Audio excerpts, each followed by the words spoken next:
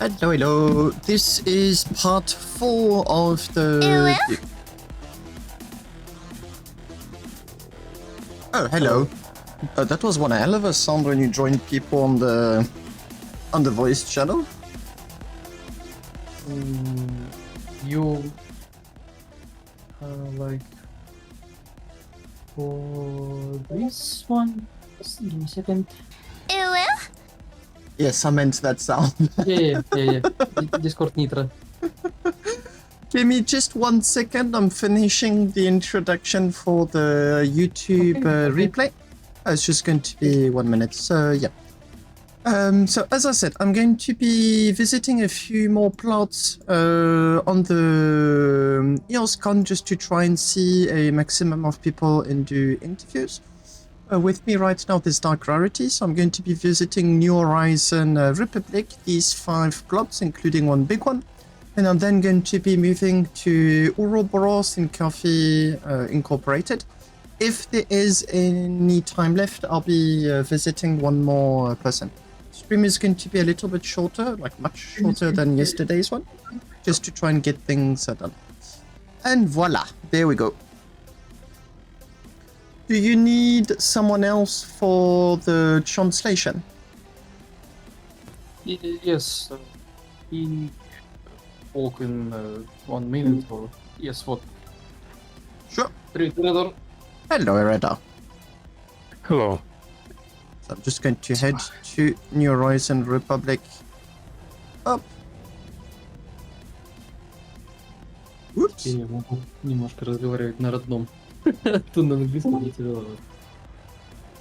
I see. Hello everyone. Hey, Coco Cult.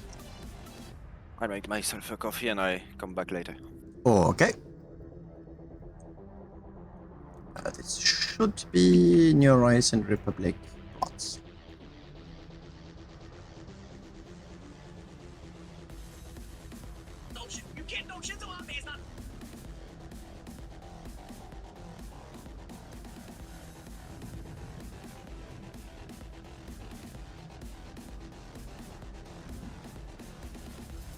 Okay, I am currently at your plots. I'll let you decide what to visit in what order, and tell me if like there's anything in particular you want to show about ships, stuff about the design, features, things that they can do, decisions that you had to make, and voila.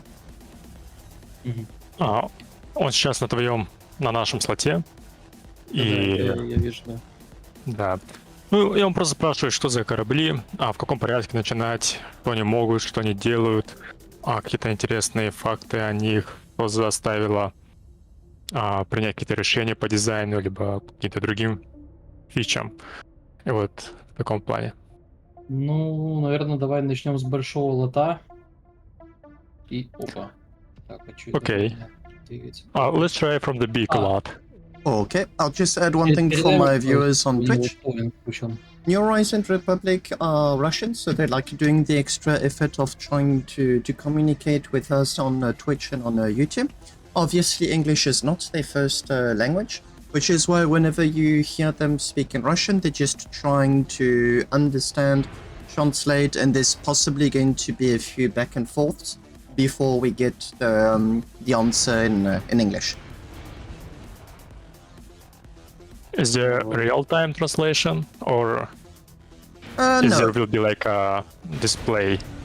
No, sadly, I don't have any of that. Родор, срочно передай, пожалуйста, ему, чтобы он выключил Towing Beam, потому что тут происходит баг с Towing Beam. Could you turn off your towing beam, happy trigger, because there is some bug because of Oh, correct. That's what's going on. Sorry.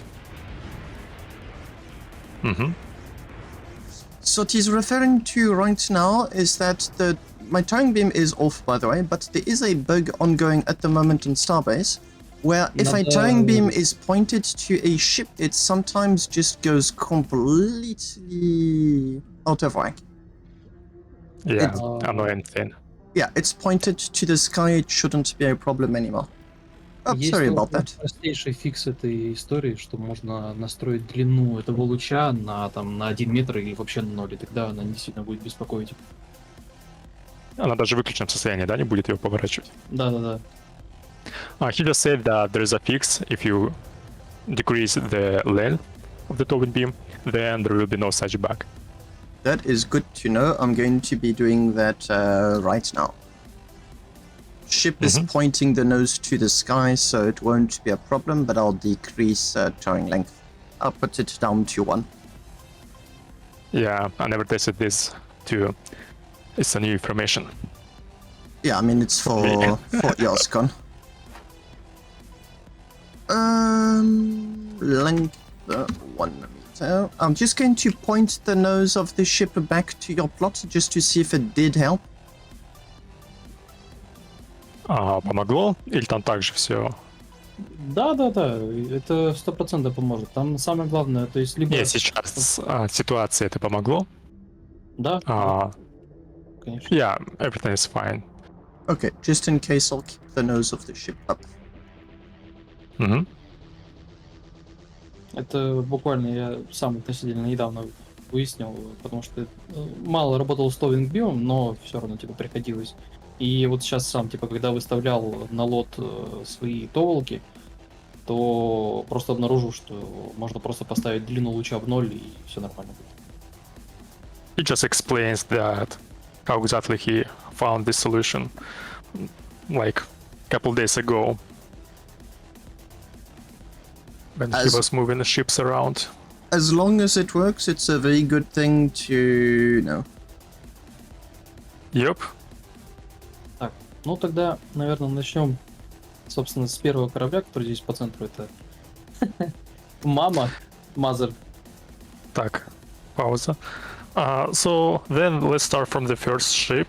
On the left, I guess, is Mama. Продолжаем. Собственно, это почти что один из самых первых кораблей в нашей компании. Is almost the very first ship of an NHR. Actually, are we ready for that, or there is some preparations needed? I am ready. It's just answering to someone that pinged me at the same moment. If an interruption is too long, I'll say so, pause, and make sure the interview goes as smoothly as possible. All right. Yeah, I'm not sure if translation will help. Like, I mean, screen sharing or game sharing. Что ты думаешь, Dark Rarity? Нам трансляция поможет, если будет какая-то трансляция экрана? С моей стороны имеешь в виду? Ну, а кто показывает? Или просто... Не-не, я-то в игре, да. Давай, хорошо, я врублю. Ну, типа, мне не сложно.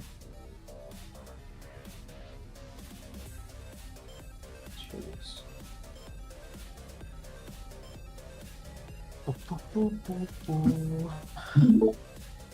допустим, вот так. Это, получается, он просто тебя интервьюирует, да? Да. Окей. Ну, рассматривает наш лот, и я даю ему комментарии по поводу кораблей. Yeah, so we stopped on Mother. It's the very first ship of NHR company, or at least one of the very first ships. Да, это, ну, опять же, один из первых кораблей, который создал я, и в свое время, то есть у нас толком ничего не было, мы переходили из одной компании, начинали свое МХР, и тогда очень сильно требовался подобного рода корабль. То есть это корабль, который я тяну еще со старых времен и актуализирую по сей день. Yeah, this ships is from the very early stage when they were moving from one company to another. The author is Dark Rarity himself, and nevertheless the ship is old by design. It's still in use. If it works, it works. Correct. Единственное, сейчас до сих пор ходят мемы, потому что в корабле нету стрейфа влево-вправо. И меня до сих пор на эту тему подкалывают, но я не хочу добавлять, потому что это изменит уже внешний вид. There is some memes and jokes inside, like local memes about that there is no strafe to left and right, but Darkarity don't want to add them because it will change the look of the ship.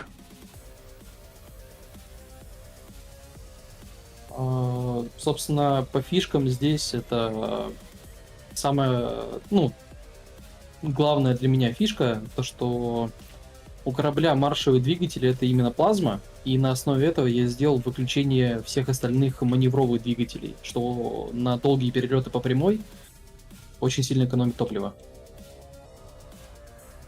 As a cool or interesting thing about the ship that there is a single plasma, or at least there is a plasma thrusters, and you can turn off any other thrusters and work with only plasmas while flying.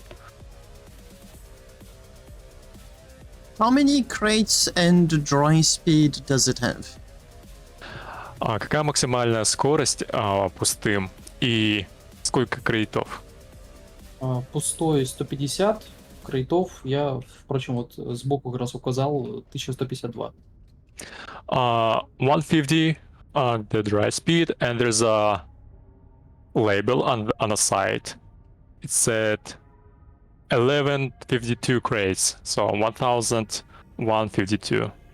Perfect. So also 1.85 on strength factor, I suppose. Yes.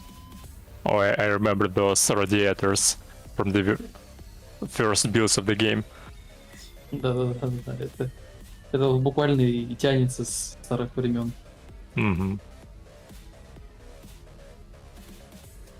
Собственно, по системам, которые тут обновлялись, сейчас вот самая новая система, которую разработали у нас игрок Датил и Данкет, это система пароля. И я специально под EOS Con обновлял почти все свои корабли, чтобы интегрировать эту новую систему пароля. There is a new feature, or how to say, yeah, a new feature like a password or passcode for a ship, and we currently apply this to all of the ships, and it is already on this ship, or maybe it will be added soon. Good idea, especially since ships are getting stolen at the moment. Is it a question? No, a statement. There are ships being stolen at the moment. Yeah.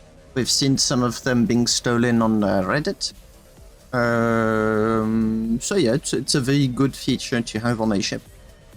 Especially on the player pike not long ago. Like a player amount. Yes.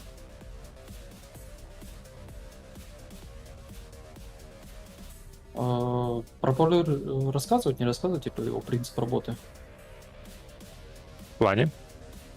Ну, спроси его, рассказывает ли ему принцип работы нашего пароля или нет. Are you interested in a passcode working, like how it works? If you've got something ready to show, why not? I've done a passcode myself. There's a few passcodes that I've seen at EOS Con. If you have something that already works that you want to display... Oh wait, that is a passcode I recognize. That's Kenobi's passcode. Or is that your own? Он говорит, что там несколько кораблей с паскодом он уже видел. Вот. И, в принципе, он увидел на Кеноби и думает, что это паскод, что он следит от Кеноби. Нет, это наша разработанная система с нуля. It's like a new system from NHR, so there is nothing to do with Kenobis, but it can look similar because it's very hard to do like unique key path and so on. Можешь ему также передать, что, к сожалению, на данный момент вид этого пароля немножко поломан, поскольку очень сложно написать декоративно этот чип. Но могу сказать, что выглядит все намного лучше. Сейчас, секунду, у меня это вычислительное название дает. Yeah, there is some visual bugs on this chip. I'm not sure if it's fixable or not, but anyway, it's like a good feature. And let me close the windows. There's more wind. Sure. When it comes to advanced displays, most of them that I've seen have got a reset button, which allows you to just send a huge amount of blank characters, just spaces, to erase the content of the screen. This is what people have been using to remove these characters that are not supposed to be there. Alright, I'm back. Okay, I'll repeat. I said most of the advanced displays that I've seen and used have got a reset button that sends a huge amount of blank characters to the screen to erase characters that shouldn't be there anymore. That's how they clean all of those leftovers. Mm-hmm. Well, I never worked with advanced grid displays, but let's see. Let's wait for the Dark Rarity because he Да-да, stepped простите. away. Yep. Неожиданно короче, курьер смотри. пришел. Он говорит, что игроки посылают, когда ты нажимаешь reset, бесконечный, ну как бесконечный поток разных символов, чтобы очистить полностью всю дисплей. У вас уже пофиксилось с новыми билдами пароля? Ну да, он полностью, то есть, сбрасывается там. М. То есть до тех пор, пока ты не видишь пароль, да, у тебя запрещено, ну то есть... Нет, визуальная часть. Нет, к сожалению, это не пофикшено. Окей. Так. Еще можно рассказать. Ну, самое основное, то есть про маму, то что это наш один из первых кораблей, который в свое время я создавал там, когда мы только-только начинали играть, это вот, я не знаю сколько, 3 месяца после Early Access. И я разрабатывал этот корабль полмесяца, и мы потом нашими несколькими людьми еще полмесяца копили на первую версию создания.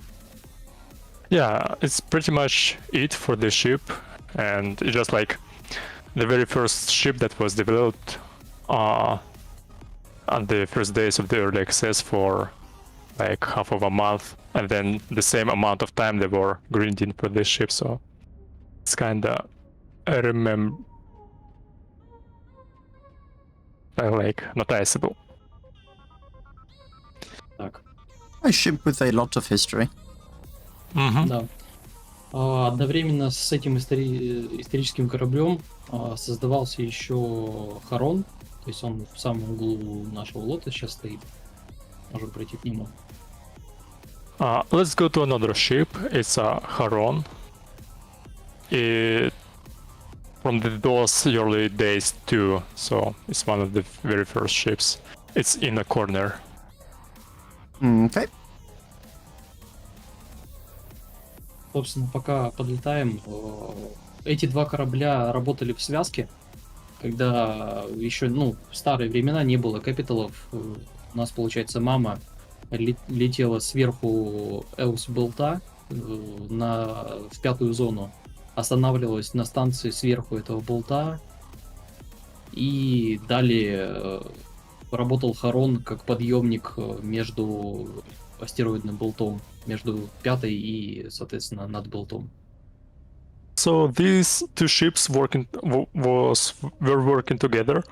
The Mama, the first ship, was flying above the belt, so there was no asteroids. And this kind of ship, Haron, it was moving from the top of the belt to the center, to Zone 5, with asteroid avoidance system.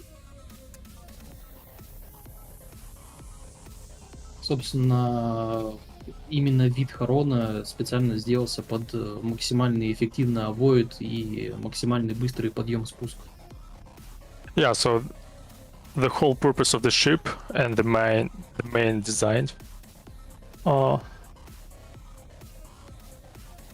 like the main design purpose is to avoid the asteroids and the auto-avoidance systems by itself.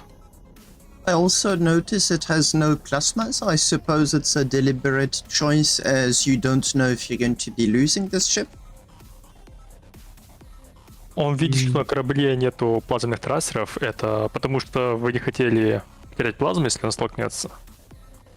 Это скорее обусловлено тем, что по центру всего корабля, ну то есть это просто палка из контейнеров, которая облеплена движками и модулями, необходимыми для всего.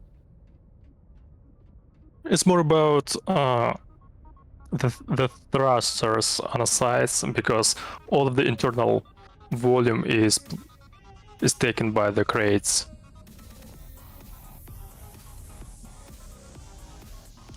Why does the ship have an asteroid avoidance that is much bigger than the ship itself?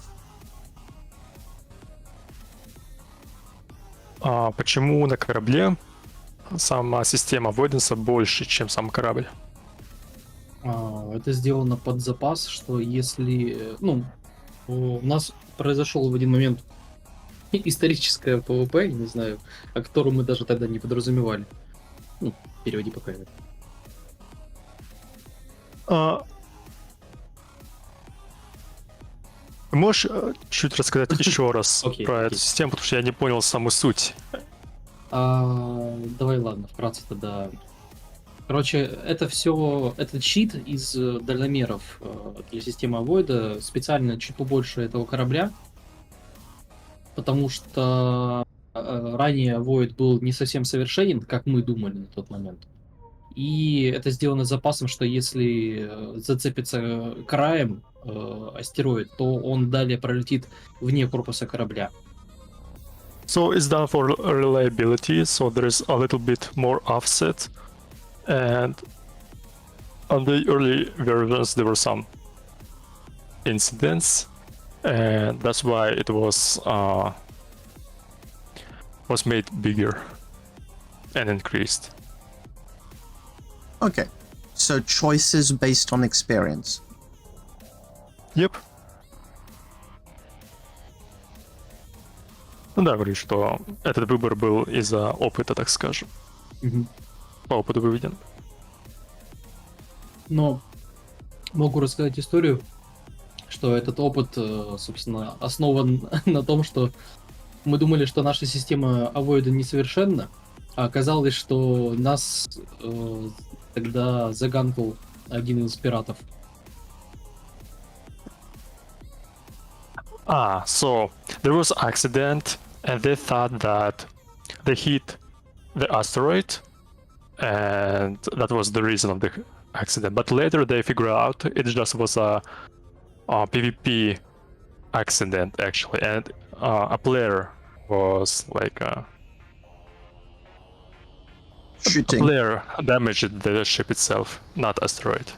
Да, и получается, что мы очень долгое время думали, что у нас как-то неправильно отработала система или что произошла какая-то критическая ошибка, а потом, как оказалось, ну, уже впоследствии наш друг Зиклер рассказал нам историю, как он нас нашел случайно и зарейдил наш корабль.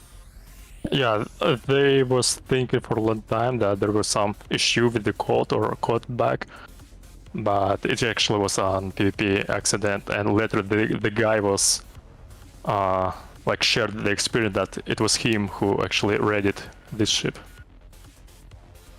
I've had similar experiences, so I can relate.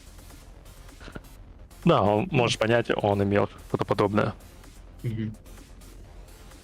Так, а еще вот здесь вот где-то стоял Димин корабль, но походу его скушал Shadow Realm. Так. Yeah, there was another ship, but it looks like it is Shadow Realm or something else happened to him. Yeah, I'm going to be discovering that on my own plot there's going to be the same problem. Угу. Так, ну давай тогда расскажем про твой бурлак, поскольку он просто уже рядом тут стоит. Можешь как-то дополнить, Родик, сам? Well, I will take a word because this is Burlak, the orange ship. I can say I was after of it, so the main reason is just productivity only. There is no a single extra detail, everything to performance. And the name itself goes from a famous, how to say, picture, I guess, or painting art. I will send you a picture.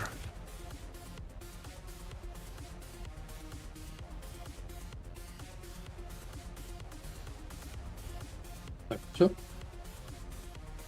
Почти. Я вам просто картинку скину. Окей. And actually the name goes from the people who was like towing a ship on a river.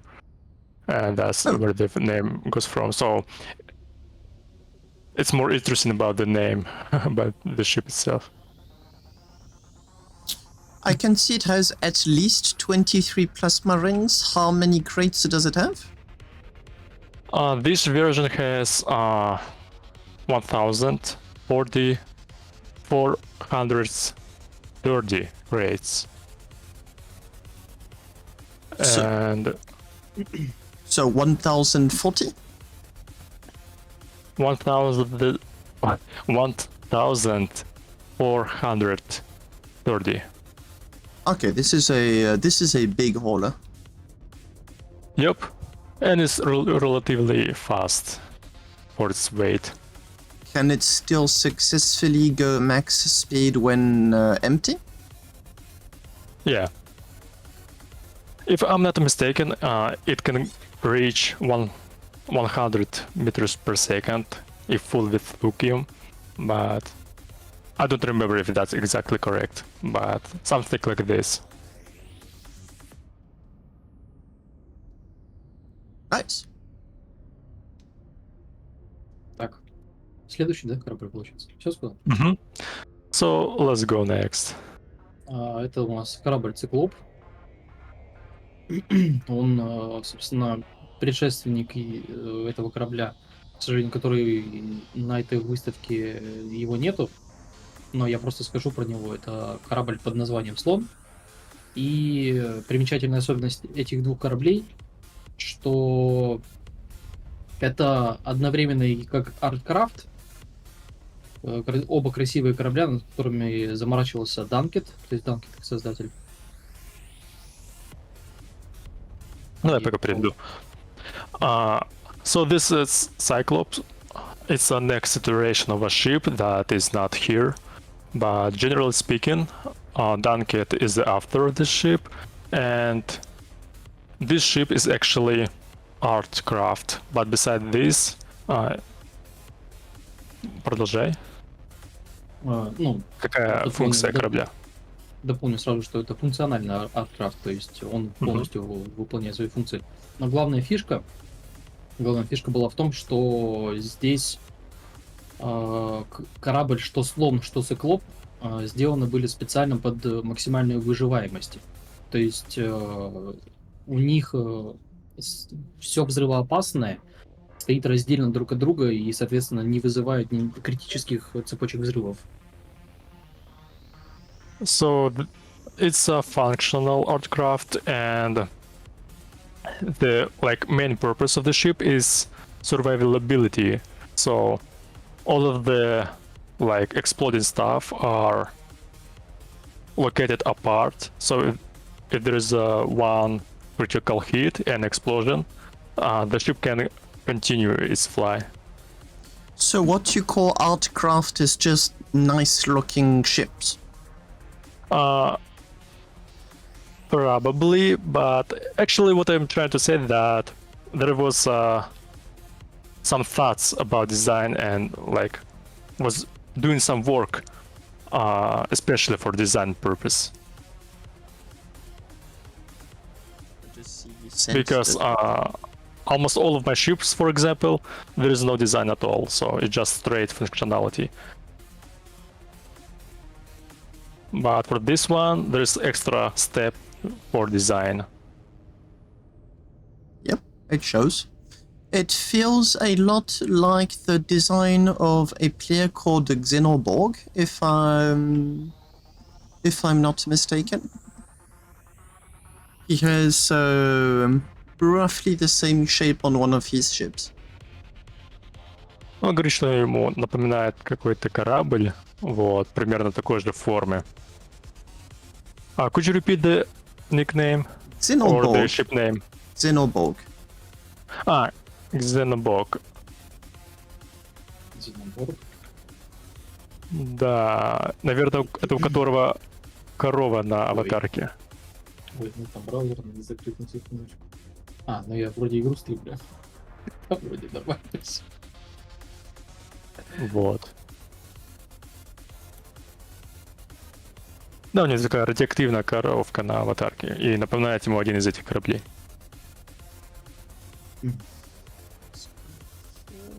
Yeah, I don't think we saw the ship you're relating to. Yeah, I can't find it. Bummer. Он не может найти его. Да, он не может найти, и мы вряд ли видели этот корабль. Я тебя понял. Так. But it is a nice looking ship. Хорошо выглядящий корабль. Да, и, соответственно, Данкет, создавая его, сам немножко пострадал, имея немножко слабый компьютер.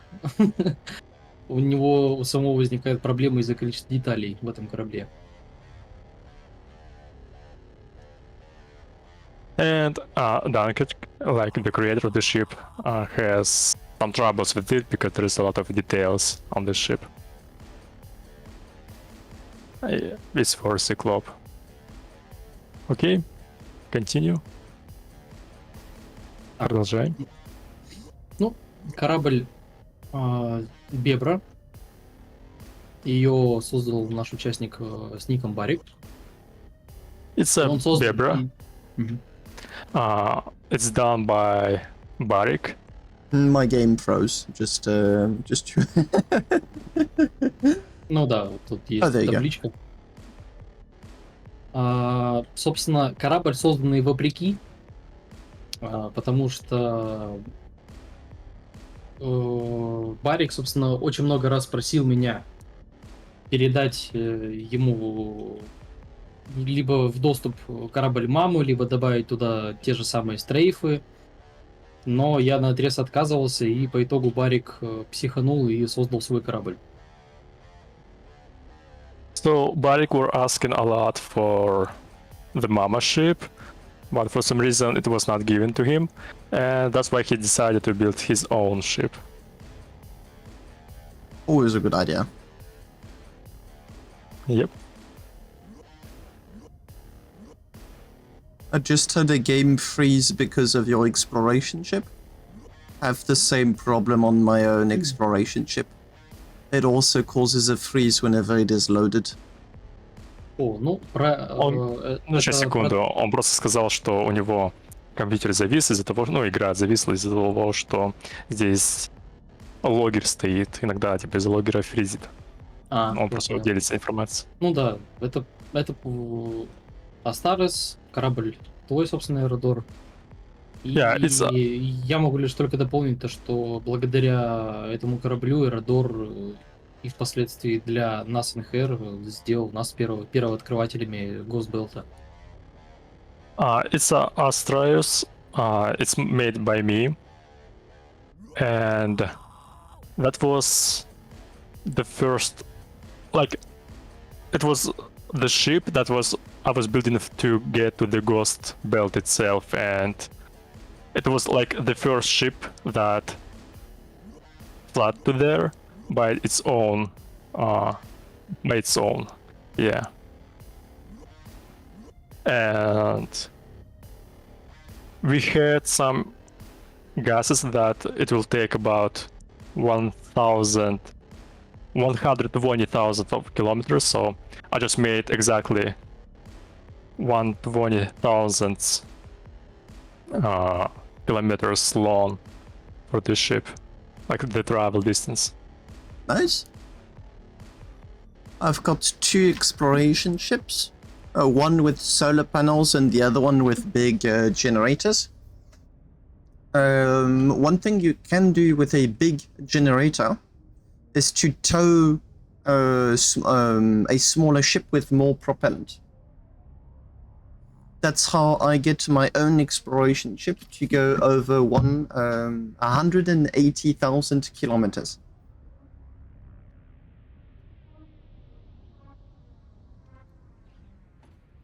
So are you towing a ship with Yes. some propellers Yes. or with some propellant? So I'm using a ship that kind of has the same idea. Exploration ship, big generator, a huge amount of propellant. But the big generator gives a whole lot more electricity than what is required by the ship.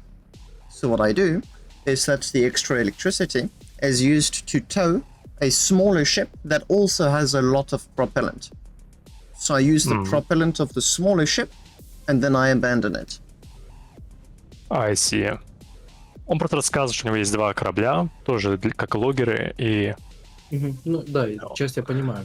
Да, и то, что у него благодаря большим генераторам, это избытки энергии он тратит для буксирования другого корабля, где тоже много просто пропеллентов. Да, и, грубо говоря, это как служит как первая ступень. Он ее отпускает и потом просто летит на баках, оставшихся на самом корабле. Ну это интересно, да. Так, далее у нас, наверное, пойдет просто линейка наших астероидовозок. So here a line of or sequence of the asteroid haulers.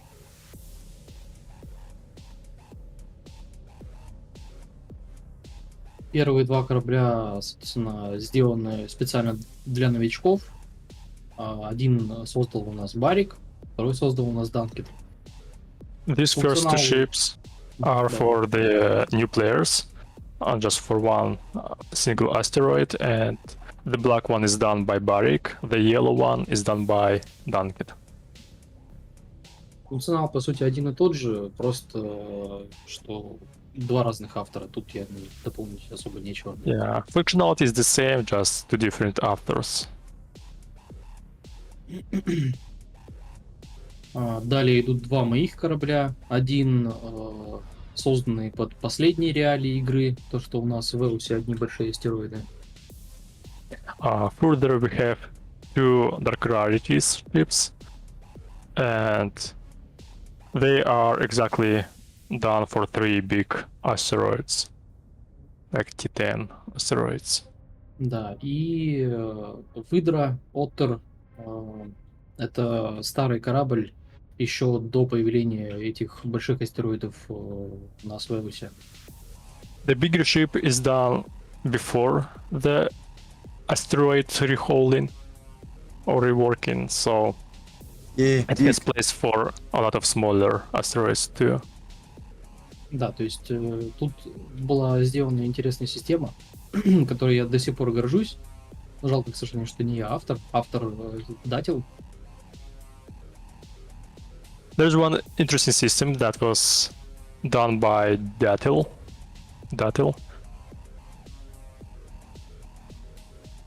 Система заключается в том, что здесь у меня корабль, у него 4 стороны.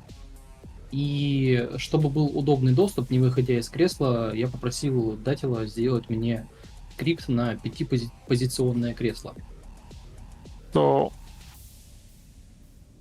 for quality life reason, there is a like 5-positioned pilot chair. То есть вот, нулевое положение, когда я смотрю прямо, и остальные положения регулируются кнопками. Yeah, there's one central position and 4 side positions to see what's going on with the asteroids and so on. Oh, it То even есть тут- turns the flight controller. Да, то есть одновременно с креслом меняется все управление корабля. Yeah, with the new chair position, it also applies to whole ship controls. И поскольку старые астероиды, там до 5 стаков, которые они были намного легче, то здесь установлена система трактор-бимов, которые эти астероиды подтягивали и выставляли в нулевую позицию.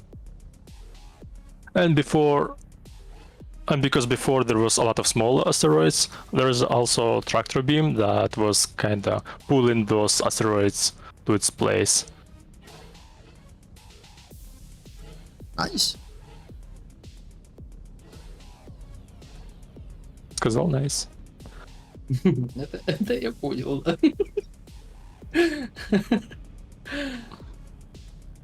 Ну, в остальном тут дополнить нечего. То есть тут большая генераторная установка, поскольку я тогда тоже только-только осваивал игру, только-только предпринимал какие-то решения для заработка для всей моей корпорации. Это глобально один огромный эксперимент, но который позволял мне зарабатывать на начале игры хорошие деньги. Yeah, it was one of the first ships too, and he was learning to build ships on this one, and it allowed them to gather some money on the very start. Well, for one of the first ships, this is a good ship. There's a lot of good ideas. Он говорит, что очень много хороших вещей для первого корабля и очень много хороших решений. Мы любим сервисы качественные, хорошие. Yeah. Ну и последний астероид Хавлер, сделанный Бариком, тоже под 3 больших астероида и более юзер-френдли для новичков. То есть просто большими габаритами более удобный. So these ships by Barrick for 3 big asteroids, and it's done actually for the new players and like kind of user friendly and simple. Да, и называется он Зимбабве. It's called Zimbabwe. Like the country? Yes. I think so. Переведи ему, что привыкайте к названиям от кораблестроения Барика, он любит использовать странные названия. Yeah, he likes odd naming and likes Africa. Ну, ты про Барика переведи самую главную вещь. Ты что? Я ему сказал, что он называет странными именами и любит Африку. Ну, в целом, да. Так. Здесь у нас представлен уже начинается линейка майнеров. И конкретно здесь мы видим бегемот. So starting from this point, there's a line of miners, and the first of them is Behemoth. Создал его Данкет. Вдохновлялся он одним из магазинных кораблей. К сожалению, я уже не вспомню, как именно. He was inspired by one of the ships that he saw In the hangars, I know Oh. which one he's talking about, yes. Yeah, he doesn't remember the name, but Me I guess neither. it's Ring of Death, but maybe not. But I think all the players, if they saw it, they know it. Oh yeah, yeah. I completely agree. Yeah. Yeah, just one question I'm curious about. Who designed the NHR logo? Это я. It's what me. Those... Mm-hmm.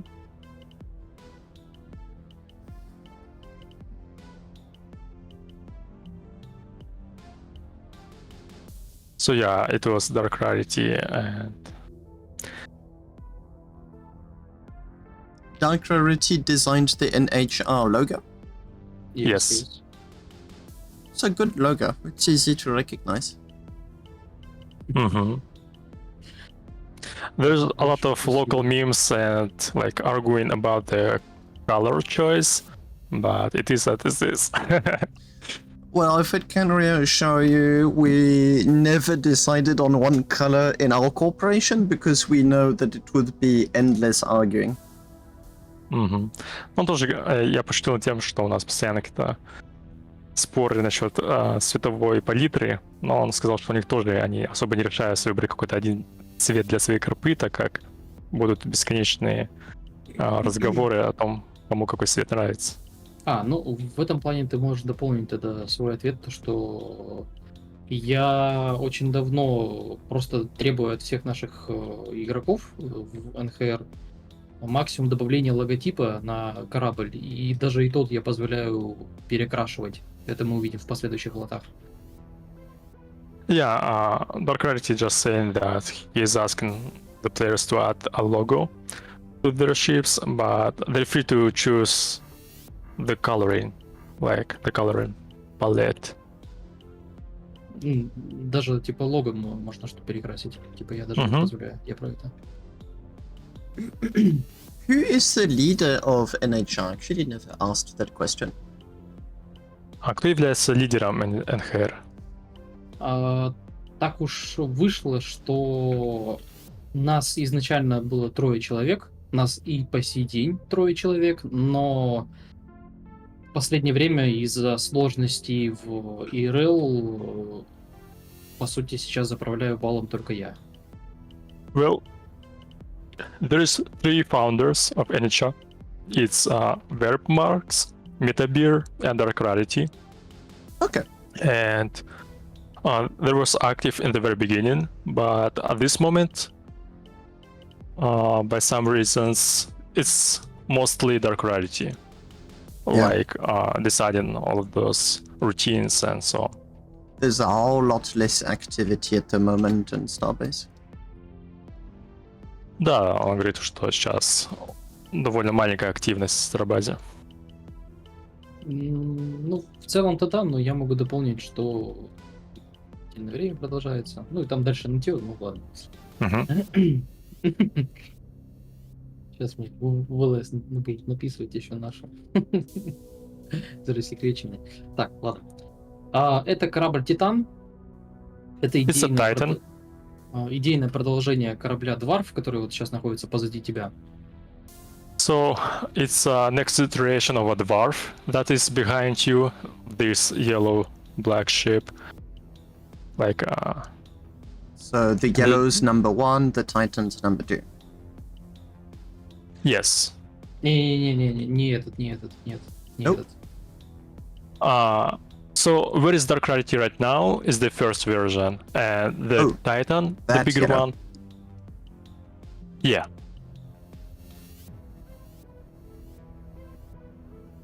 So Dark Rarity stands on Dwarf. Is the first first version of this concept. Ну, это не то, что первая версия, это скорее маленькая версия и как идейное продолжение. Yeah, and it's also like a small scalable version of it, like of the same idea. Small compact version of this setup. По сути, можно сказать, что Дварф и Титан — это по начинке 2 одинаковых корабля, но единственное, что в них отличается, это вместимость и количество добываемых лазеров, а в остальном это одинаковые по функциональности корабли. Yeah, by functionality, the systems, it's identical ships, it's just the size and scale. Yeah. What is different? Okay. То же самое, к слову говоря, можно сказать про Бегемот и данный корабль, на котором я стою, Бегемотик. So, it's the same thing for this ship, where Dark Rarity is standing on. It's a small version of the Behemoth that we saw earlier. Да, но все отличие заключается в том, что бегемот и бегемотик... неправильно начал. То, что вначале была создана большая версия, а потом Данкет создал маленькую версию. Yeah, and it was developed Behemoth, the big ship first, and then Duncan created a smaller version.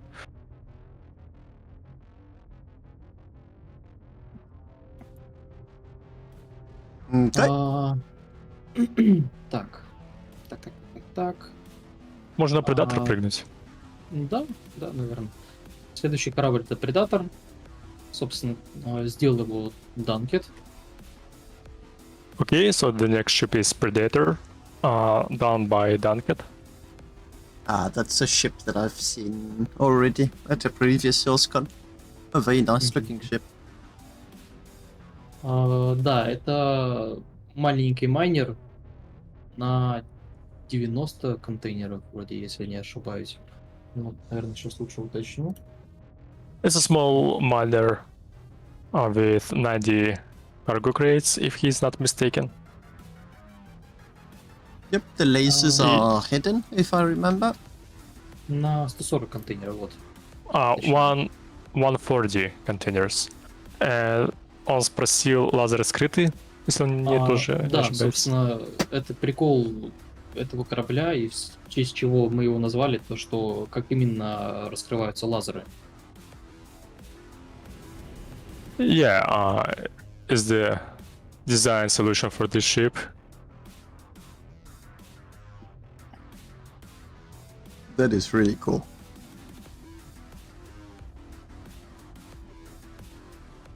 It's a very nice looking ship too. Да, он хвалит корабль, что это хорошо выглядящий кораблик. Так, ну я, пожалуй, его закрою, потому что петли в этой игре лагают.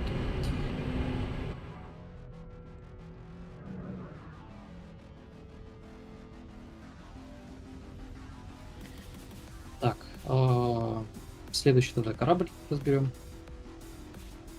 Мы, по сути, Right. это немножечко бежим, но в целом-то и больше подробностей особо и нечего сказать. And the next ship is Red One. What's the name? Батискаф. Какое имя? Батискаф. Собственно, корабль, созданный также Данкетом. Не удивляйтесь, Данкет создал в нашей компании много кораблей. This ship is done by Dunket, and don't be surprised, there is a lot of ships done. There is a lot of ships developed by Dunket in NHR. He likes И, the ship designer. Он да, любит дизайнера. Yep. да. Он буквально 3D-моделлер, и ему просто нравится это делать. He exactly a 3D modeler, and it's what he likes to do. Or 3D designer. Да, наверное. Ну, и то, наверное, подойдет. Данный корабль, короче, был создан специально под около новичков, которые уже что-то в игре понимают. It was designed for the new players that have some experience. И, как и все предыдущие корабли, он имеет версию поменьше для прям совсем зеленых игроков. And as the other ships, it has a smaller versions for the very new players. Но системы, что в корабле Батискаф и в последнем корабле Призма, который в маленьком лоте, я попозже покажу, имеют схожие системы. Именно схожую приборную панель и микрогайд. So the smaller version Prism and this one have the same cockpit and same manual. So it's mostly the same electronics and logics for these ships. Наверное, ему сейчас лучше будет перейти на мою демку. На секунду. Или нет, подожди, нет. Здесь... В этом корабле Данкет, походу, не сделал инструкцию. Ну ладно, тогда. Тогда не важно. Ну, все, собственно, новичковский корабль средних габаритов, который можно спокойно выдавать практически любому новичку. Yeah, that's pretty much it for the ship. It's just minor for the experienced new players.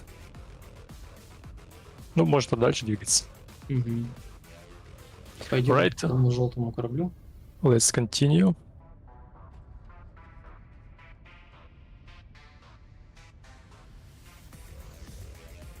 Корабль называется Мопс. This yellow ship is called Mops. Его создатель Аслади. И просто большой майнер с большим количеством лазеров, большой вместимостью и как его позиционирует сам создатель корабля, то, что очень хорошо добывает. It's done by Asladi and is generally speaking a big miner with a lot of lasers and crates, and by the After Swords is doing it very well. Good. Как можешь, наверное, Happy Trigger заметить, то, что очень много деталей на корабле. Все потому, что Аслади очень сильно заморачивается над как раз-таки вот этими всякими детальками. And as you can see, there is a lot of details, some interesting forms. It's because Asladi likes to work on those details and give interesting shapes to the ships. Yep. И, собственно, из-за этого мне очень жаль, что не получится вам показать его грузовик, который он создал прям вот только что, специально под EOS Con. Он очень торопился, а игра сказала нельзя. And it's sad that there is another ship, like a transport holder ship, and he was done it like literally before the EOS Con, but the game decided to despawn it, and he has no ability to spawn it back because he cannot reach PC at this moment. Bummer. That's annoying. Далее мы тут видим три практически одинаковых корабля внешне, но разные по начинке. И все эти три корабля, даже по сути 4, там еще один вот стоит подальше, примитивная система Harvester, разработанная Дателом и Данкетом, служащая максимально быстрой копке, насколько это позволяет игра. So you can see here 3 or 4 ships. А кто их сделал? Барик? Барик. Да, Developed by Barrick, and all of them has different logics inside them, but the same. Shapes, формы. I remember this this ship. It has a very neat feature. It was presented on one of the previous EOS Cons. Now it's automated, and I'm very casually strolling over the cargo lock frames, and they don't react to me. The main moment you can see above, but I can still just be very not cautious. Can you see the ore piece? Yeah, this system called Harvester, and yeah, it's very efficient for the energy consumption. Not only that, you also have players that really enjoy to fly a little bit too close to the lasers. Он про то, что почему поставили карголуки, да? Я не особо понял, я так понимаю, что есть игроки, которые очень любят подходить близко к лазерам. Ну, в целом, да, можешь ему передать, что это была тоже одна из причин, почему мы поставили именно карго-локи, что это такая, как простейшая система защиты, и в то же время, которая видит астероид и позволяет его вскапывать. Yeah, it's also a good feature of this system that it kinda primitive safety system for the lasers and for the endos. But I guess the main reason is to have a lot of lasers, but not that,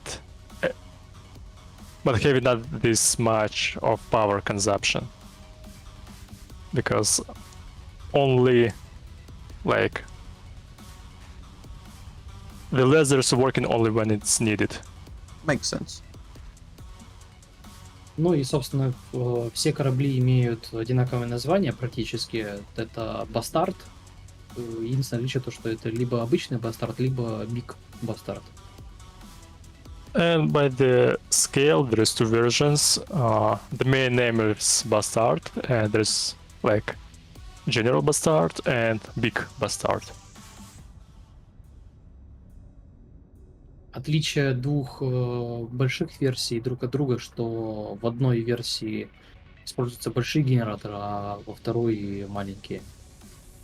The difference between two big bastards, one of them is using small generators, and another is using big generators.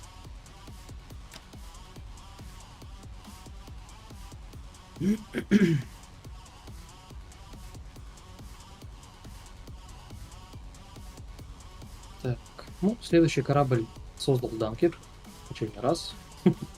So the next ship is done by Dunkett again. Назван он, собственно, в честь этой системы Harvester. The name goes from the mining system, Harvester. И, по сути, отличие от бастардов только что здесь более умная начинка в корабле и просто расположение этих добывающих лапок. And the main difference from the bastards that there is more logics on this ship and different location of the and rotation of the mining lasers.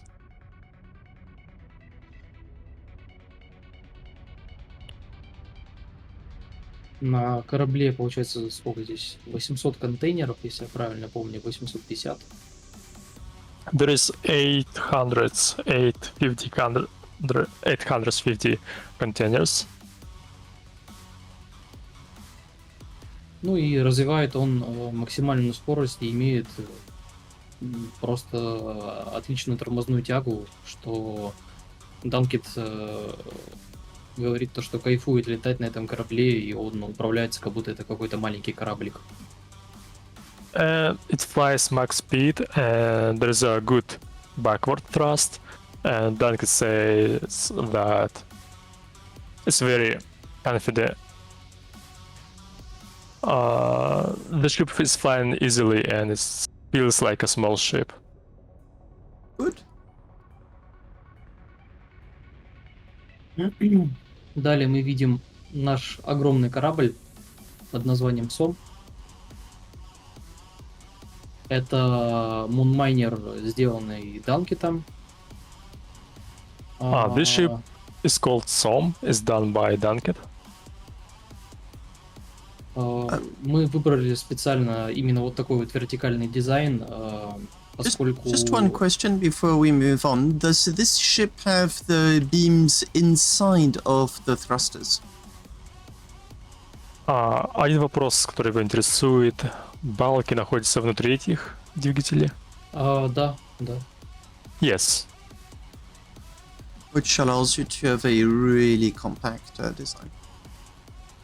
Да, это Что ж. буквально один из наших свежих кораблей, что создал Данкет, и он немножко заморочился и добавил вот такую вот фишечку, что позволит Yeah. уменьшить размеры. It's one of the latest ships, and that's why it has this kind of system.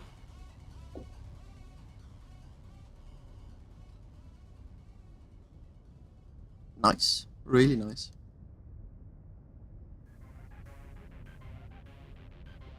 Так, ну, в общем, продолжим про сама. Okay, let's continue with some. Специально выбрали, ну, еще раз повторяюсь, такую форм-фактор его именно как не горизонтальный, как у всех майнеров, которые сейчас мы видим на рынках, я не знаю, или у других игроков. They chose especially this kind of form factor, the vertical ship. It's alike of all other ships on the market.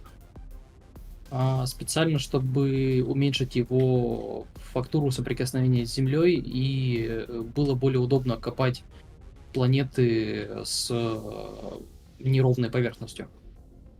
It's done to decrease the surface contact area. This will allow to mine on the rough surface. Makes sense. Ну и поскольку сделали вот такой вертикальный дизайн, дополнительно уже что-то вроде мема, это как огромный билборд НХР. It's also a good billboard, like Yes. when sun lights on a site, the lights is turning off, and the lights is only on the like dark side of the ship. And there is also plasma thrusters hidden inside this ship. Мгм. How many crates does it have? Как много? Блин, я вот... По-моему, 1000, либо 1100. Не-не-не, 900 контейнеров. Mm. Что-то вот такие чисто там были. Something about 900s.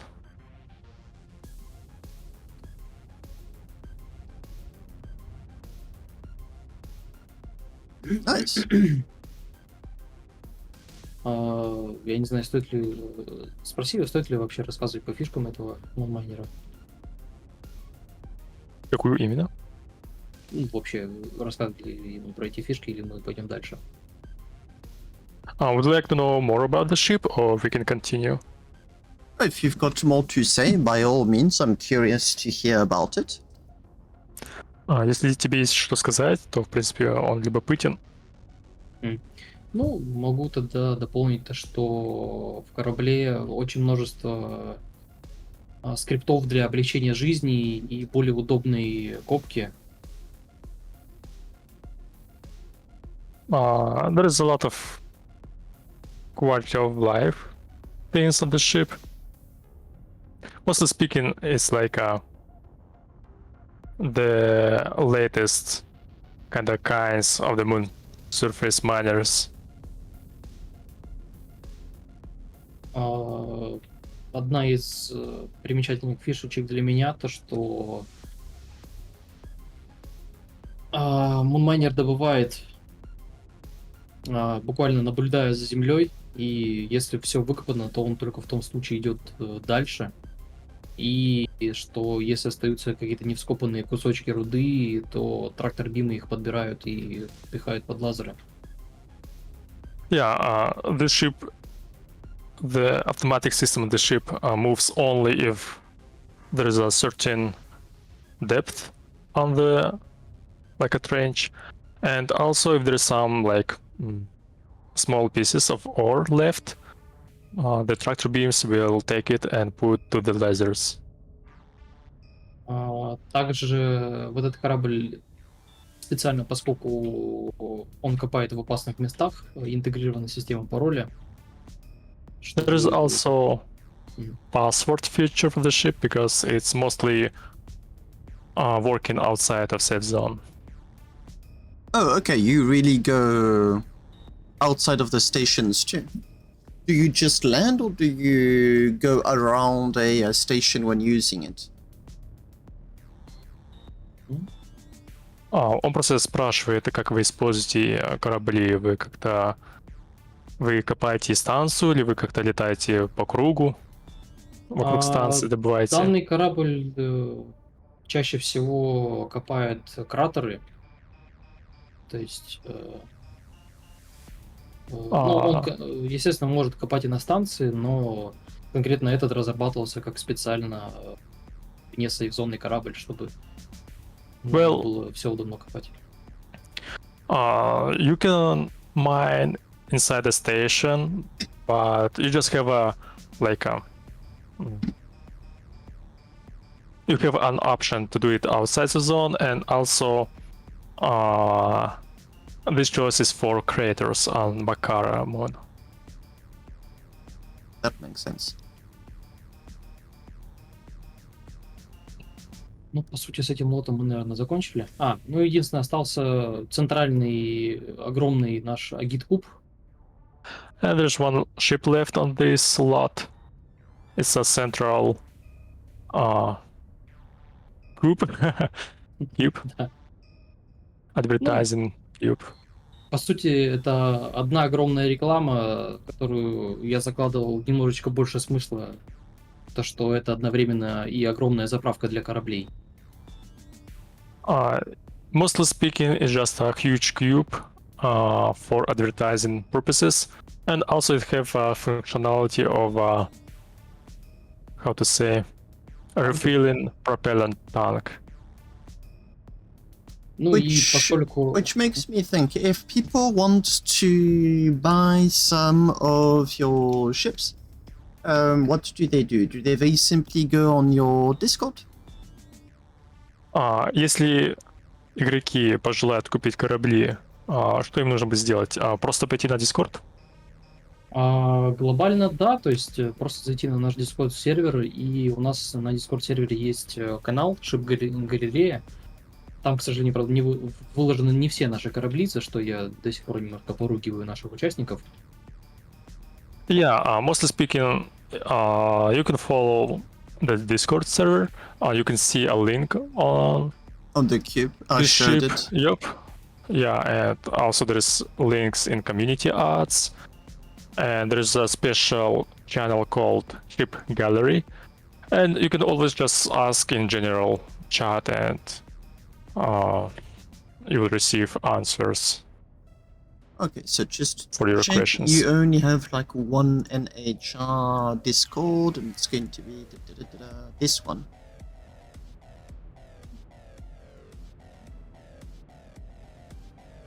Whoops, I'm not on the right channel. Is it That's going our to name. be the... Yes, indeed. Is it going to be this one where everything is in Russian, or do you have one that has... that is compatible with English chatters? The names of the channel are in Russian mostly, but I think we will need to add English version too, but you can use any language in any channel. So if you see a channel where where you can type, just type there, and it doesn't matter any language you prefer. Okay. I'll just create an invite link. Да, нам нужно будет добавить хотя бы для общего переговоры? чата, ну не то чтобы английскую, я вот не знаю, либо отдельный чат, как бы англоговорящий, ну, что-нибудь придумаем. Да, чтобы, потому что, видишь, все названия на русском, получается, человек приходит, и он без понятия, куда ему писать, куда обращаться. Ну, в целом, да. Ну, вот, по сути, можешь ему сказать, что вот над... Он вышел с этого канала. Короче, там канал Ship Галерея. Можешь ему туда пингануть. Yeah, there's a Ship Gallery channel. They can contact you in-game, otherwise they can just ping you... Oh yeah, indeed, Ship Gallery. Yep. Oh yes, the little cube with the QR code and the advanced displays. Да, и, соответственно, здесь специально все разбито так, что вот кто создал страничку за покупкой. Yeah, there's not all of the ships, but you can always ask for any ship you saw and just find out who's the author and get more details. Okay. Yeah, they will be added later with time.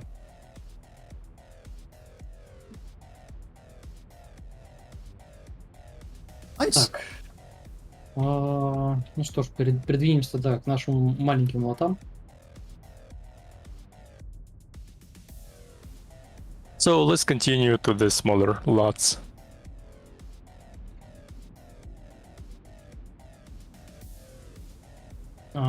Здесь, собственно, я специально запрашивал так много места, чтобы мне было более удобно разбивать эти корабли по категориям.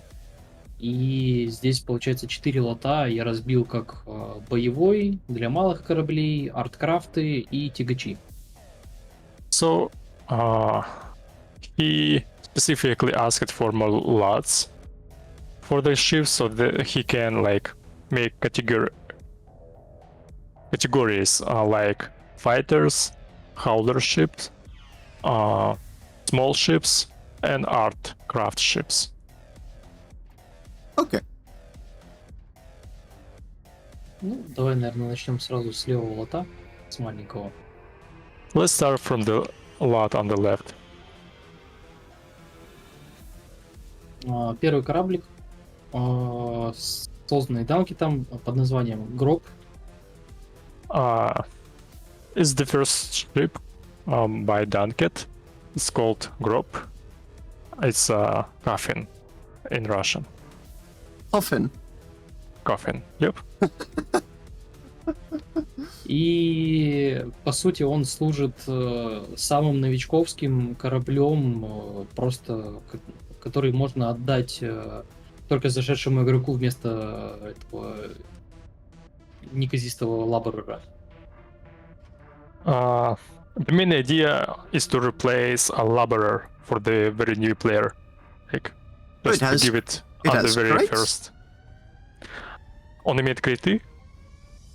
Ну да, здесь это буквально как лабор, только со сборщиком, с лазером. Имеет 8 контейнеров, хорошую скорость, ну и дизайн, соответственно. Yeah, there's 8 crates with laser and ore collector, and also with good speed. I really, really like the cockpit. Ему нравится кокпит. Скажи ему, что он может зайти на нашу демку и посмотреть от первого лица. Yeah, you can get on the screen sharing and just see how it looks from the first view. Your screen is being shared on my stream. Твой экран не особо работает на его. Или он что-то еще сказал? Не, на мою демку, демонстрацию экрана, чтобы он зашел. So his stream is not working for you? Like Dark Reality is sharing his screen in Discord. Yes, I am. I'm looking at it right now. It's being displayed on my Twitch. I see. He's also got the damaged screen displays for holographic results. Да, yes. Yep.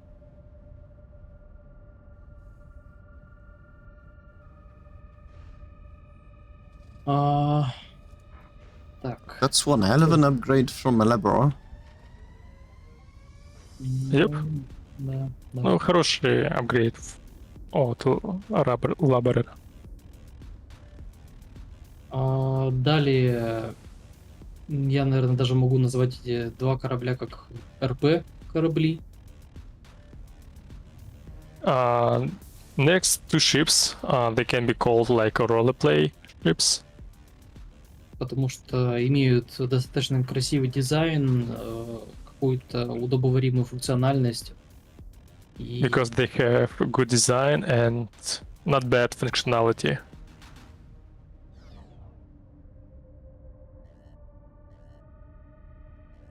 Касаемо корабля Марк 1, Данкет еще заложил возможность до апгрейда этого корабля по количеству контейнеров.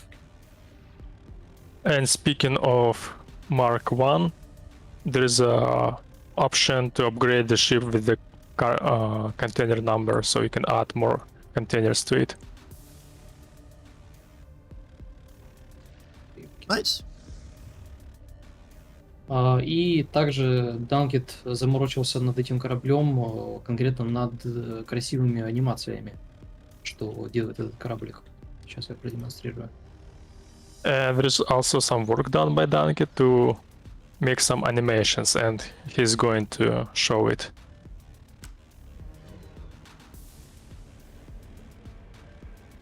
Yo!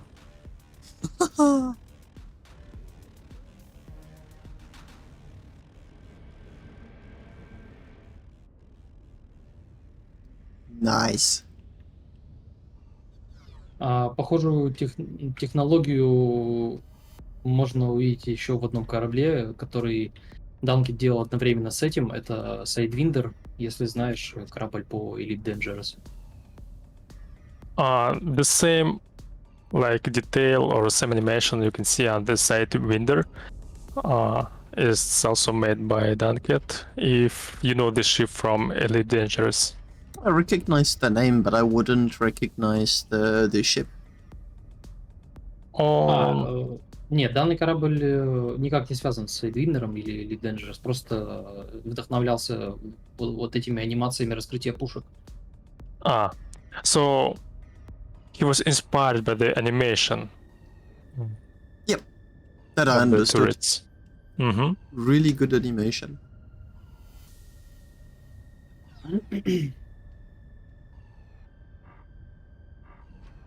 Ну и также, поскольку это новичковский корабль, здесь имеется доступ ко всяким таким необходимым мелочам для каких-то полевых ремонтов, как доступ во всякие отсеки. То есть And also, because it's new player ships, there's easy access to all of the spare parts like generators rods, pull rods, and so on. That is really nice. Yeah, accessibility for maintenance. Собственно, вот мы подобрались к кораблю Призма, которая маленькая версия батискафа. Well, that's Prisma. It's a small version of Batiscaf that we saw earlier. И конкретно в этом корабле Данкет добавил специально для новичков инструкцию, которая объясняет весь функционал этих кнопок, что он может увидеть на моей демонстрации. And Danket added a manual for the ship that explains the functionality of the buttons. And if you want, you can see it on his screen sharing. И поскольку этот корабль даже продумывался для продажи, то сделана инструкция как для русских игроков, так и для англоговорящих. And because this ship was planned for selling, there is two languages of the manual, in English and in Russian. You mean it displays in both languages? Yes, so there is some tips on the text panel, and there is a Russian version and English version, so you can select which language you prefer. Oh, that's cool.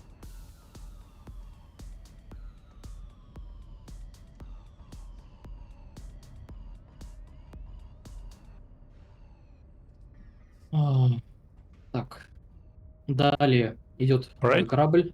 Just one question. One instant. I've got a question in my chat. Do you reckon, for testing purposes, having an asteroid holo locked with way more mass than it would normally have is sensible? If you can, if the question is like related to NHR, I'll try and answer it now. If it's not NHR related, I'll answer it after the NHR interview. Okay, not related. Oh, let's resume. Mm-hmm. Alright, let's continue. Продолжай. Можно мне пояснительный бригада, что было?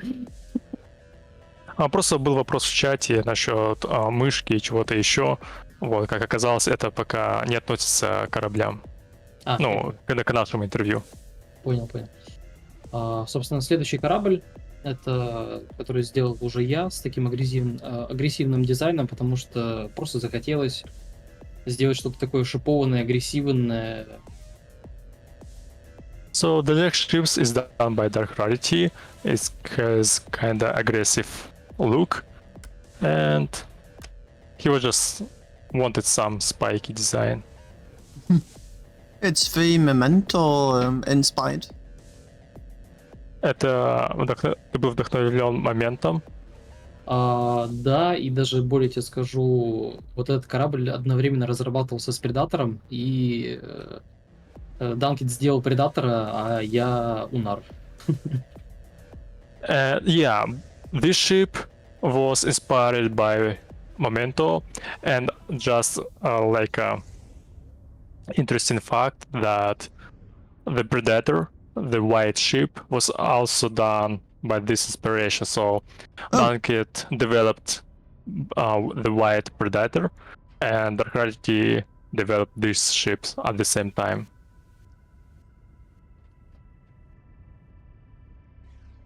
Nice. Oops, freeze. И restaurant.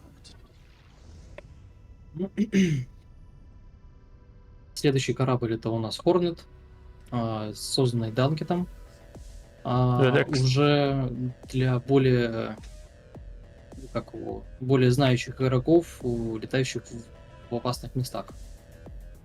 The next ship is Hornet, is done by Dunket. It's for experienced players and like for outside safe zone area. Основные фишки этого корабля то, что у него здесь запрятана система авоида. One of the features of the ship that there is a hidden avoidance system. И плюс данный корабль был вдохновлен одним из американских кораблев. Я уже не подскажу, как он назывался, но просто как факт, что был вдохновлен чужим кораблем. And just as a fact, it was inspired by other Starbase ship from some US player, but he couldn't recall its name. Doesn't look like any ship that I know of. Это не выглядит как корабль, который он уже видел бы до этого.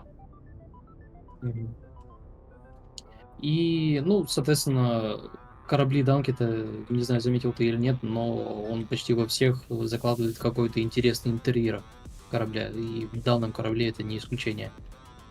And as you can notice, Dunket is trying to add interesting interior for all of his ships, and this ship also has it. Ooh, that's cool. There's a viewer that asks if it was inspired by the Sutler. Спрашивают, было ли это вдохновлено для что-то типа такого названия корабля. Мини-сутлер? Сутлер? Наверное, нет.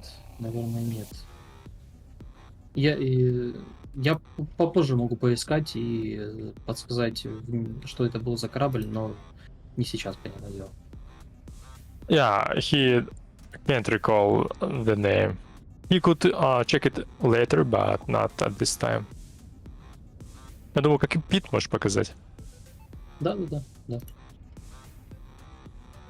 Здесь, собственно, система автоматического закрытия дверей, что было некой болью Данкета, что многие игроки просто открывают все двери и потом забывают их закрыть. And the doors close automatically because it was kinda... It was a pain for... not a pain, but how to say... So it's also a safety feature to not let it open.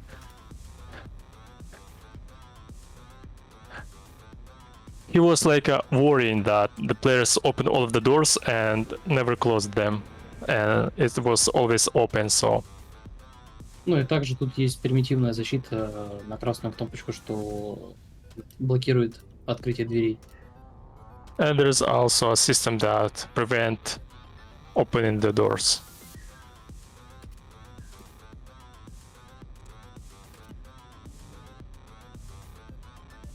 Nice. I'm just going to answer one of my viewers that asked a French question. Give me just a second. Coucou robot, alors, je peux pas faire des tutos là maintenant tout de suite évidemment. Là, je suis en train de faire des interviews. Ce que je te propose, c'est pour ce genre de questions, passe donc sur mon Discord. On a beaucoup d'utilisateurs francophones qui pourront t'aider sur les questions à court terme.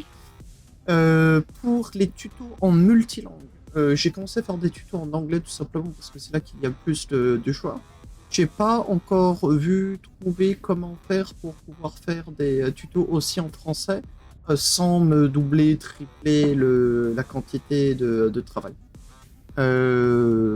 C'est pas la première fois qu'on le demande, donc je pense qu'il y a bel et bien un moment où je le fais, mais j'ai pas de timeline à proposer. Mais en attendant, passe donc sur le Discord parce que là pour le coup les gens peuvent t'aider. Hop, sorry for the interruption. No problem.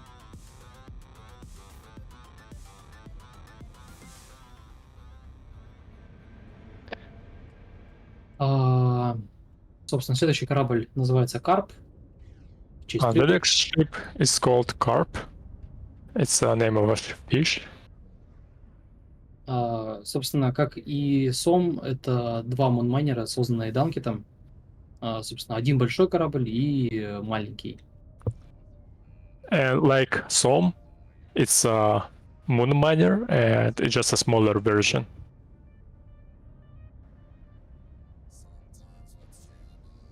Nice.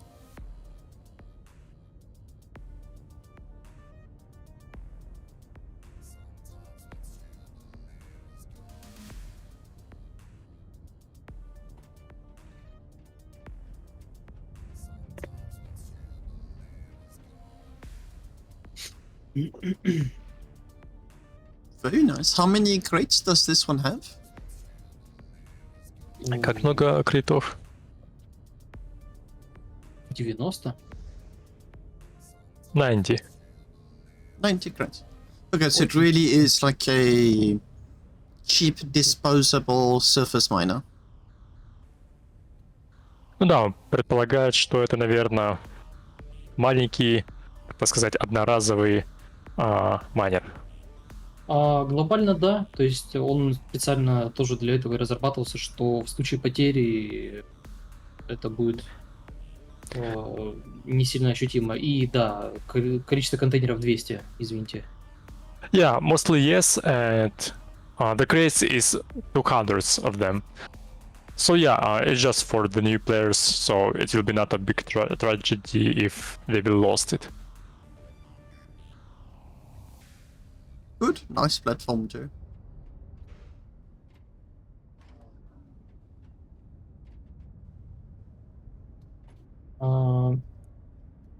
Собственно, следующий корабль это Мул. Тоже довольно старый корабль. Okay, the next ship is Mole.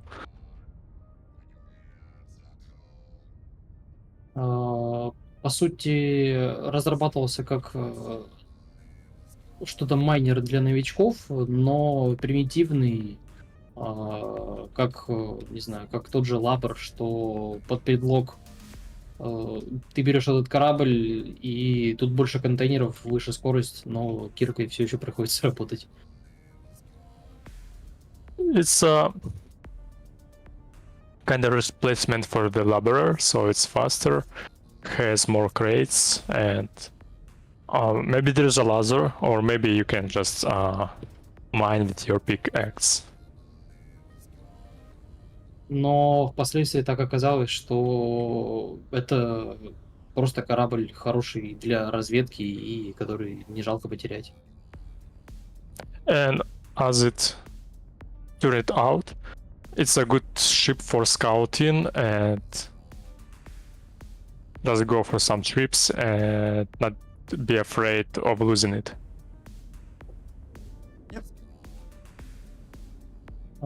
Следующий корабль, разработанный мной, The next ships is developed by Dark Rarity.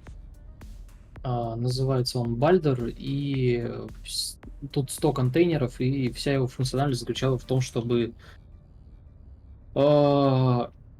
максимально дешевый корабль, прям максимально, и который в случае потери точно так же не жалко потерять. The name is Balder, and the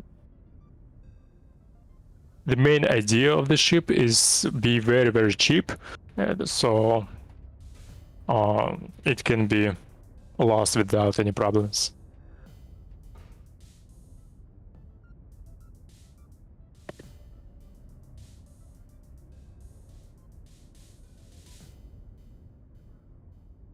Что-то еще?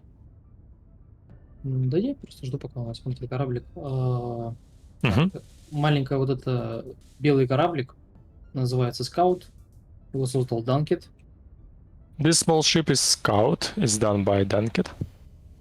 Создавался он что-то вроде как автобуса и одновременно тоже как разведчик местности.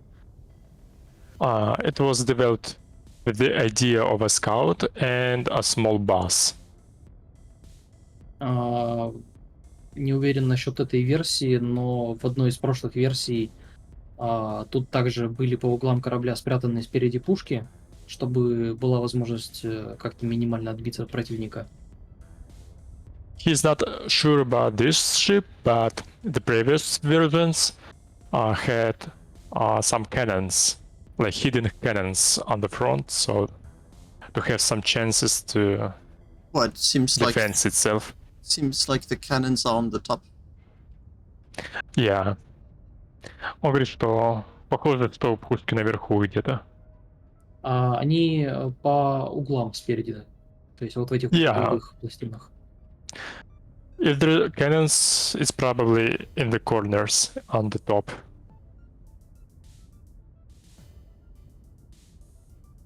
Ну и также раньше ради мемов тут был такой экранчик с выводом информации сбоку, который мог выводить кастомную картинку, задаваемую пилотом корабля. And just for the memes, there was a screen on the side with ability to show different pictures by the pilot chose. Но уточни, что это было типа в старой версии. Сейчас вместо этого экрана здесь находится мини-игра. And it was on the first versions. Right now, on this place there is a mini game.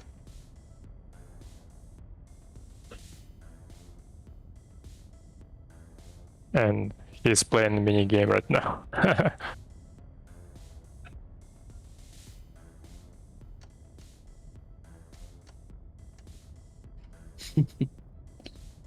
Простейший. Yeah. Игрушка стоит, наверное, осветить, что написано дателом. So, this mini game was developed by Datel. И также, как ты видишь, тут есть вот такие вот раскладываемые лапки. Это была примитивная система авоида. There is some leftovers from the simple avoidance system. So that folds in front of the cockpit. Yes. Но поскольку мы все играем в нами любимую игру и понимаем, что она забагованная, эти лапки я раскрывать не буду, поскольку есть большой шанс того, что они отвалятся. Yeah, he wouldn't try to set up those rangefinders because there is a chance that it will just slide off. Ну и глобально здесь сохранилась тоже такая мемная проблема со старых версий, что здесь постоянно отваривается вот эта вот дверь. And as a meme, this door is always trying to slide off too. because it's on the sliders.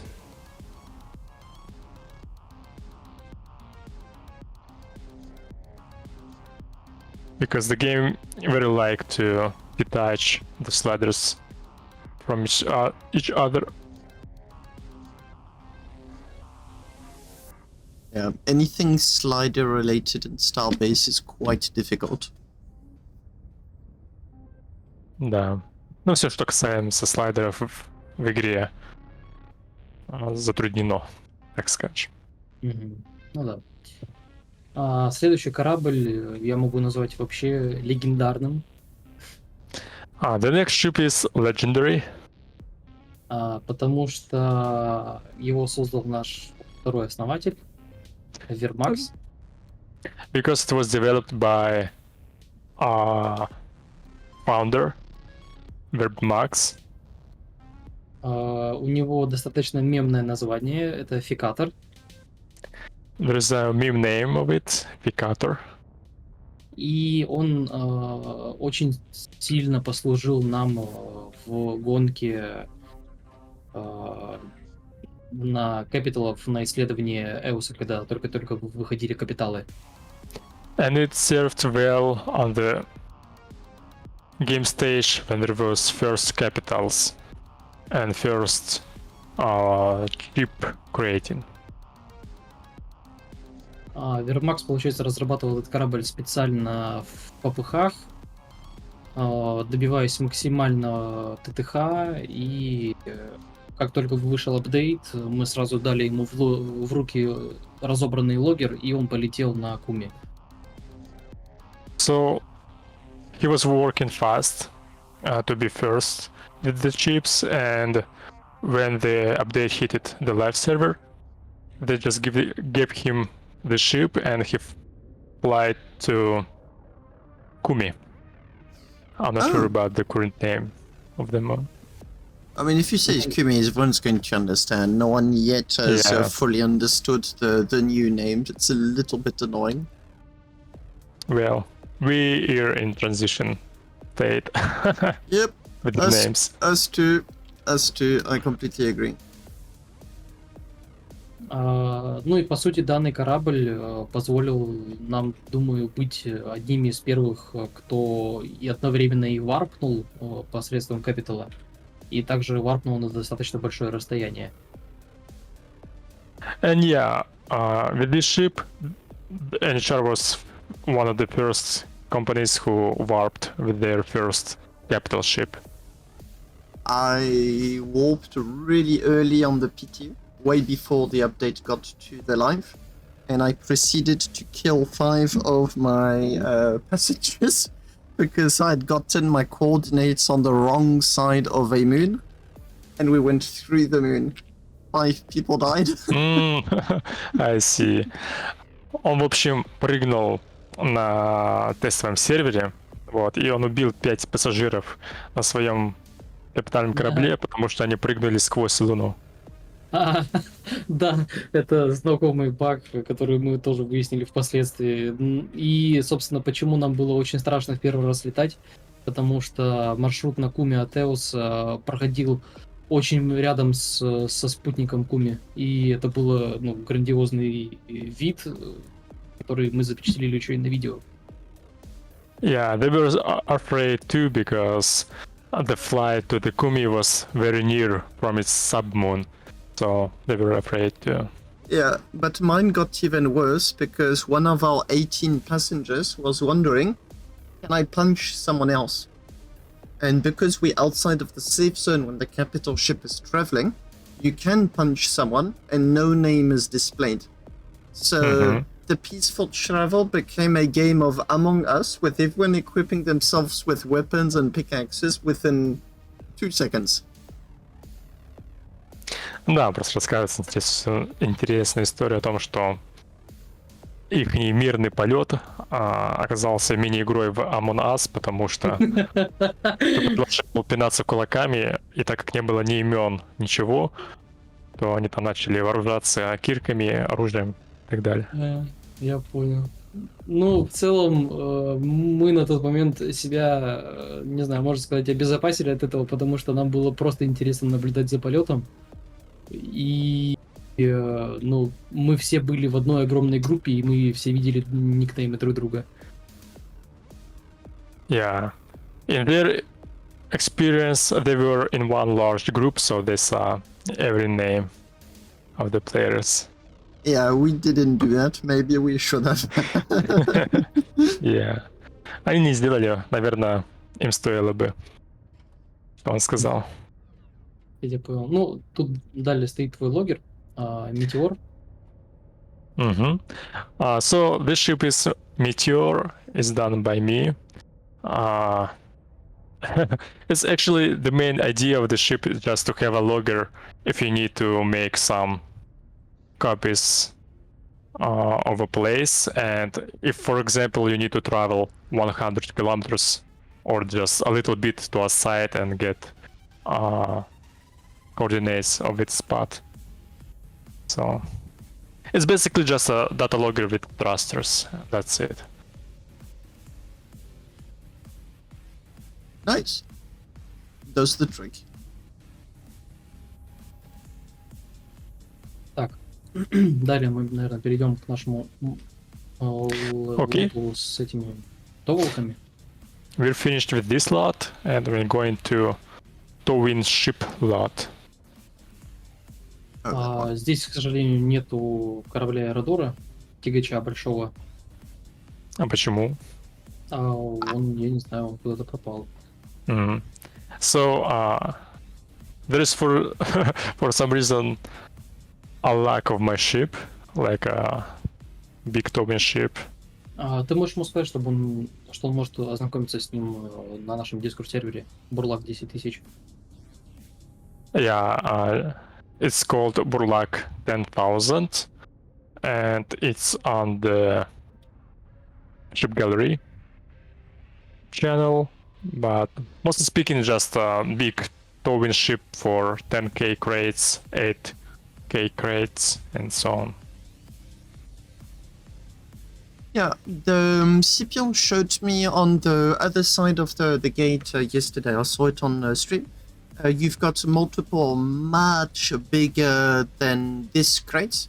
You had to move them aside because they cause freezes whenever they loaded or unloaded. Kind of like the exploration ships. Mm-hmm. Да, я немного понял его.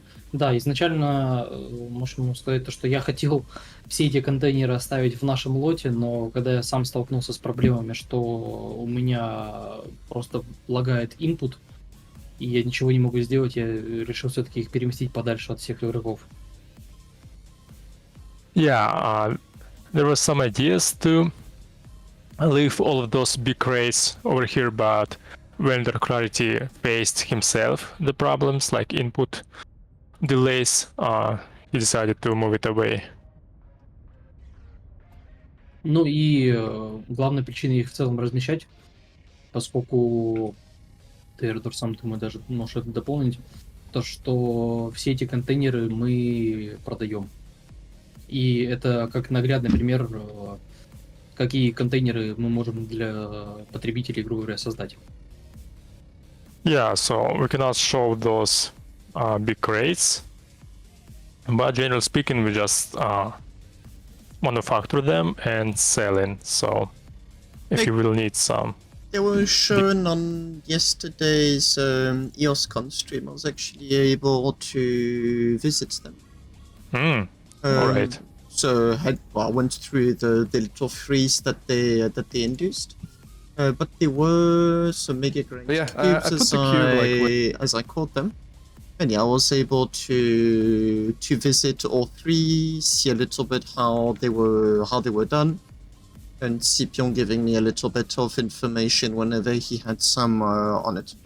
So you build like what 2,000 crate modules inside of the ship designer, and then you assemble them in the live to create these mega monsters. Mm-hmm. Oops. Yeah, that's the main process for it. And we can see here there is a 6,000, 8,000, and I think 10,000 crate ships. Right.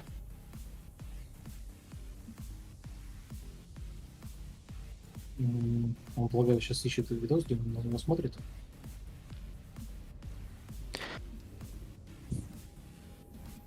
Похоже, что да. Не знаю. Ну, Ага, возможно, он да. ищет вчерашнюю запись. Потому что Да, вчера... он смотрит на Мгм. свою вчерашнюю запись как раз таки. How much can this little mule tow? Like, what's its weight capacity? Если не ошибаюсь, то до 10 килотонн. The limit is 10 kilotons. That's most of the existing ships. И, собственно, как ты видишь по названию, это буквально переделанный мул под товинг маленьких боевых кораблей из опасных зон. То есть он более бронированный, и у него вместо сканера это товинг бим. Yeah, it's redesigned and reworked original mule, but with purpose of towing away a ship from the battlefield. So it has some armor Yep. and some other things. Good. Далее мой корабль Прометей, который разработал я. Next ship is Prometheus or Prometei. That was done by Dark Rarity. Данный корабль, хоть мне не сильно нравится то, что он как коробка, но я максимально постарался, чтобы как-то это приукрасить. He does like that the ship is literally a cuboid, but he tried to do some art things to it. It's a nice looking ship. И, собственно, главной фишка этого корабля то, что я позиционирую его не просто как товинг, а как корабль-спасатель и одновременно сальвагер. And the main thing about the ship that it's also serve as a emergency ship and also as a salvage ship. Собственно, как он может уже, наверное, и сам заметить, то, что в корабле присутствует огромный cargo-log frame. There's a huge cargo log frame inside. Здесь есть 62 контейнера для дополнительных каких-то рут. And also 60 containers just for ore to repair something. Также здесь спрятанный внутри конструкции крафтовый стол. There is also hidden craft benches. Ну и самое заметное в этом корабле, это из-за количества этих генераторов я специально делал его, чтобы он мог поднять совершенно любой корабль. And he just calculated the amount of generators that it can tow almost any ship. Not crate, but a ship. Поднимает этот корабль до 78 килотонн. 78. Да. So the max limit of the ship is 78 kilotons. That's really most of the existing ships. Yeah. 2,000 crates with lithium is roughly 80 kilotons, so you're super close of it. And that's the heaviest a normal ship can get. Mm-hmm. Да.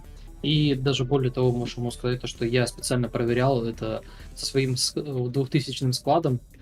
Я специально нагружал его максимальным весом и проверял, сможет ли мой Прометей его отвезти. И ответ да, сможет.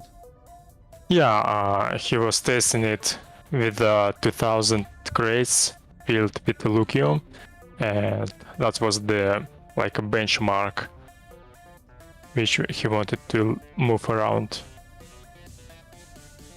Ну и, собственно, немножечко раздражающий меня самого факт. Это, собственно, как расположен у меня здесь Towing Beam.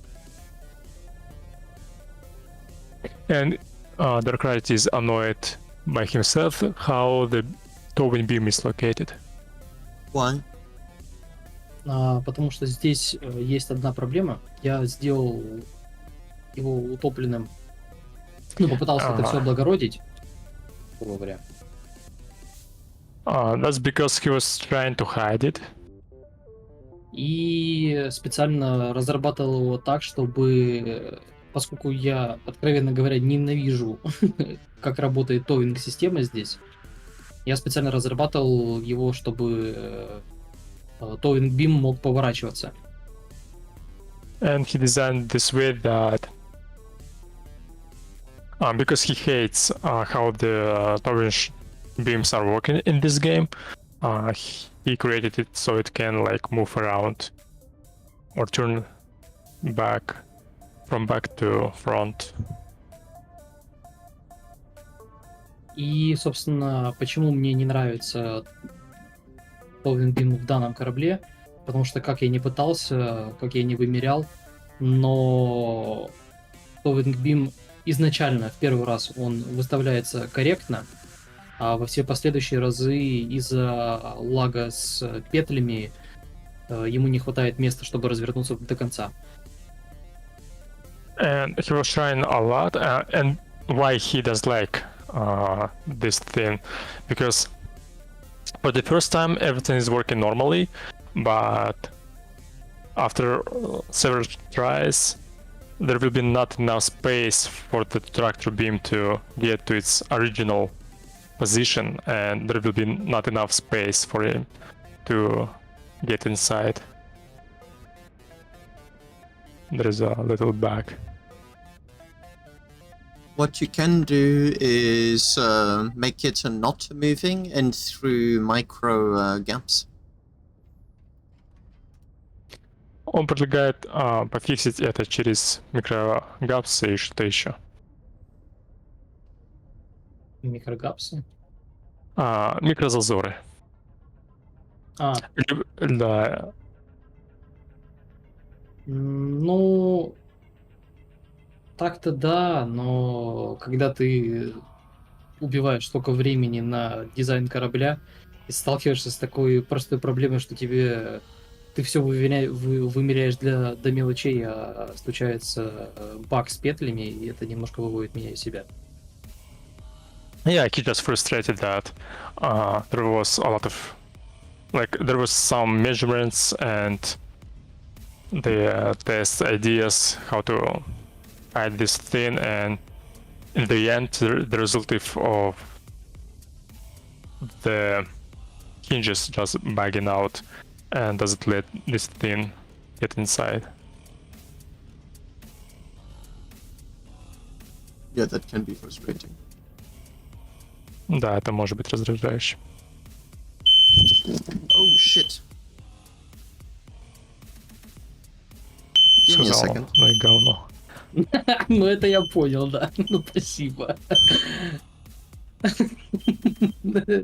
Маты английские не нуждаются в переводе. Ругательные слова. Это еще не мат. Ну да, типа.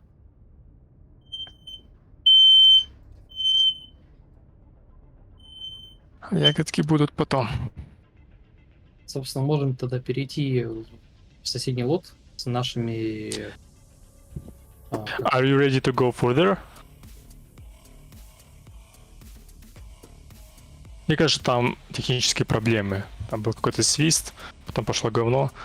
Вот. технические шоколадки.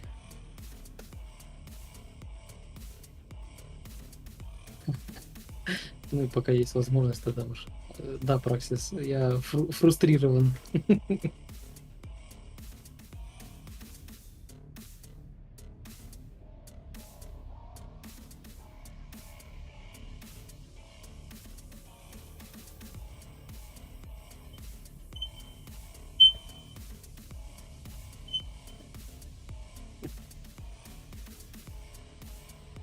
Надо штаны одеть для приличия.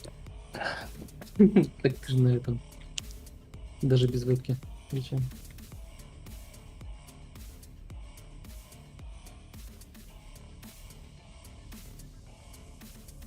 Я просто встал, когда я сидел за столом.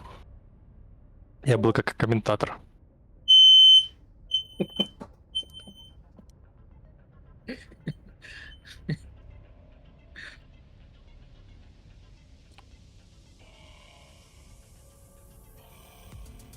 Я, кстати, не знаю насчет коробки еще ладно, а вот бурлаки, вообще мои корабли мне так неохота продавать. В плане, что их надо либо строить, выпринты я вряд ли кому дам, даже самый простой. Зачем он не нужен? Ну, это твое право. Если ты не хочешь продавать, ну, Да, ну, тебя никто не они просто в заставит. Ship Gallery находятся, я не знаю, они там все продажные? Или Нет, там нет, есть отдельная метка? Это метка, да, должна быть, А. должна выставляться метка. За что я до сих пор Далкета и ругаю, что он и не все корабли добавил, и по меткам мы до сих пор с ним не And I разобрались. am back. That was super loud. Sorry about that. I've got 2 alarms in my room for fires. Because I've got 3D printers, computers, like there's a lot of stuff going on in my room, and it's like for security. And one of the 2 ran out of batteries, and that's how it decided to remind me that it needed new batteries. man. I really hate these things. Yeah, I completely agree. But I'll tell you what's worse than one of them ringing, and that's 2 of them ringing at the same time. Because you did man. something you shouldn't have with a. Damn it, how are they called? A battery I pack. see. So not 1, 2 of them doing noise at the same time. Yeah, but in Discord there was no interruptions. Not sure about your stream. Well, they did hear it. Because I've got some Well, fire emojis in the. my in the- condolences to them. Oh, good. They should mostly be protected because there's good filters on the terminal. Ну, в 2 словах, у него там сигнализация, батарейка села и начала орать, сразу 2 из них. Вот. Капец. Понял. Да, Так, ну, сейчас можешь рассказывать про свой этот декоративный кораблик, который ты притянул в последний момент. Alright, so this ship Sorry about is that. mine. I don't remember how it called. Можешь посмотреть на переднюю часть? It's the Dark Rider. So it's actually Dark Knight, as I remember. It's 1100 days old, so it's very old. It was never flying. It's not flying at this time. I just saw it here, and all of it was apart. I just bolted it all together just for this EOS Con because it's my first EOS Con, and because I have no potential, I see no potential for the ship, but it's just looking good, so I decided to bring it here. So you can see, it's kinda knight helmet, but also has this eyes of Uchiha clan. Шаринган. Is it Sharingan. a ship that pretends to be a mining ship or just a fun ship with. It's a fighter. It's a fighter from the very early age of the game when I have no idea how fighter should look like and so on.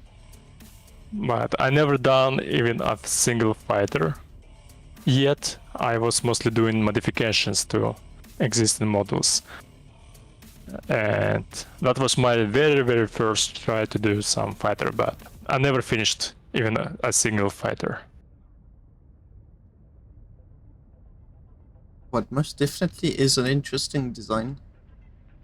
Yeah, and you can see on the where's the pilot chair. Можешь показать пилотное кресло?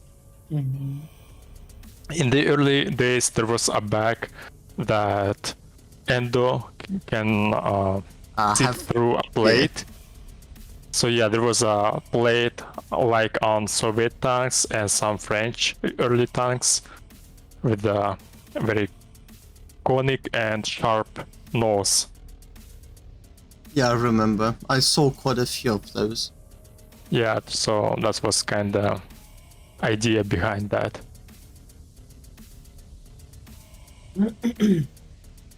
Так, ну, я уже вижу, что он смотрит на вот этот маленький кораблик. Можешь ему сказать, что это корабль-выдувалка, которая просто служит цели выпихивания кораблей посредством тяги движков. So this small ship is a blowing one. So the main purpose of it is just to blow away a ship before it. So you can see it's the thrust is equal on both sides, so you can just blow a ship away in front of it. And this way just move ships around. How heavy is the big ship that just got moved around like it was nothing? Yes, that's exactly how I move the big crates. That tiny little thing moves 10,000 crates. Yep. No, these massive things are much slower, but I think it's not proportional, so it's it does more thrust than it should. But how heavy is your Dark Knight? Because it just moved it like it I was have nothing. no clue. You can Maybe 1 kiloton. You can pick it up. It's if I try to pick it up, it's going to give you the Попробуй weight. поднять кораблик, мой шлем. But it will be enough. Мой черный шлем, вот этот вот кораблик, можешь его просто поднять и посмотреть его вес. Я понял. So it will be enough to move 2,000 crates, empty 2,000 crates. And this ship is 1 and 3 kilotons. So 1 kiloton, 300 ton. 1.3. But yeah, the thrust is not proportional. It's much more than it should. Well, that's really At cool. least it seems like this. Maybe it's not. I'm maybe going to make myself one for next EOS Con to park the really big ships that have very poor visibility. That's a very good tugboat. Можешь ему передать, что посредством этого маленького корабля я более-менее аккуратно выставил наши боевые корабли. Yeah, with help of the ship, Dark Rarity placed the fighters on the different lot. Yeah, fighters are really difficult to park. Yeah, if it has no strafes. Да, то есть, не знаю, можно похвастаться, что это метастроение, и в этом метастроении, к сожалению, приходится избавляться от движков, что отвечают за стрейф и за движение назад. Ну, я не думаю, что стоит объяснять, потому что у него практически точно такие же корабли. Ну, все равно, на публику, может, нет? Да. Ну, he just said that who doesn't know, the fighters doesn't have maneuver thrusters, and all of its thrusters are on the back, so there is no strafes. Every motion causes your ship to move forward.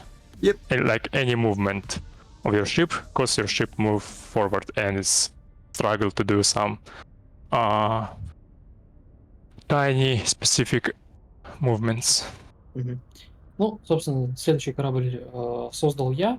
Это, буквально, то есть крафт-шип, буквально, чтобы доставить все верстаки со всеми апгрейдами в любую точку. So this ship is developed by Dark Rarity, and the main reason or the main idea of its ship to transport craft benches to any location.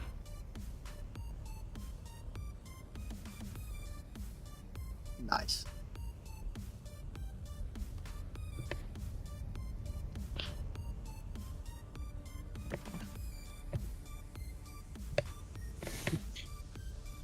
Могу разве что еще показать ему красивую анимацию подсветки.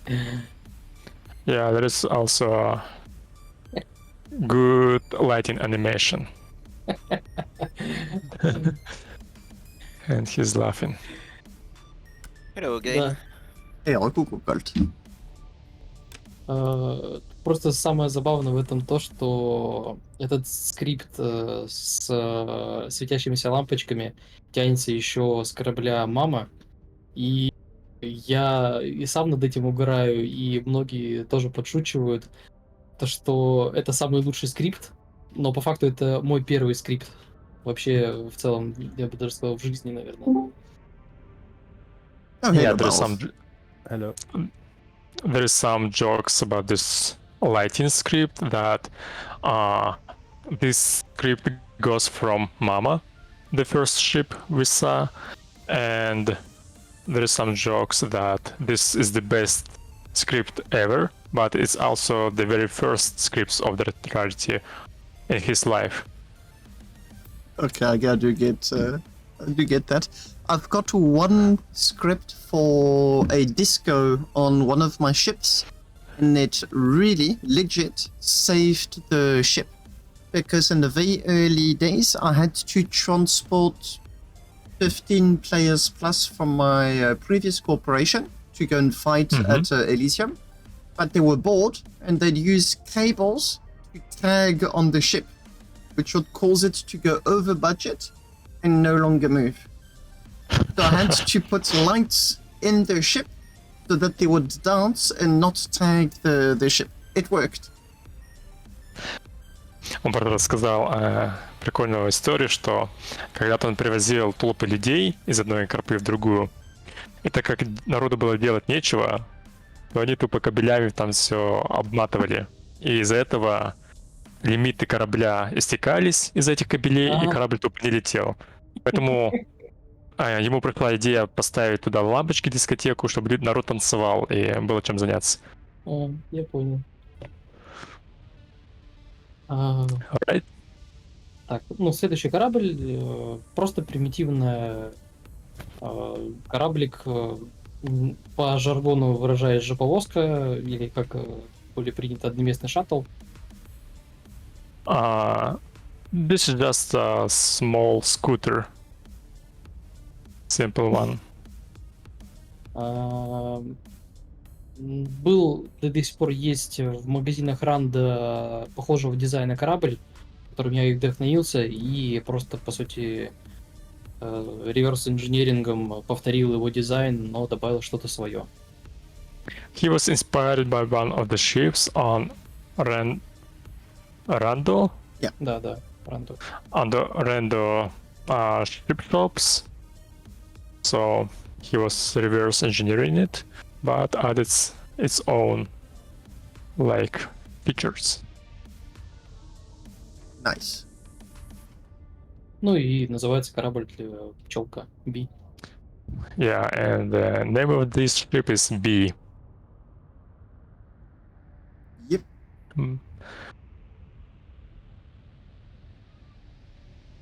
Следующий корабль изначально планировался как... простите, Shuttle Realm. Это твой шаттл? This ship is mine. It's called Pomidorchik. That translates as a small tomato. And it's technically my, how to say, private shuttle. There is no strafes, and for the levers I'm using toggles because they are lighter. But I have some difficulties with maneuvers because of that. So And it's very cheap. no flight computers at all. I think so. Maybe there's one, if I'm not mistaken, Maybe. because it's very hard to fly forward without flight computer. I do see a flight controller. А, Oh yeah, there's the flight computer. Yeah, you do have a flight computer. Yeah, because I would be surprised if there is no flight computer. Give me just 60 seconds. I'm gonna short AFK. I'll be right back. Ага, окей.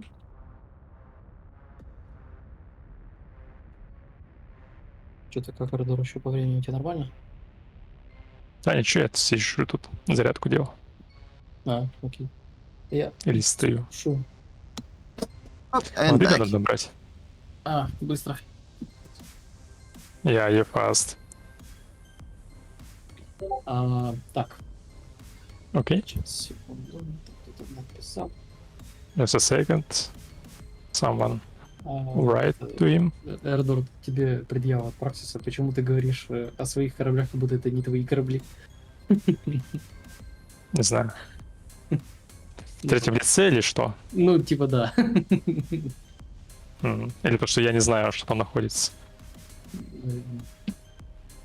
Ладно. Alright. Данный корабль создал Датил. So this ship is done by Datel. Он очень много запаривался над его внешним видом, и это что-то вроде астероид-хаулера. He worked a lot for its look, and it's kind of asteroid hauler.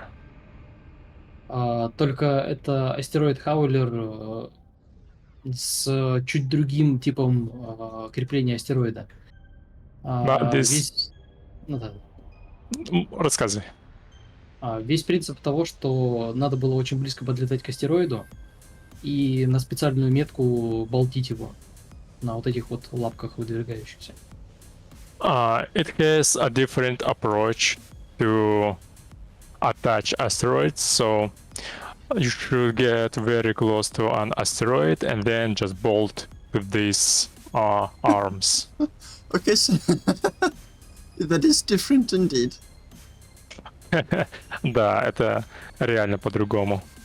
Был, да и до сих пор есть, просто не решили его выставлять. Также у Датила корабль Ёршик. There is also another ship that they decided not to place on EOS Con.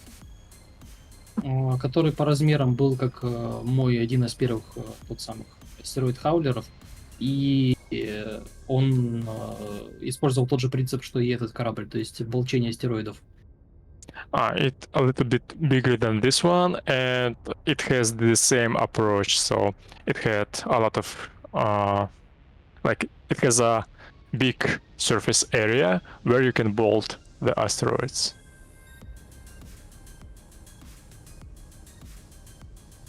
This is more about design. The previous one has like a huge area where you can bolt. Да, ну и по сути, поскольку эта идея так и не прижилась, болтить астероиды, то мы поместили этот корабль в Warcraft просто потому, что он красиво выглядит. And because there is this approach is not effective, they just decided to put this into artcraft category. Fair. But very interesting experiment. Но это даже был более, можно сказать, прибыльный эксперимент, потому что на том большом корабле Датил очень много зарабатывал денег. Yeah, before the big update, they got a lot of money with this kind of soft ship by bolting a lot of small asteroids. But nowadays, it's not that important with this amount of big asteroids. Like, it's not relevant. Окей. Продолжаем. Это корабль тоже созданный Датилом. Буквально назвали его мини-UFO. Маленькая тарелка. So this ship is done by Datel. It's literally named Mini UFO. Датил очень сильно запаривался над декальками, над расположением и позиционированием пластин, чтобы иметь максимально гладкий дизайн. There was a lot of work done by placing plates and decals, so the surface, to get the very smooth surface. Yes, that yep. Not surprised. И также здесь заложена маленькая фишка. что здесь двухпозиционная FCU. And also there is a small feature that there is a 2 states of FCU flight modes. Оригинальное положение FCU это когда ты летишь просто по прямой, ну, относительно креста корабля. So original state is when you fly forward, when you facing forward. Так, и снова не могу найти кнопку. Вот это. О, да. О. Так, я походу что-то ломаю. Но сам факт, то, что вторая позиция позволяет выставить FCU горизонтально, ой, нет, вертикально, простите. И... Как бы летит вверх. Да, и он летит вверх. And the second state of FCU that the forward is literally flying upward to the top.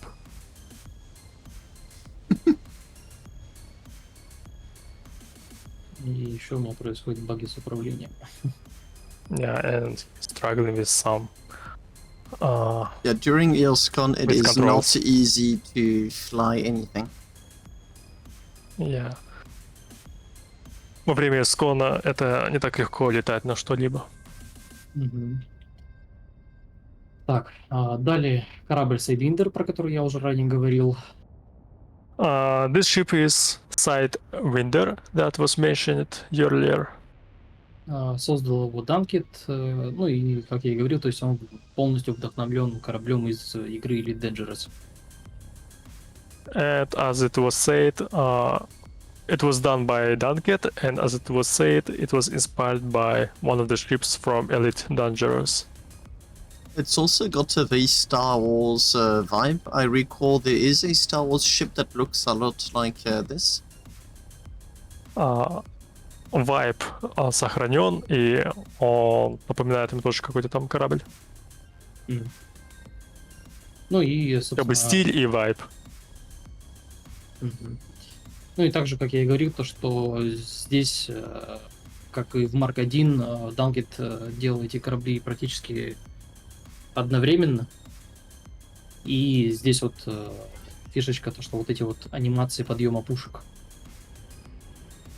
Yeah, and there is same animation for the weapons. You can see it's almost identical to the previous animation we saw. Марк 1.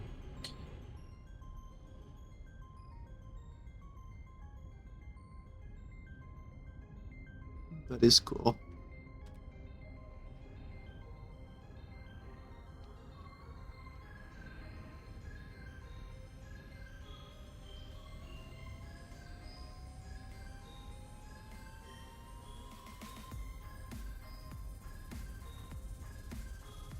Так, следующий корабль, созданный Дателом. The next ship is done by Dattel. Это попытка создать астероид Хаулер. It's a try to create an asteroid howler, Но с максимально красивым внешним видом. То есть здесь очень The сильно wings закрыт. move? Yes, yes.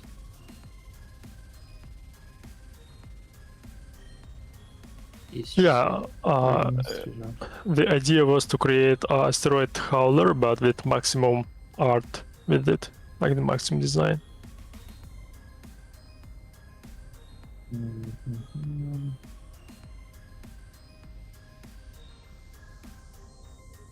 Блин, еще бы вспомнить, тут где за что отвечает.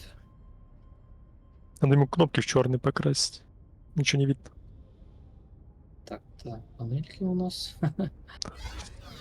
Мини-крылья. Во, походу пошла, да.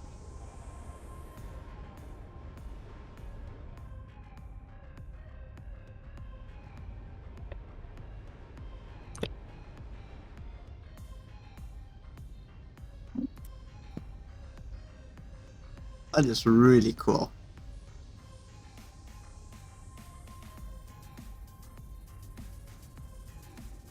Wow.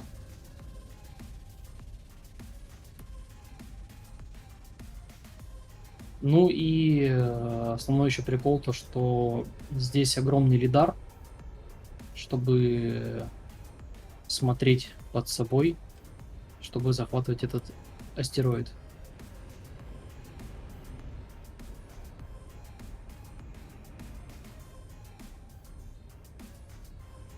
And there is also a huge aiming tool, so you can see where to fly and like to feel your position relative to asteroid. Модель, которая почему-то не хочет раскрываться. Очередная раз багбаза. Yeah, there are some difficulties Yeah, I mean, with mechanism. it's EOS Con, it's normal. Mm-hmm. Ну, в общем-то, тоже поместили его в Warcraft, поскольку произошла забавная ситуация, что при захвате астероида, особенно Т-10, большого астероида, корабль становится менее управляемым. And it's not in use because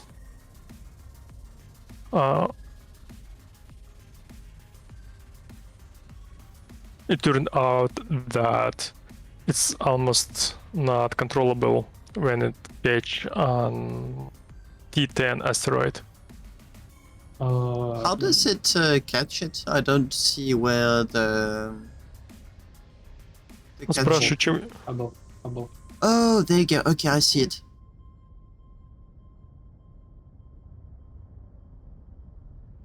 И корабль вдохновлялся буквально жуком-навозником и называется Жучило. The name is Жучило. It's kinda odd naming for bug in Russian. And it was inspired by Scarabée or something like this. I'm not sure how exactly it's called in English. Ну, вроде бы да. Или- I don't remember the name, but I think everyone recognizes the bug that is the inspiration. Yeah, it's very popular, this kind of bug.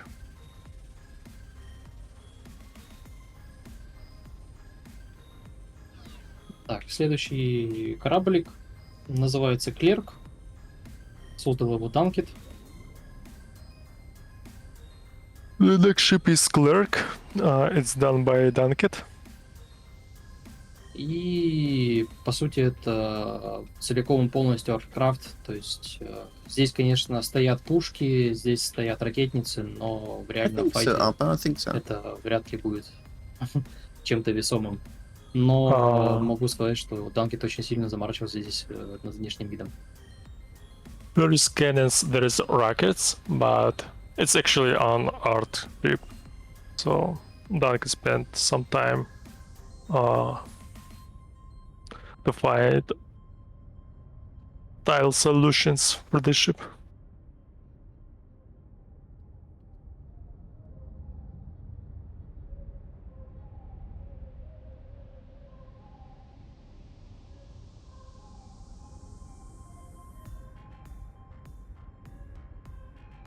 Nice looking. Mm-hmm. Следующий корабль также создал Данкет. Да и The в целом next тут многие корабли уже даже устаю повторять. the next ship is done by the Dunket too. And yeah, продолжай. По сути, тоже одноместный шаттл на целиком и полностью маневренных движках. То есть, ну, не знаю, можно ли это назвать технологией, но технология стелс. Yeah, this scooter is using stealth technology, like just using only maneuver thrusters.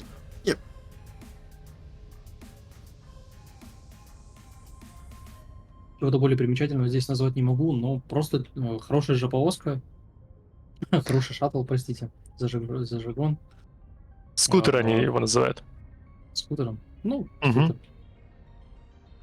Yeah, it's just a good scooter. Просто служащий своей цели. Mm-hmm. Следующий корабль вдохновлен фильмом «Звездные войны». The next ship is... Я сотни раз сказал это слово, и я его забыл. I think, Inspired by a ship from Star Wars. yeah. I think my corporation, one of my members, has the ship.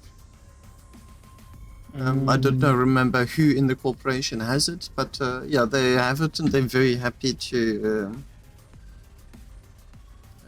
show it off. Он говорит, что у него кто-то в Карпе имеет этот корабль. Ну, да, я это немного понял. Собственно, тоже исторический корабль, потому что очень-очень давно его создал Данкет, и мы очень давно планировали организовать какие-то гоночки для, возможно, всего комьюнити. Yeah, it's too kind of historical ship. It was done long ago by Dunket, and NHR was planning to do some racing events there then. So yeah, there was some movements regarding it.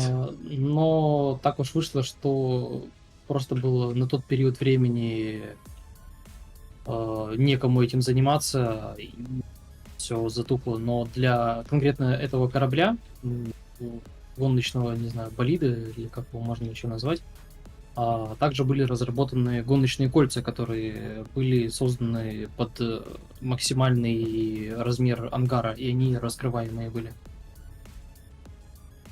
So there was not.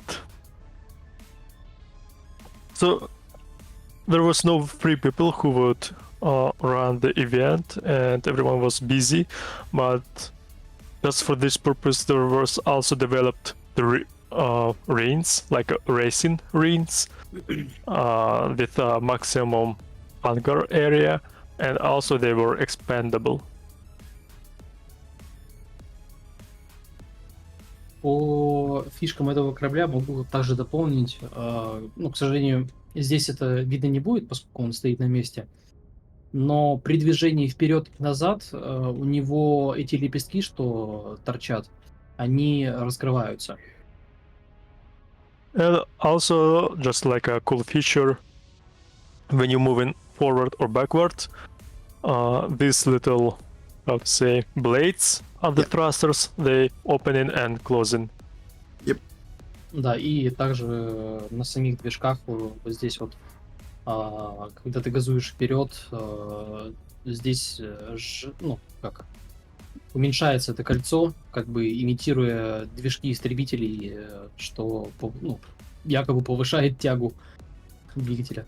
Yeah, and when you're flying forward, those blades are closing, and it kind of imitates the real fighters' jets.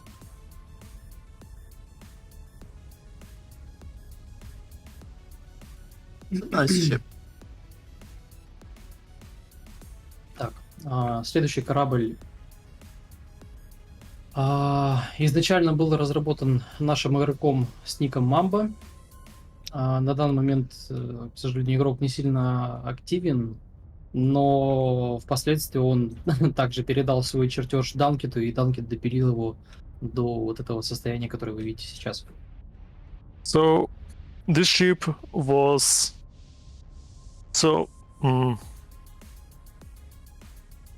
the beginning of the ship Mamba was working on. So on the player Mamba, he's not active right now, and he started to develop this ship.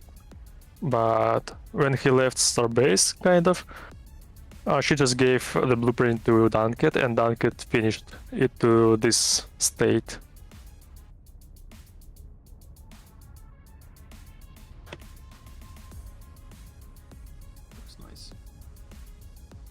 Ну и также, как можно заметить, то, что на этом корабле есть какое-то вооружение, но оно не служит только декоративной цели.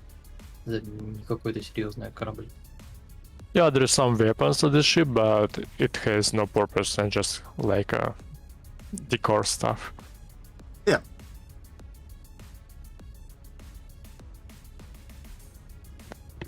Следующий корабль, созданный Дателом. The next ship is done by Datil. По сути, точно так же имеет какое-то легкое вооружение. Внешний вид, ну, понятно, похож на самолетик старых времен. Yeah, it was inspired by the old planes in real life. There is some light weaponry.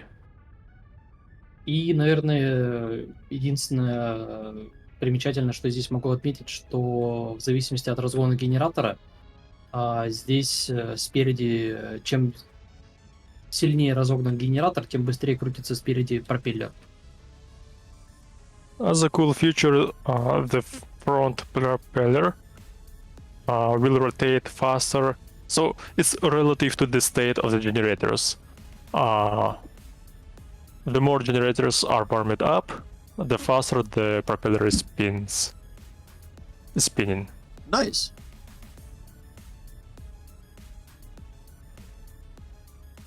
Следующий скутер также сделанный Дателом. The next scooter is done by Datil also. Сейчас я уточню его название немножечко. Traveler называется. It's called Traveler. И, как я говорил ранее, то, что я позволяю нашим игрокам брать любой цвет для своего корабля и в том числе и перекрасить даже сам логотип для корабля, если это захотел автор этого корабля. And how he said earlier, the players can change and choose any color for the ship and also for the logo itself, if the player wish. Данный корабль имеет средний бак. И из фишек, наверное, то, что он также не использует стандартные рычаги для управления, он использует переключатели. So this ship has a medium propellant tank, and just like a interesting fact, this ship also using switches, so no levers or toggles. Ну и по дизайну, то есть что-то тоже вдохновленное Звездными войнами. Yeah, and by design it seems kinda Star Wars too, so there's some influence from it. Также следующий корабль тоже скутер очередной, созданный Данкетом. The next ship is Scooter, also done by Dunket. Тоже, опять же, по этой же технологии стелса. It's a stealth ship. Ну и просто приятно выглядящий, и впоследствии мы его используем как хороший разведчик местности. Yeah, it turns out it's a good scooter, so it's using a lot, or we use it a lot for different purposes. Следующий корабль также созданный Данкетом. The Барик. The next ship is developed by Dunket. It's called Barik. Он не служит какой-то серьезной цели, это просто арткрафт. Был очень старый корабль из Альфы, собственно, которым Данкет вдохновился и решил повторить этот дизайн. So there is no specific purpose for the ship. Dunket's some ship from... с каких времен? С Альфы, еще с Альфы. So Dunket's some ship from Alpha stage of the game, and he just inspired and decided to make something influenced by it. Окей. Так, ну и осталось, наверное, получается 2 корабля. Okay, there's 2 Это- ships left. Это наша маленькая версия Лабора, It's которую our мы version. буквально... Да-да. It's our version of Laborer, Которую Mini мы Labor. назвали Лбр. and we call it Lubr. Yeah, because Поскольку он- Lubr is a full name and Lubr is short. Icarus project also has got some wacky laborers. One, there's the giant laborer, and there's the laborer with a plasma thruster. I've seen one of those. Very fun ships. Yeah. Icarus что-то похожее имеет, но у них на Laborer они плазму нацепили. Это не Лабрадор для случая, или как он там назывался? Так, The cube is working. Awesome. О, у него работает анимация, да? Он Мгм. видит картинку? Is there animation for you? Запустить. Nope, I don't have the animation yet, but I can see the screens. Он может видеть экран, но нету анимации. Собственно, этот маленький агит-куб, агит-кубик, разработанный дателом. This cube is developed by Datel. It's for agitation purposes. И здесь дател, я не знаю, наверное, можно сказать, что превзошел сам себя, создав такую красивую анимацию нашего логотипа. Сейчас я ее более наглядно покажу на своем стриме. Is it working for you? No, it's battling, but I can see how it's supposed to look on your screen. Mm-hmm. So yeah, it's kind of masterpiece from Datel. And very nice looking animation. But his best YOLOL is the lights that go on the mama, is it not? Hmm? Is that not what you...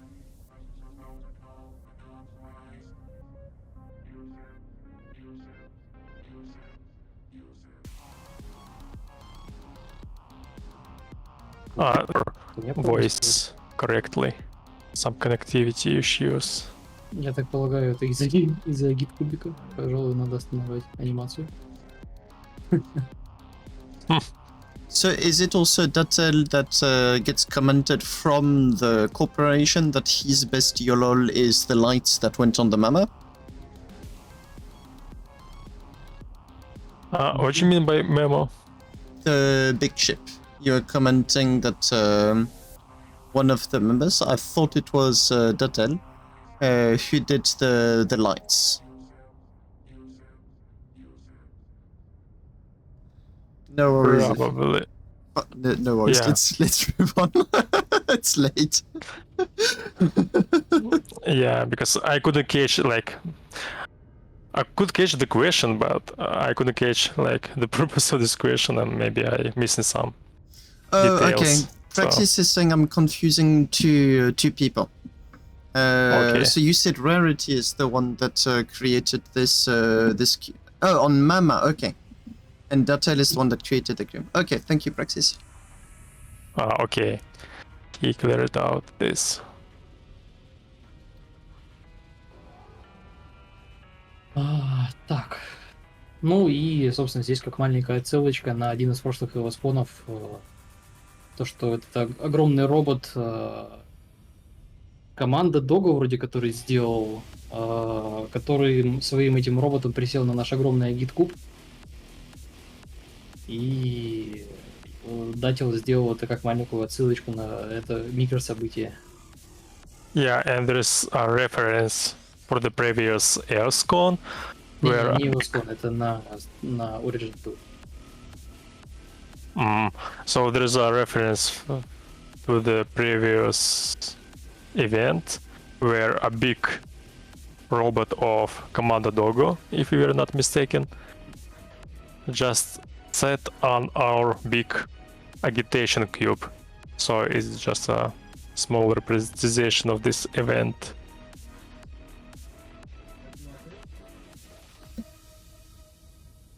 Так, ну и получается остался наш последний маленький лот. And there's именно с one боевыми small loft кораблями. left. And it's for the fighters.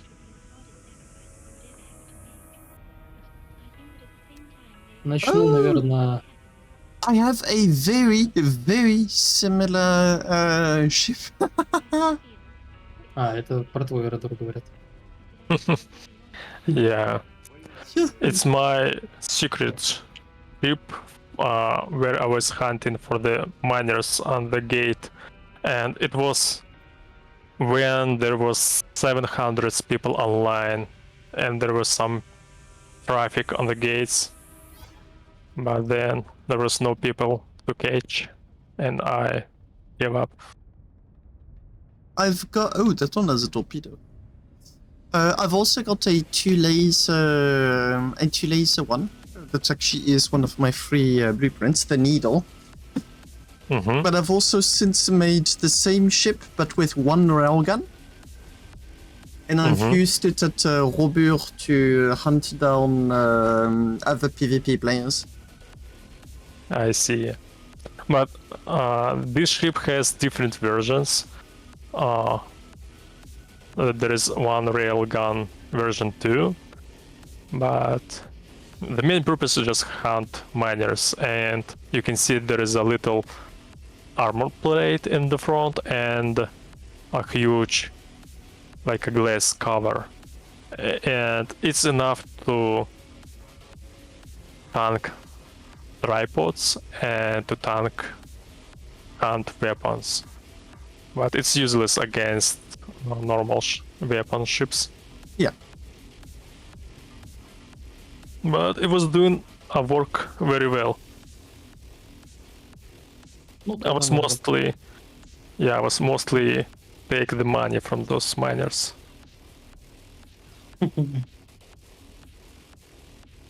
Oh gee, Ну, there is a да. lot of work with those decals. Yeah. Да, пойдем по порядку. Это, собственно, Роза. This ship is called Rosa. Меня очень сильно просили, конкретно создатель этого корабля Зонер, очень сильно просил сказать, что он не сильно доволен этой доработкой, сделанной Родором. So there is a rich history of the ship, even though it's a relatively new ship. So the original author of this ship is Zoner, but his very first version was a light one. There was no these kind of shields. Дополнительные- Yeah, so let me translate it. Like, Мгм. Praxis, напиши, как экраны на английском. Я не помню. Щитки есть. So, how you call in English these little shields in front, like monitors, armored? We give them two different names. There isn't really like an agreement. Either it's sacrificial, either it's ablative. So sacrificial, it disappears I mean- completely. Ablative, it disappears little by little, I suppose. I mean, in real life, on those tanks, armored vehicles, those tiny monitoring... Praxis has got the name. Era armor. Не эра, сами экраны, блин. Anyway, so Щитки. Explosive reactive armor. yeah, I was talking about different thing, about those like plates on the sides, not those little rails on the front. But Oh, these anyway, ones. Yup. It's like side little skirts? shields. I I call- don't know. I call them side skirts. Yeah, anyway, so the very first and original type of this ship was lighter, and there was no additional armors at all. But then I took this ship and started to modificate. And first, what I've done, I put a lot of rails on the front. I added additional armor to the side so it can withstand double shot from railguns to almost all of the sides of this ship. And Zoner is not the original author, which is Zoner, is not very satisfied with it, and so he not hates, but kinda not happy with this modification. Да. Ну и по сути это четырехрейлганник, легкий корабль, служащий нам прекрасным файтером в всех наших последних замесах и отлично себя показавшим. This fighter is, as I said, relatively new, and it served very well, and a lot of NHL players very like it. For example, it's my the best ship. I very like it, and original after is Zoner, but I put additional armors. I put NHL logo, and I put this little girl on the front. The first version was kinda ugly. This is ugly too, but anyway, it's at least not as ugly as it could. And Ну, следующий корабль получается у нас молот. Это буквально... Good praxis is not agreeing with you, Radar. Good to know. He doesn't call it ugly. He doesn't agree. Я бы, наверное, сказал, что после переработки тепловых механик это наш и на то время единственный первый корабль, благодаря которому мы хоть как-то держались на плаву и что-то могли противостоять. Now, the Molot is a ship that I have a little bit of experience fighting against. It's a good ship. So, yeah, he said that it's the first of the fighters of NHR. Не первый, но первый после тепловых механик, которые мы... Okay. So, it's the first fighter from the heat mechanics change. And it served a lot for a lot of events, and it's named Molot, which translates as a hammer. So, and it was developed by Dunkit. Ну, по сути, мне добавить, наверное, больше нечего. Просто красивый корабль, который благодаря своим наклонным пластинам позволял держать довольно много урона, и также то, что Данкет делал вроде бы ради декора этот передний бампер и боковые сзади, оказалось очень живоспособной идеей, благодаря которой корабль очень долго выживал. Yeah, Danket was doing this front mustaches for art reasons. But it turned out it was a good defense solution too. It was adding a lot of survivability. Yep, I agree. We fought those, I think, we had a battle on the live. Ouroboros did fight in a chair, and in a chair had some Molots, or at least ships that looked like those. It was over a year ago on Elysium. We were fighting ITC, we had our transponders on, and I think you came to investigate. Да. Yeah, he remembers this. Я даже могу дополнить тот файт историей, что мы тогда сидели возле мерчанта, просто каждый занимался своими делами, мы там скучковались, и неожиданно заметили большое количество включенных пондеров вблизи Мун-Сити. И просто, не знаю, максимально быстро собрались и вылетели. И это был, наверное, самый запоминающийся файт из тех времен. Yeah, he remembered this event, so they was doing some business on merchant station, and when they for no reason saw a lot of transponders, so they quickly prepared and get there to investigate, and it was like one of the remembering fight from those time.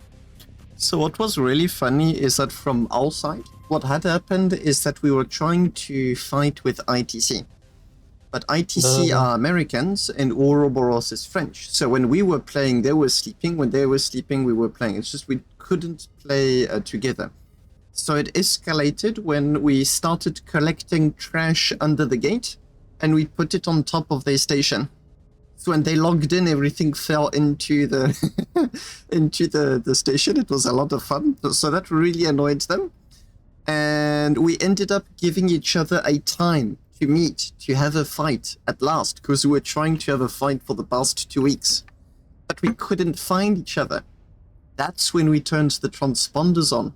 So all of a sudden, you must have seen lots of transponders go off all at once. And at long last, we could start to fight. And we were fighting for, I think, less than 5 or 10 minutes before you guys came to investigate. So first we started turning around one another because we didn't know enemy, friend, just curious what's going on. Then someone shot once and then the battle started.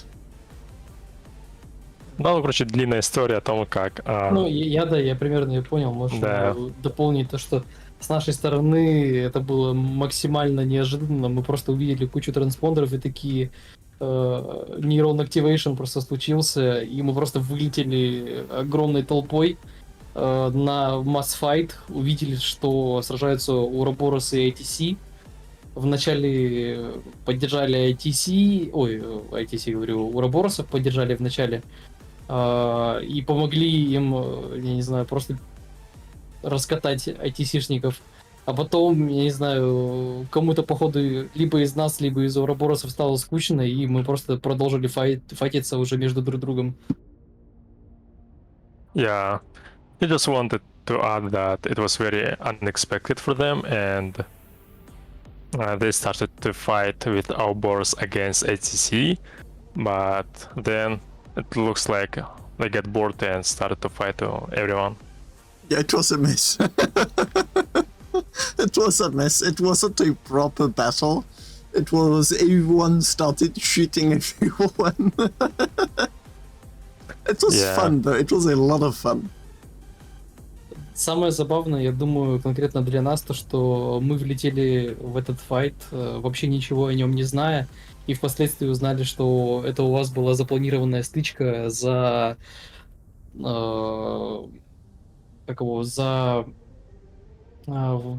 кто держит Элизиум, типа кто владеет Элизиумом. Yeah, and it's just interesting fact that they had no clue what's going on, and it just turned out that it was like a battle who owns the gate. We'd written big signs and put them all around ITC's station, and it was "Dear ITC, Elysium is now ours, signed Ouroboros." And we put 3 of them around their station. Они поставили баннеры вокруг ATC-шных станций. Да.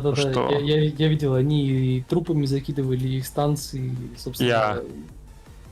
Yeah. He said that they signed those banners.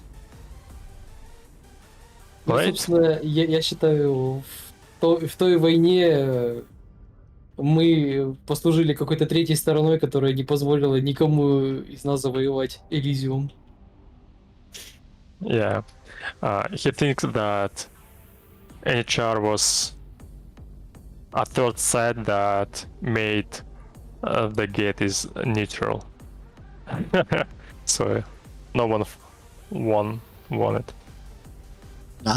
We fought and then we left. We were just there for the giggles. Mm-hmm. Так, ну ладненько, наверное, думаю, Is продолжим. this a ship that fought in a tournament? Yes, это корабль специально я разрабатывал для турнира. Конкретно эта версия больше для лайв, но я специально его разрабатывал так, что достаточно убрать этот выносной бак и перекрасить броню, и он входит в вес 1 килотонны. Он спросил, это тот, который выиграл турнир?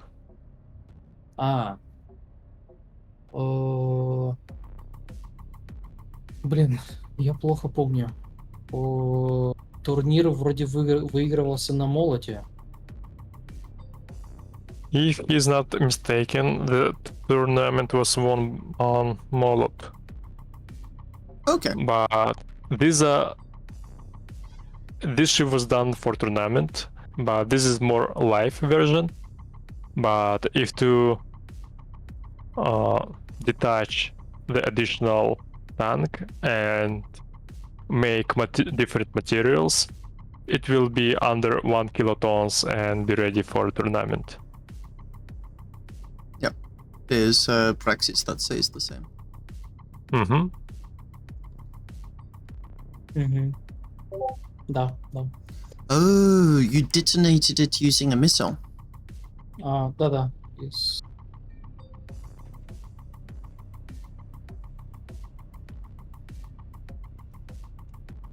I actually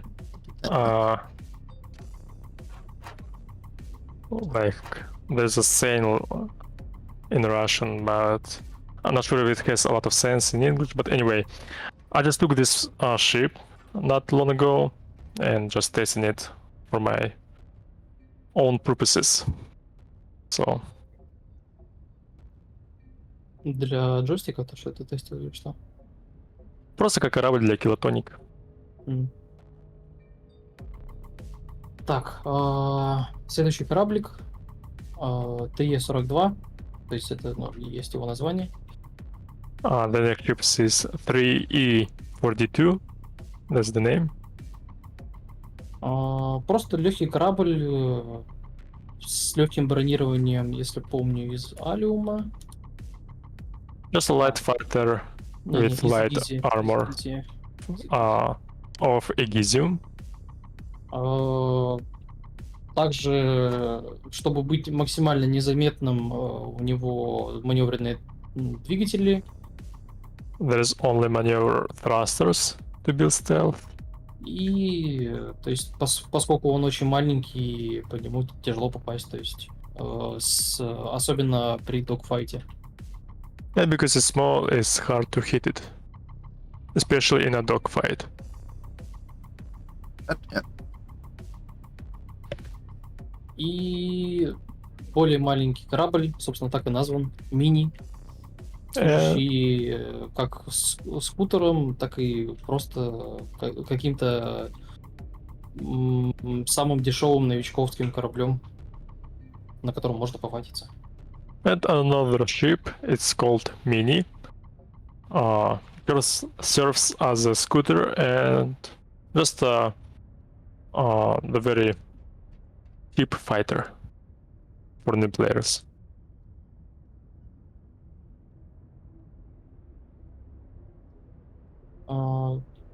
Далее переходим к нашему, наверное, основному кораблю на данный момент на нашем вооружении. Это коса. Next is our main battle tank. It's called Коса. Разработанная зонером и вдохновленная старым кораблем Данкета, который он не доделал, серб. This ship is made by Zoner, and it was inspired by one of the ships called Serb from Dunket. It's not finished. И, собственно, как ты можешь заметить, то, что здесь такой вот интересный бампер, это вот как раз-таки вдохновлено еще с самого того молота. То, что этот бампер позволяет кораблю жить чуть подольше. And as you can see, there is a front I would call it mustaches, which allows to tank some damage and adding some survivability to the sides. How heavy is this ship? 2,7 или 2,8?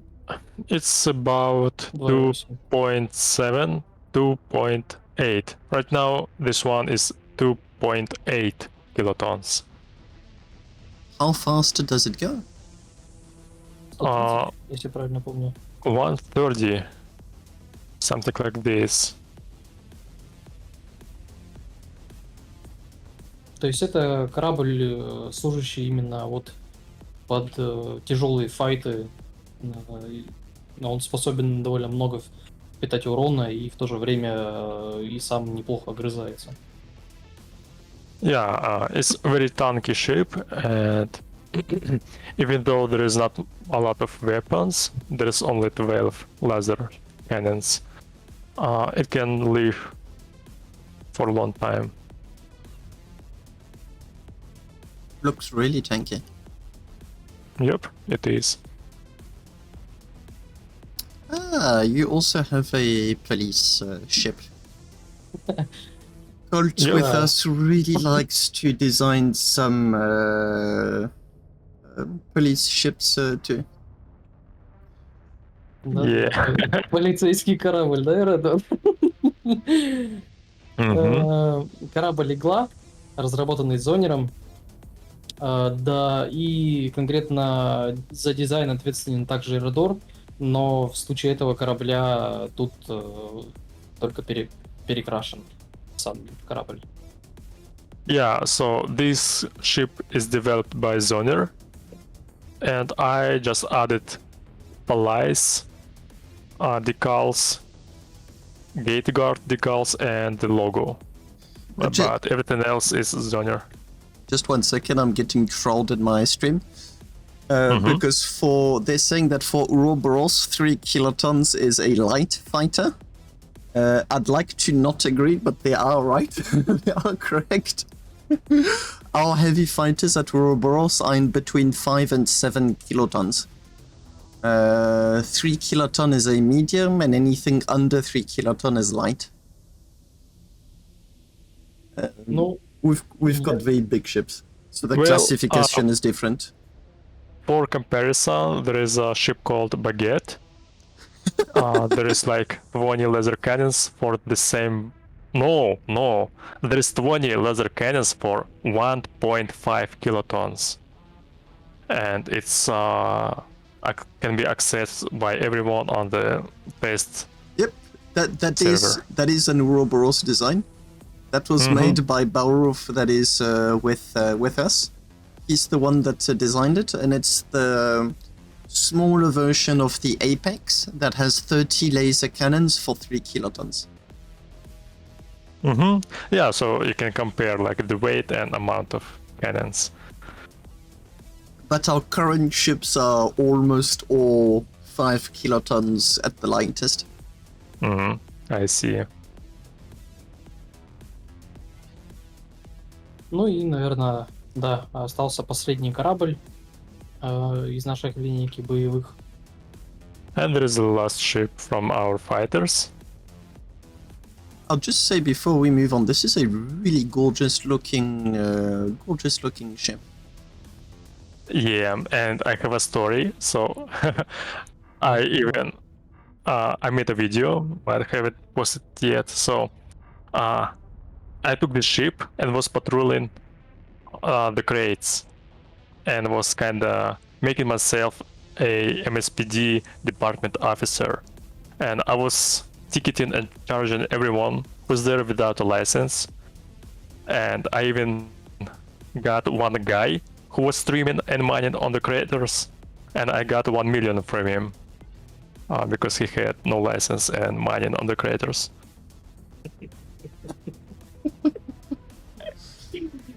Colt prefers to chase with his police ships after Yeah. Labaros. У тебя есть доступ к этому кораблю? Чё, глянем. Yeah, I just want to show you the logics. Слева, видишь, тут справа, видишь сине-красные кнопки? Сирена и лампочки. Вот. Yeah, that's this, the lights и сирена. Красная наверху. So, I was chasing like this.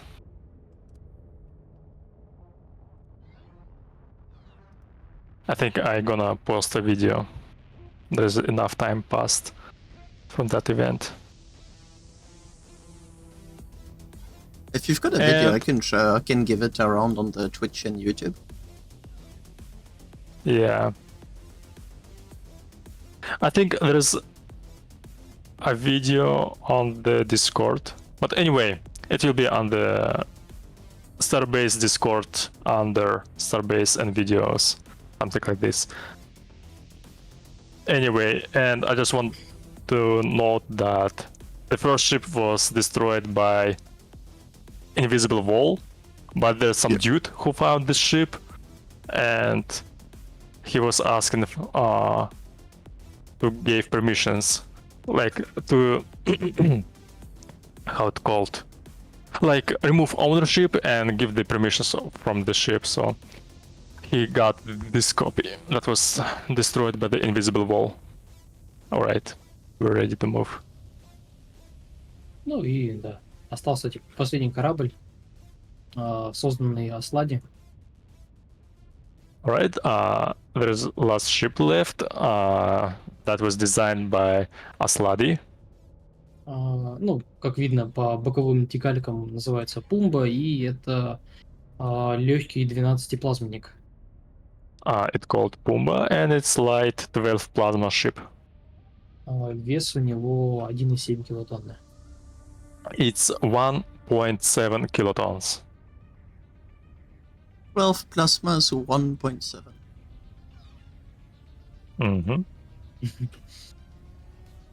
Ну и, по сути, корабль все еще в состоянии доработки, но уже даже на данном этапе он показывает вполне хорошие результаты для своего веса и своего бронирования. Но, думаю, в будущем может стать еще чуть получше.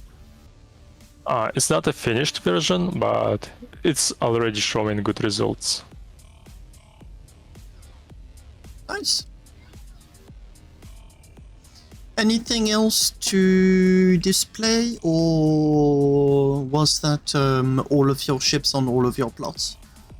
Ну, наверное, последний корабль, который я могу показать, это вон тот билборд, который находится между 4 маленькими лотами. Но показывать там особо нечего. Yeah, I think that's all of the ships on our lots. The only ship left is this huge billboard, but there is nothing special with it. То есть, Just a good old billboard. So first were all of the mining ships, then exploration transport ships in that plot. Yep, Towing ships, art ships, combat ships. Is that correct? that's correct.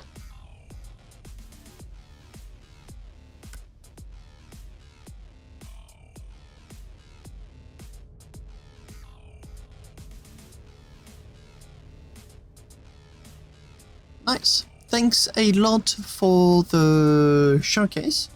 I'm just going to take a small break unless someone in the stream has a question. And then I'll be moving to Coffee Incorporated or Coffee Incorporated subplots. Just ping Baruch here to see if he is there. Так, ну, полагаю, все, можно, наверное, прощаться, да? Думаю, да. Сейчас чуть-чуть подождем. Мгм.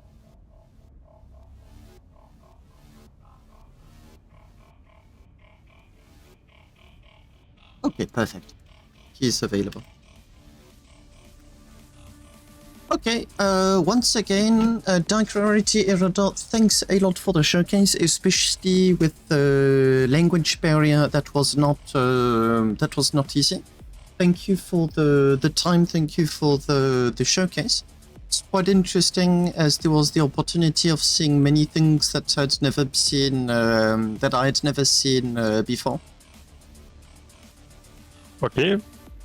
Yeah, thank you for your time. Thank you for interest in our ships. And that was a pleasure. Thanks again. Yep. I'm just going to AFK 5 to 10 minutes on the Discord, and I'll be right back for coffee spots. Thanks again. Alright, see you later. Goodbye.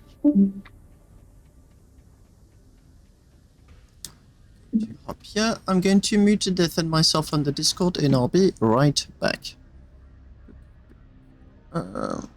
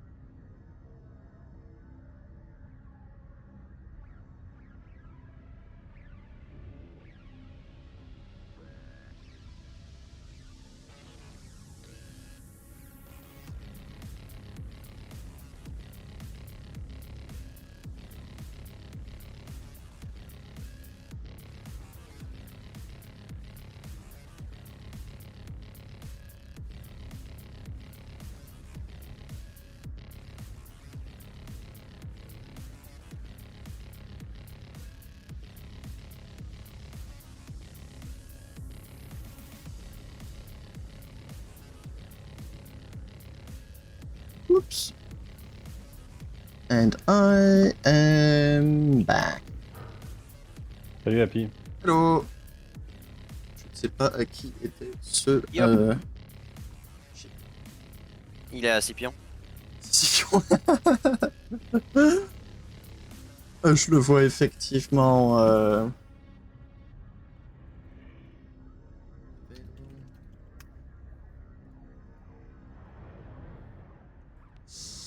Okay, going to go to the Coffee Incorporated. Okay, Rukia is going to be there in 1 minute, he says.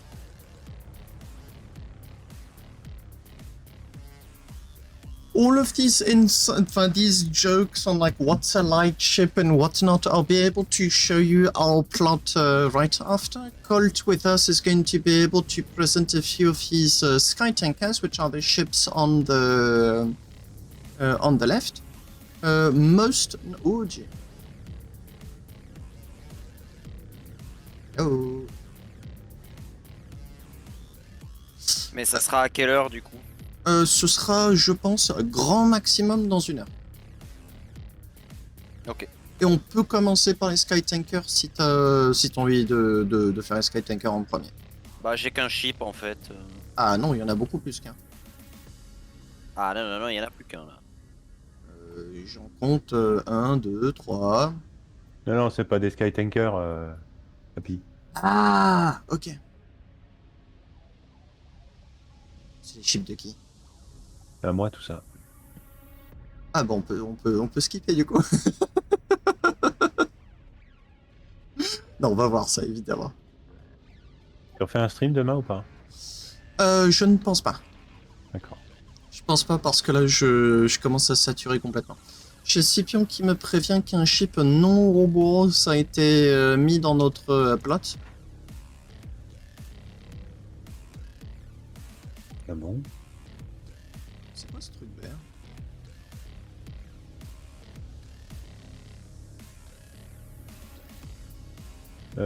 Ça c'est Arrière. pas... Hello Rukia, ça c'est pas à nous ça? Lequel? Ça là, ce qu'il est en train de streamer, Happy. Someone dropped unceremoniously a blueprint, a ship on our plot. He's about to... Ah, tu sais ce que c'est? C'est quoi? C'est la copie du mineur de Boom.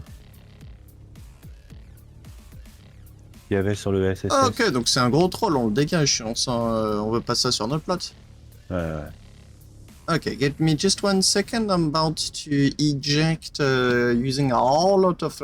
Oh, don't worry, this thing has got way more thrust than what is sensible for a ship, so that thing is going to be going out real fast. Je Ah, regrette c'est- presque de pas avoir le R4 là pour te le dégager là. Oh, t'inquiète pas, ça va être le deal with it. J'ai le Gigatog. Hein. Oui, mais il va pas avoir le truc activé en safe. C'est pour le cogner. Hein. Oh, le deal with it, il est bien. Donc il y a bel et bien le transpondeur du nom du mec qui le vendait qui est le...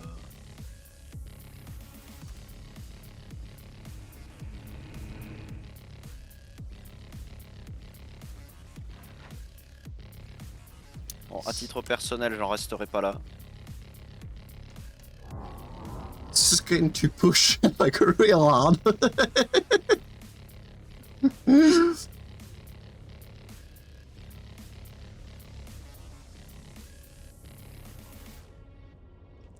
Just waiting for the ship to accept to move as it requires quite the initialization time. Oh, thank you, Scipion, for telling us that there is an intruder on the plot. Ah, there you go. Ship is operational. Plasmas have just turned on. This is going to be a pinball mess.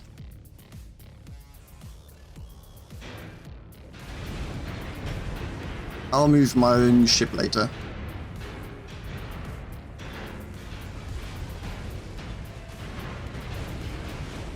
And deal with it. Franchement, tu sais quoi, ce truc là, je vais aller chercher le R4. Non, mais je vais l'amener hors safe zone. Ah, Il, ok. il est peut-être pas. Tu peux peut-être pas le Le taux en safe zone. Non, mais je vais pas le taux. Enfin, je vais... Ah oui, d'accord. Tu vas le.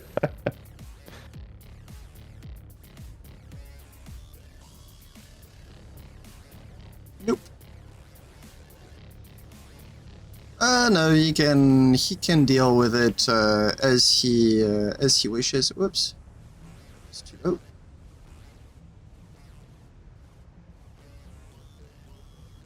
There's a whole lot of lag, so I must be really cautious not to do that on a plot that is not for these dumb people, seriously. Sorry for the wait, Rukia. Oh, how could you? Yeah, I know. I'm having to push the garbage out. I'm watching.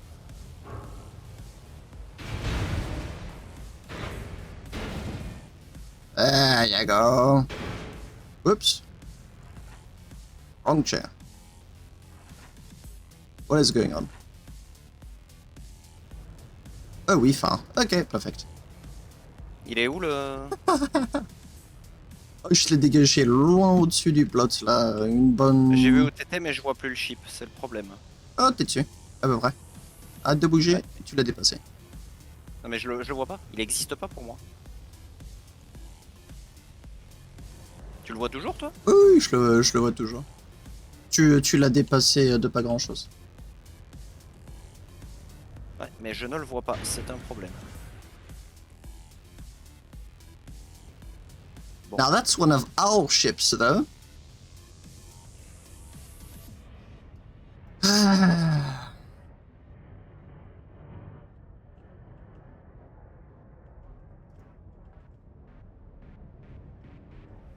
Non, il existe plus le ship. C'est pas plus mal. Bah non, c'est un problème. Barouf, toi tu le vois toujours ou pas? De quoi? Le ship, tu le vois toujours ou pas? Ah, je suis pas sur le jeu, moi, là. Ah!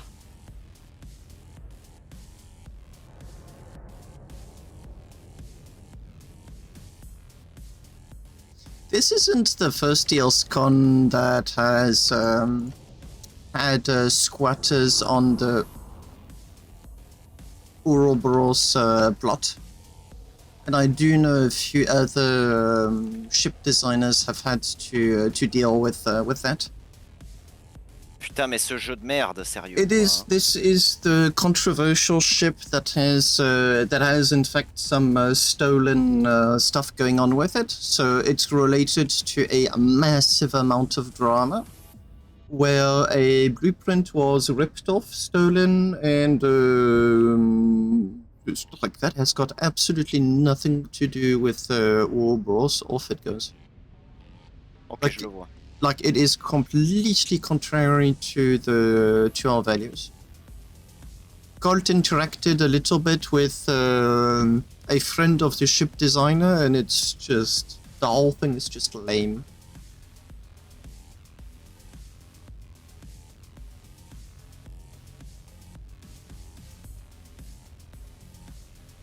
No, it's not. You know, first of all, yes, and it's not just rude; it's outright racist.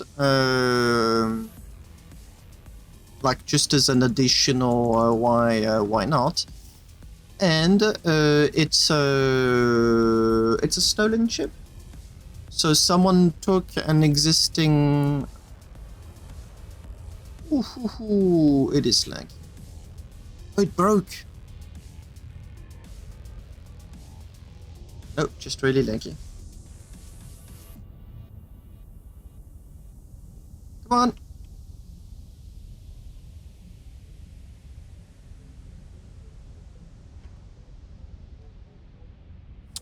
Damn it, ship is broken.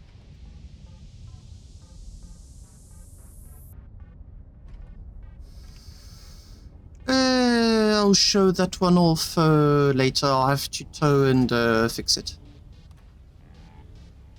Bummer. Really annoying.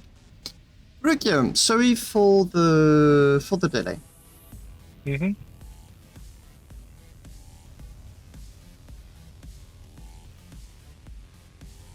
With which ship do you wish to start? I don't care. Then They're just just a bunch of ships. fair, but anything fun you'd like to tell about them? A little bit of trivia, why they came to be, maybe a little bit of history. I'm particularly interested in stuff that can't be known just by looking at a ship. Pick a ship and go to it, and I'll meet you there. The white one, white and grey one.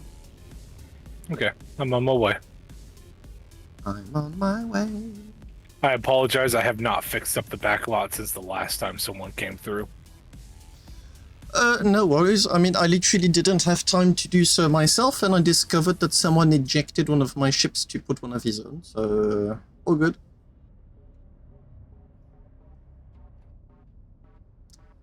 Ship that may or may not very mysteriously end outside of the safe zone. Just saying. Not that I'd know anything about it, obviously. So, yeah, okay. I can see you now. Perfect. It's a good start. Most of my ships are just basically mining ships or fighting ships. There's not much in between. As for this ship, it was one of my early on designs, and I still enjoy it. That is why it has a shit ton of radiators all around it. It flies fast. It goes 150. Load up whatever you want in it. It goes 150. The cool thing about this ship is if you look at the back thrusters here, you'll see a plus of triangles, correct? Yep. Those can be turned off and on to improve fuel economy. You don't need it when it's empty to go 150, so... That is a nice feature. How many crates does it have? 313, if I'm remembering correctly. That actually makes me think, you do sell and give quite a few blueprints. How do people get to them? Do they go through Discord? Do they ping you Yep. in-game? Through Discord.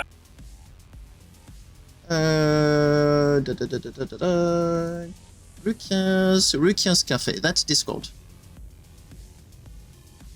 That link right there works. Perfect. Is it a permalink or a 1 week link? Permalink, it's what I use on all the SB creators one. Perfect.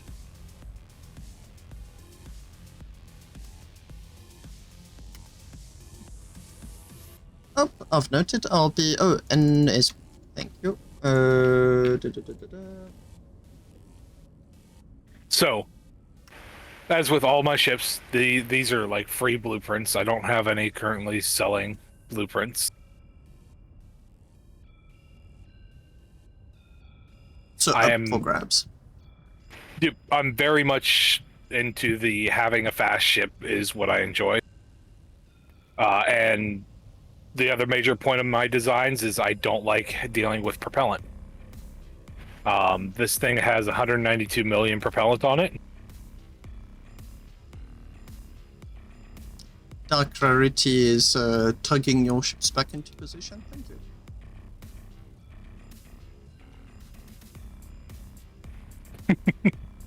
I must say I'm really impressed by how well that little tug works.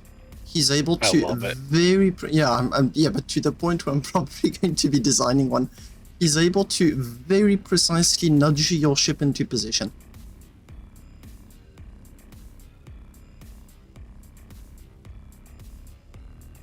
That is really cool. Sorry for the interruption. Oh, you're good. It used a lot of the framework for my earlier ships, the Polaris, to hold all the crates. And there's not much else to it other than some of the thrusters can be turned off and on to improve fuel economy. Is this a ship that you still use, or have you started using Yes. other ships when you want resources? So every ship I have out here, I still use.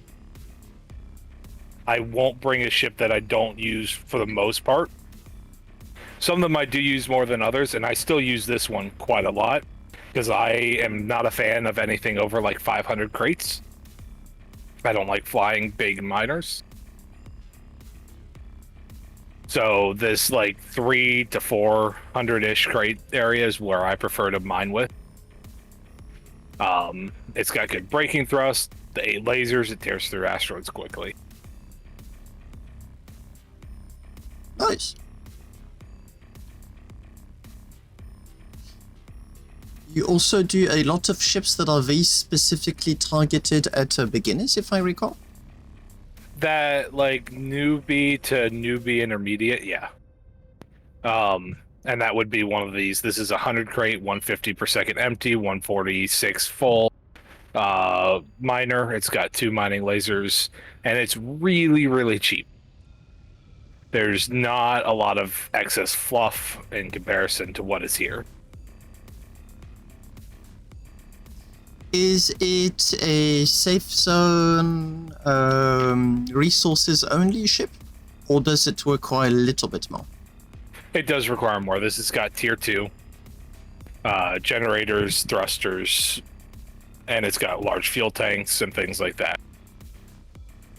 This is what most people try to go to after they get like one of my other like starter ships that are around. And This one up and behind it is tier 1. Okay, so this, however, they'd be able to get all of the required ore inside of a safe zone. That is correct. Except for the mining lasers, because those do require outside of safe zone materials. I have 2 versions of this, one with lasers, one without. That can be added later.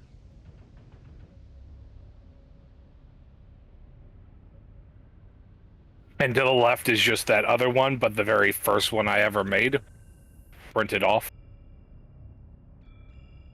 It still exists, it still runs, it still gets used. So I'm just going to answer to a question. Craig is asking, like saying, like the ship resembles an Echo. There are quite a lot more similitudes because both ships are really free, open source, and for new players. So I don't think one was inspired from the other at all, because I don't think we knew the other one existed I in the didn't first know place. about the Ego line until long after these ships had been built. Yep, and the other way around is also very true. But they do share a whole lot more similitudes than just the shape. There's also the mentality of wanting to help new players. The biggest like design thing with these ships was I wanted the lasers whenever they 180 bugged to not hit anything important. Or not hit anything really at all. Yeah, there's quite a few of my viewers right now that are of the opinion that 500 crates plus mining ships are just not really that interesting. The reason I don't like them is because of input lag with controls and things like that. So if that is your only concern, Scipion showed me some very interesting things, where he's got a ship that's much bigger than any of mine with absolutely no input lag. And that is because he used network relays to isolate groups of 16 generators from one another and prevent them from spamming the data network of the ship. So the flight controller has a clear path to the thrusters.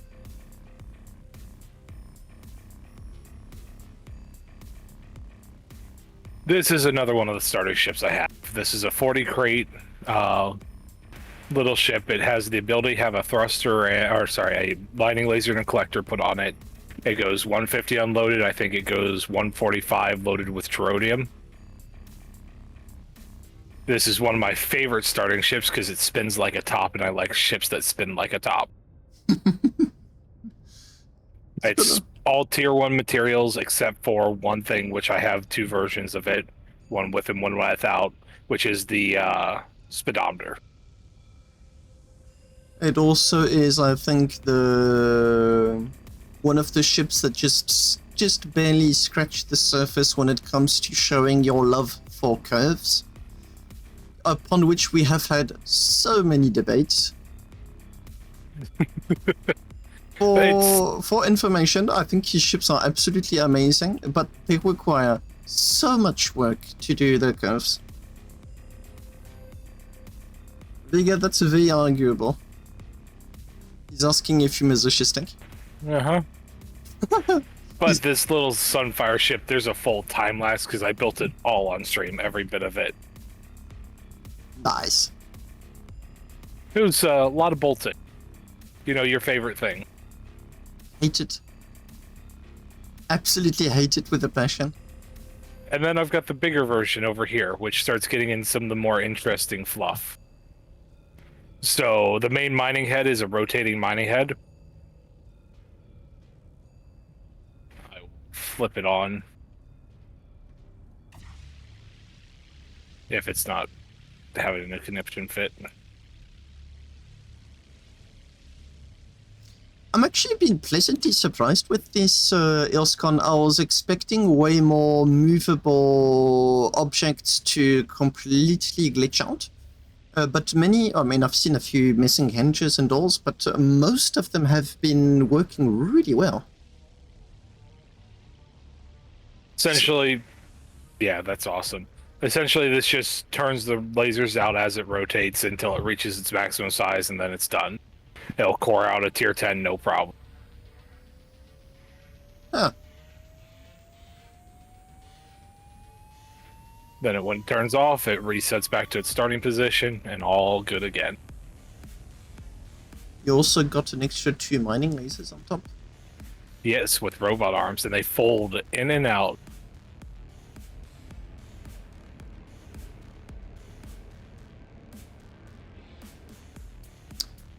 Is for pain. I love them so much. Oh, they look cool. They really get a good score on the cool factor.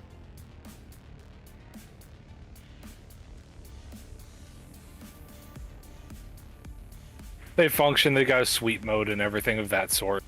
The YOLO code in here does also allow them to aim at the same roid as the spinning head down here via the rangefinder.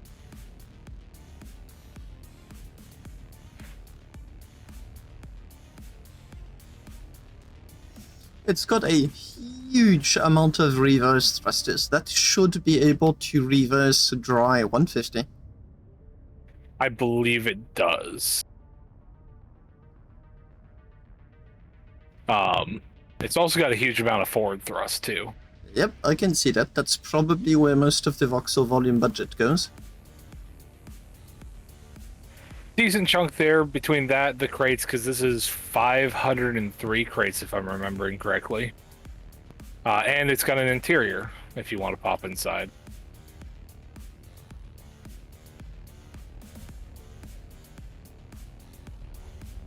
My favorite thing on the interior is the model of the ships, which are coded up to act as a compass to a waypoint that's loaded into the nav suite on this thing.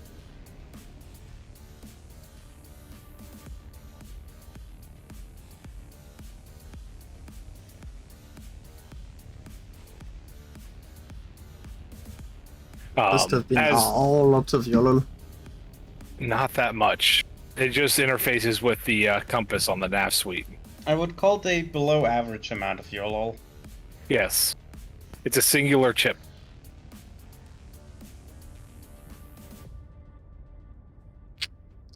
Hey, it's always a question of work smart rather than working hard. In here you've got the generator room. I hate switching rods too, so I add more fuel chambers than I actually need for the generator set, so it has a longer fuel runtime.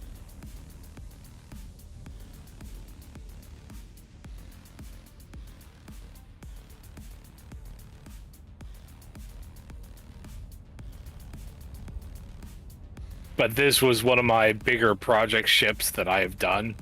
It was a lot of plating work and other crap like that that was not fun. so you don't like plating? No, plating is the thing I hate most in this game, if you can believe it or not. If I can get away with plating, I'm fine with it. It's just the bolting that follows that I really don't like. I'd prefer doing the bolting over the plating. Overall, it's a really maneuverable we ship. may need a few more chats about swapping a few blueprints off stream.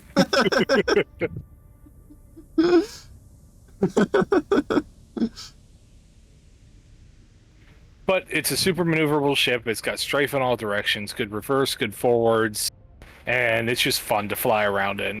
It's an eye catcher. Ah, that's for sure.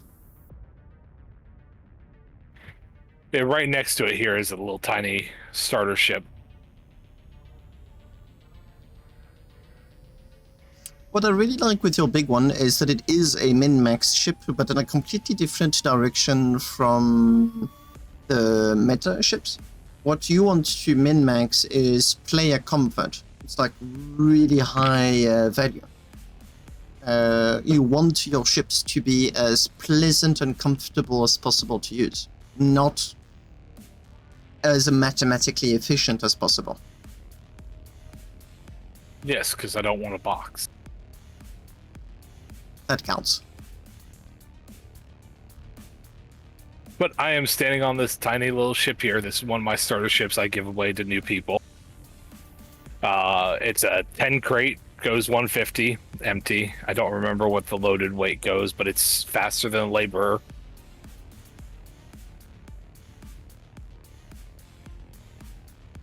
It's called a silverfish. It uses the radiator fins as little fins on the front. I think it's a cool little ship. Very much is.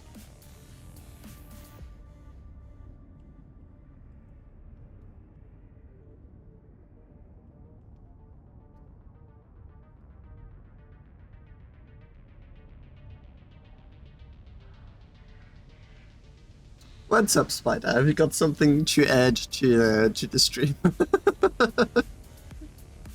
Oh, the not a box part. Boxes can be elegant. They can be. There's plenty of other people doing that. I don't want to be doing that. Exactly. Being normal is. Experimenting a whole lot with the not a box concept.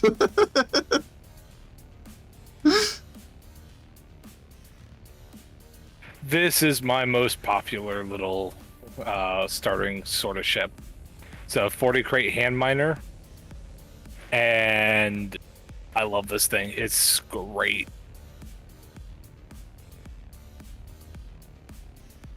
I have got the fuel for the propellant and the fuel rods to run out about the same time. It's got over 3.5 hours of full just for flight time.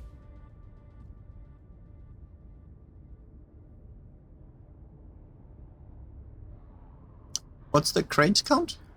40 crates. A nice looking starter ship. Yeah, it's the most popular one of mine so far. It's the one I've given away the most of them in.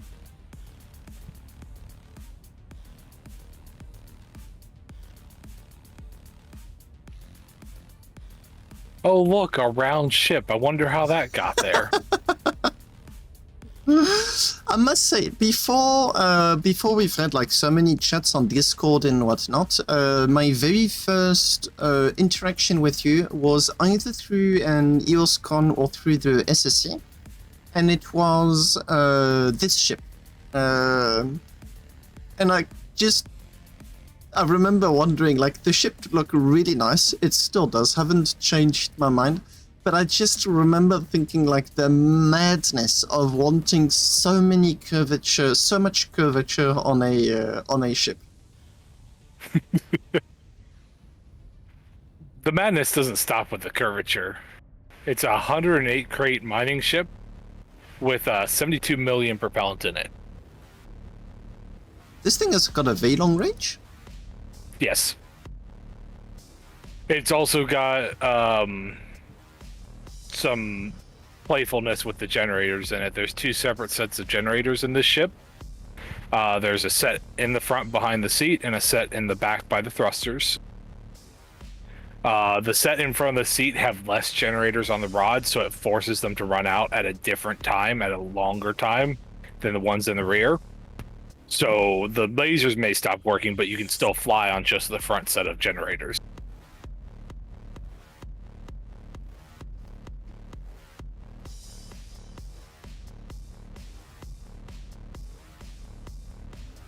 Nice. Now that huge thing of yours has been in a pipeline for so long.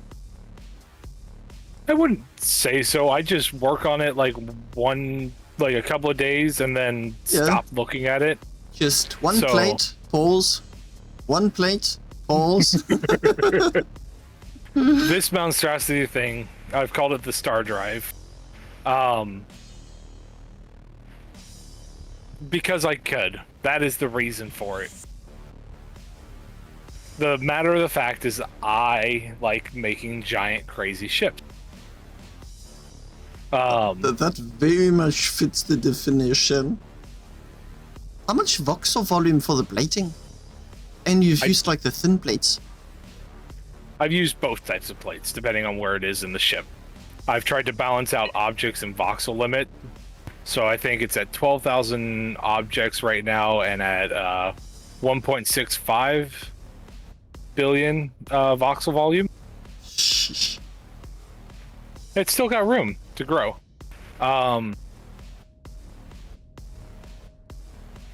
So on the plating alone, I'm not sure on that. That is something I'd have to go in and delete plates and find out. When are you racing with it? It won't fit. Come on, no. You can give it a try. How about making it foldable down the middle? I know, right? This thing is overthrusted. And I'll get it folded. Oh, it's got plasma thrusters. It's got twin 10-ring plasma thrusters with 80 triangle thrusters as well for forward thrust. It all runs in the 99.7% efficiency range.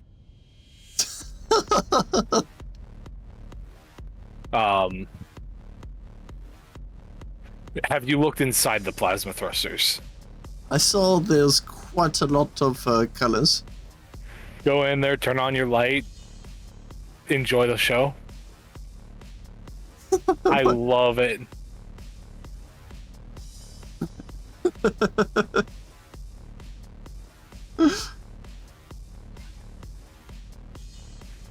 So yeah, this thing goes 150. It has mining lasers, it has collector, it has crates, and it will actually mine. It is a mining ship.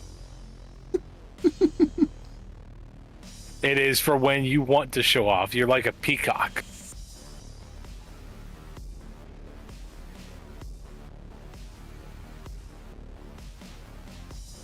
It's a fun ship. I had fun building it.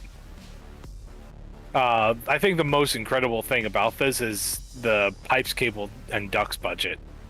There's only like 1,600 used. Considering the size of the ship and the lengths you had to go to, that's quite good. And then the bolt budget, I think we're at 12,400 bolts on this entire thing. If you go and look at the smaller plating up in the upper lower sections with like a bolt tool out, you'll actually see the bolts are installed to where it hits 2 plates for every bolt. I recall you didn't use that many modules. Not enough. Yeah, that I recall. How many crates did you say it has? 120 right now, I believe. This is the prototype version. I'm going to go back and finish up some more things with it. After flying it, I got a few adjustments I want to make and add more crates after that.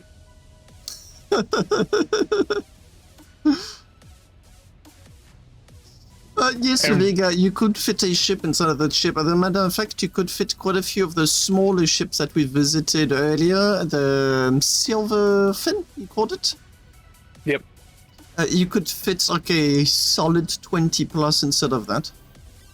You could fit the mini version of it. Yeah.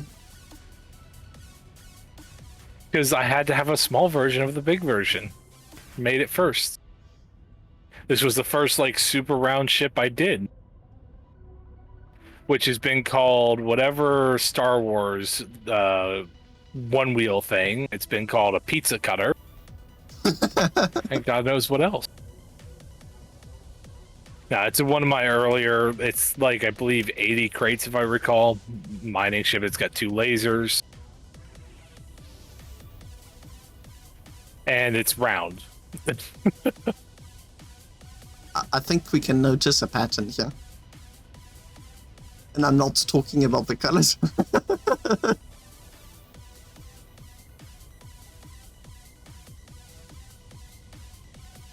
The pleasure of seeing people that you know nothing about flying your designs is really cool.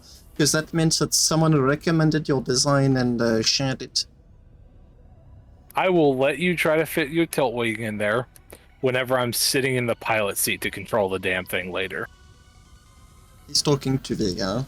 Vega's been asking that on stream.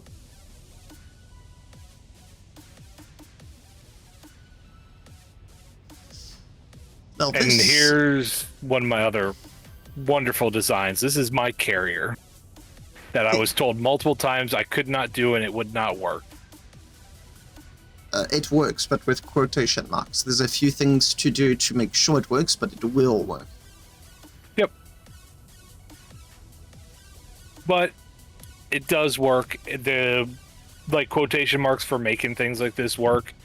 Number one, once you take the ships off, the best bet is to use a deed on them as soon as they're outside the render range of the host.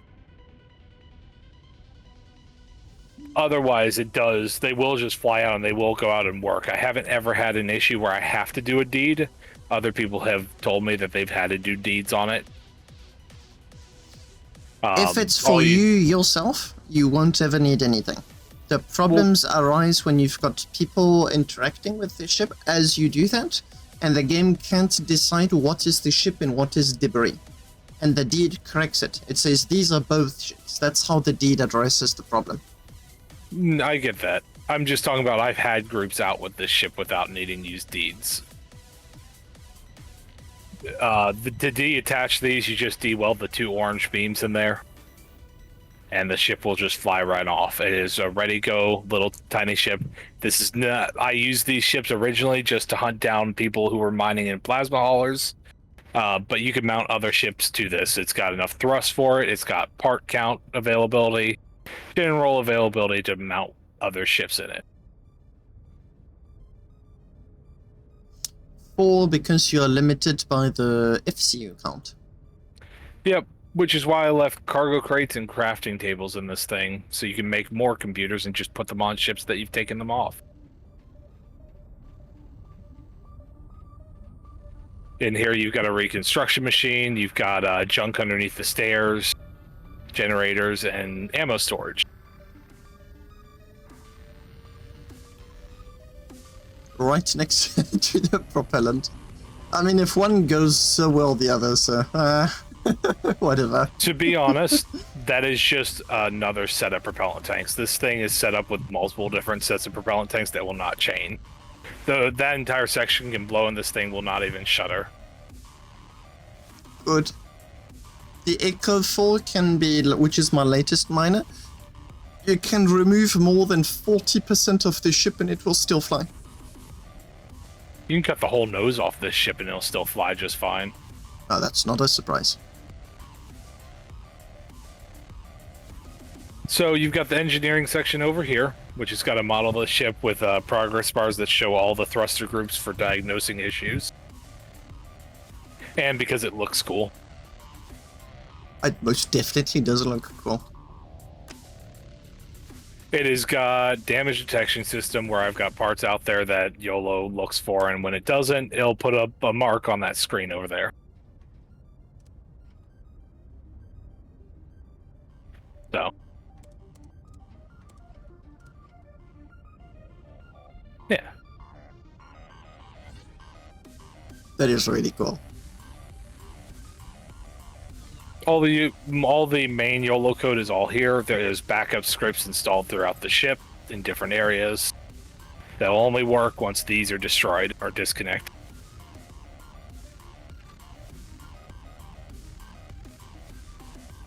Over here, you got a lovely crafting area. Pay no attention to the screens being bugged out, as they so enjoy doing. What is it displaying? It's a screensaver. I wanted a screensaver that changes whenever you fly throughout the ISAN range. So it's the ISAN waypoints just put into a screensaver. It works. And the favorite little bit of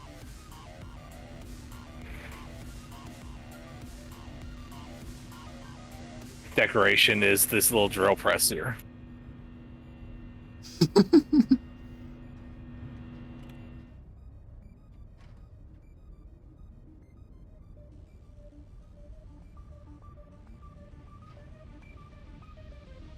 So that's the crafting engineering section, then we come up to the bridge. I have another model of the ship that does do the waypoint pointing, and this was the first ship I did it on.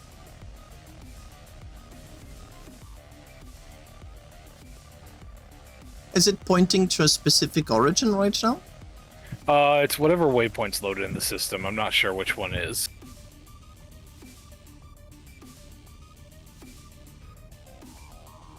Hey, look, we got a Vega on the front.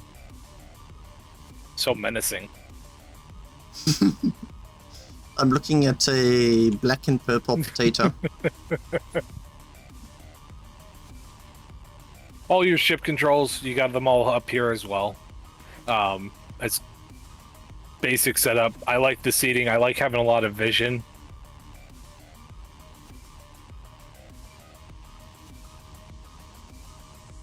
But yeah, so that is the primary thing of this ship. The main thing that is cool about it is the fighters that are inside that are detachable. Yep. Oops.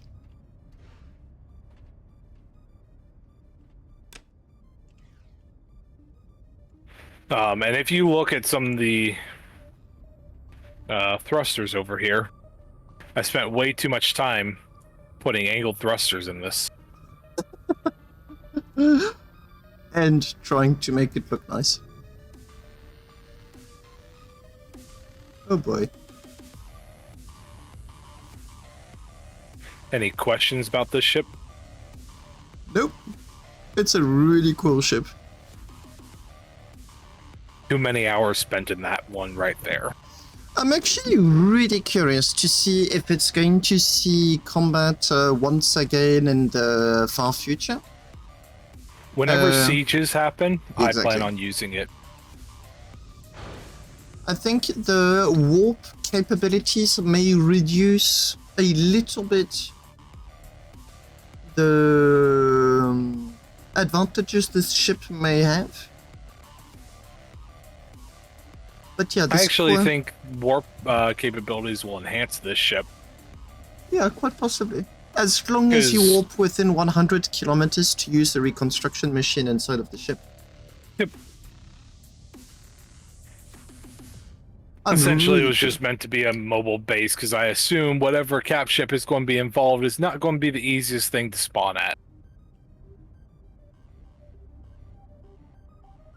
I'm wondering if I should, just for giggles, give you my 1 kiloton fighter.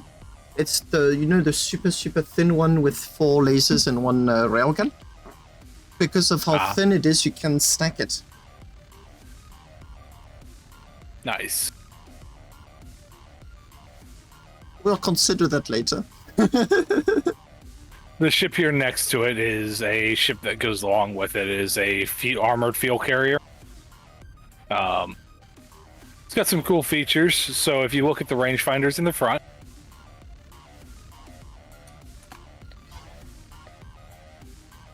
are those some long-range rods that I'm looking at? if you look behind you,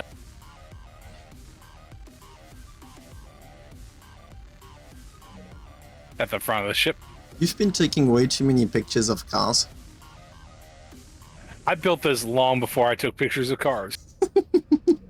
Is So that- this ship was actually the first ship hull I ever designed.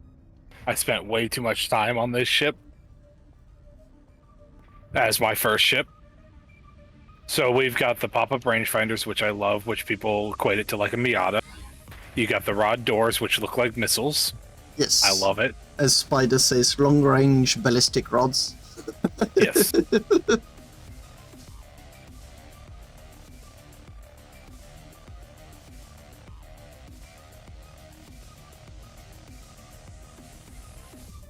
So this really is for refuel purposes. Yes. Is it missing half a ring, or is that intentional? Oh no, it's missing. I can see the bolts. So I don't know what's gone on. This is broken since being out here. Yep. This happened at the con. I've got a few broken ships too. So it's not the end of the world. It will normally be there, so don't worry.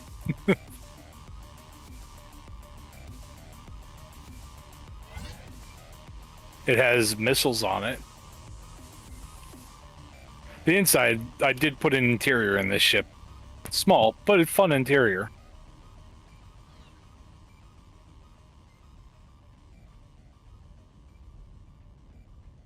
Oh! No, So that's, if that the- is over not, here- that is not a small interior.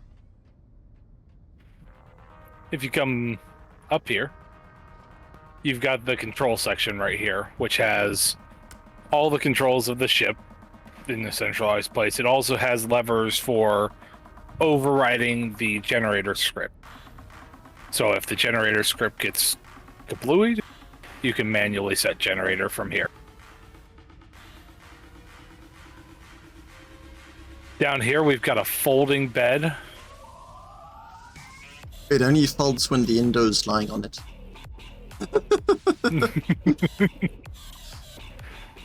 All the yellow's stuck back in this little corner here. Playing door. My favorite part about this ship, this is when I started playing with lights, so I've got this very cool little streaked out light for the crafting table.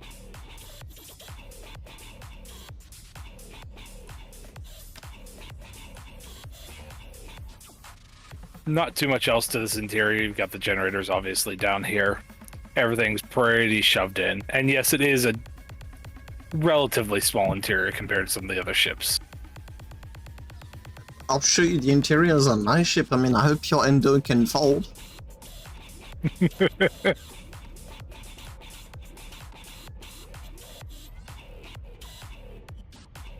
And this is my fighter whenever it loads in.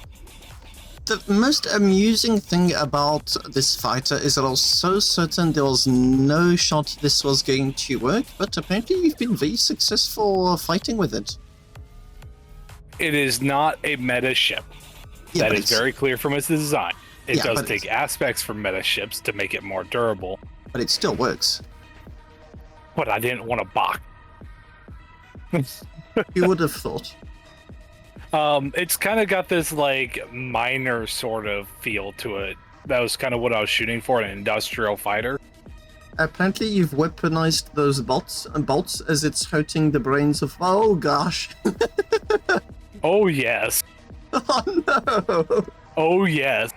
I hope Damage is around to see this at some point. I want him to see it. That is the exact person I want to have. Oh good gosh. I'll do the damage check.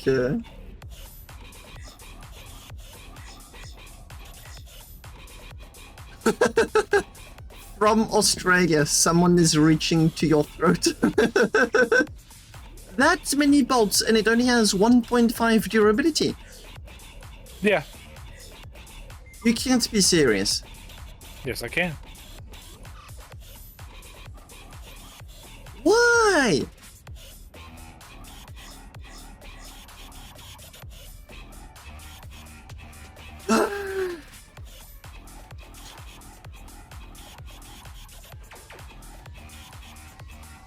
Oh boy.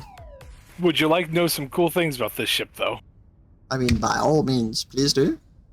So this is a very redundant ship. These pods can be basically torn off and it can still fly. Individually, the pod, so Scipion actually took one of the pods and made it its own fighter.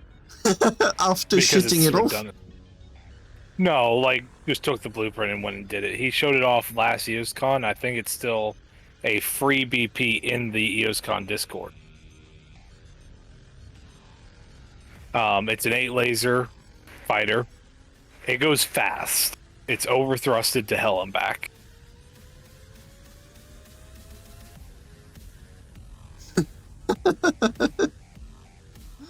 Oh boy. And plenty of places put tripods on it too. Yeah, that I really do see the point of doing that. That I do. Each pod has its own generator set, weapons, and thrusters. How heavy is it? What's its weight class? It is, let's see here.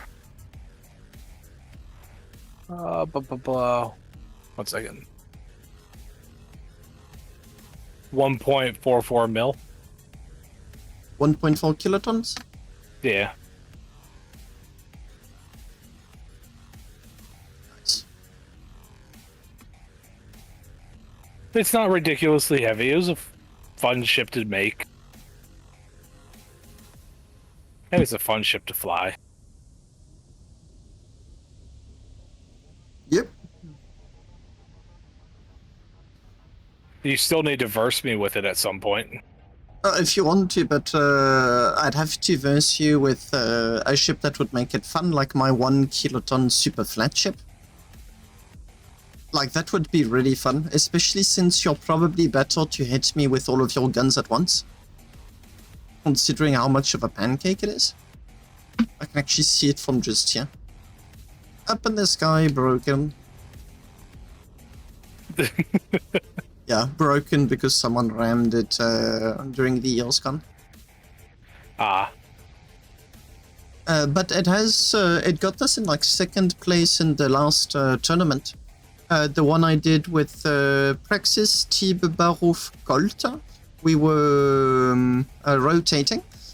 And we lost to armor mercenaries, which had different battle tactics and also very good pilots. But it was a lot of fun.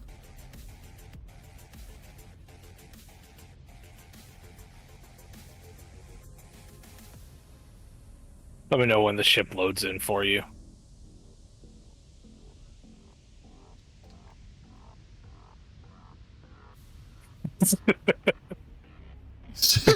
Strange stuff going on. There you go. Hey, this is going to be another starter ship. It's called the Spud because it looks like Spudnik. It's got that sort of look to it. 15 crates, 150 little thing. I kind of gave it more of an industrial look to the cockpit and such like that on this ship.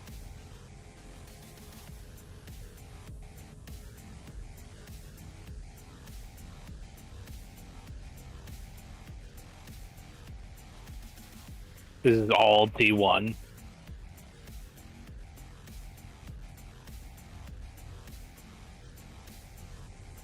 Nice. There's a few ships that are just completely shadow round here that I cannot see anymore. Me neither, which leads me to think that they're probably not shadow realmed, but far under or above us. There's quite a few ships, like one of mine, to which that happened. Waiting for this one to come in.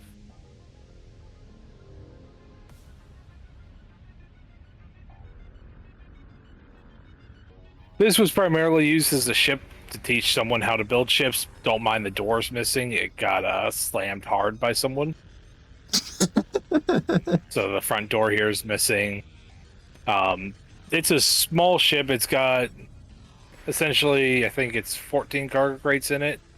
And it's got a hell of a range. It's got 2 large fuel tanks and then a bunch of smalls.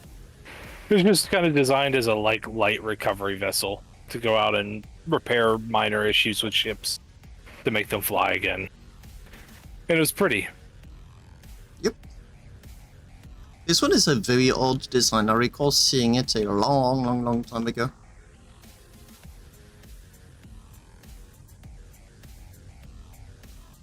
I can't have all my ships look the same.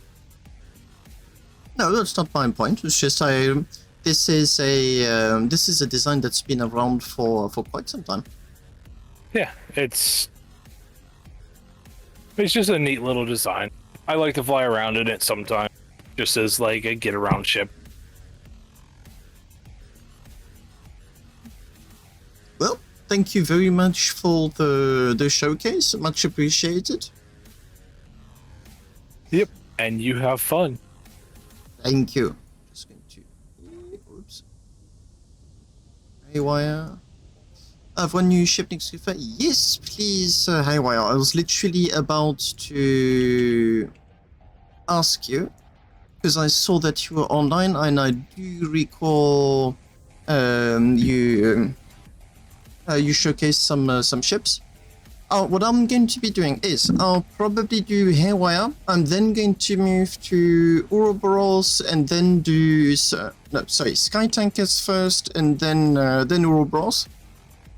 And afterwards, I think I'll be visiting one plot, or just I don't know, visit two. I'll be doing my best. There's no ways I'm going to be able to visit everyone in the time that I have left. So Haywire is going to be, so this is going to be Rukia, and Haywire is going to be there. Haywire, if you want to, you can hop onto the EOS Con Discord. I'm in the voice chat, one of the public ones. Or you can chat in game. It is as you wish. There is no issues. Oh, hello. Sounds good. I'm already here. Hello. Whoops. Hello. Thank you so much for all this work you're doing streaming this. You're welcome. Sadly, I think this is going to be the very first EOS Con where I'm not going to be able to visit everyone, but it's not going to be lack of trying. Yeah, there's a lot. So I only have one new ship from all my ships, and I think you'll get a kick out of it. It's over here on your left side, relative to you. You can also revisit the old ships, especially that big white one, since that was an inspiration for my deal with it ship. That would have been the taxi if not for the Shadow Realm issues. Sure. Yeah, take as much time as you want. But yeah, this one represents the mental state of many endos after being in the SSC for too long, once it loads for you. Also, you might want to turn up your texture settings a bit, but that's optional. You mean the graphical settings? Just like texture resolution. Let's put it on high. Computer should survive. CPU is at 100%. Let's oh, you're to bolted stuff. Ooh, that's off.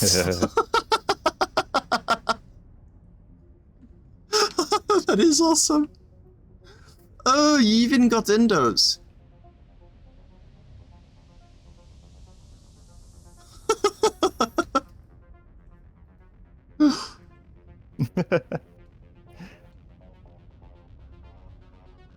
Oh man, that is really, really, really spot on.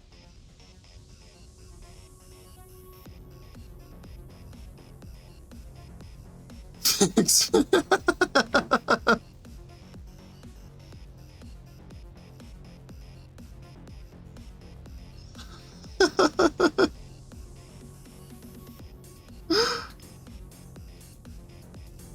It is so cursed. I love it. 1, 2, 3, 4, 5, 6, 7, 8, 9? 9 ships? Am I missing one? 3, 4, 5, 6. Something like that. Who knows?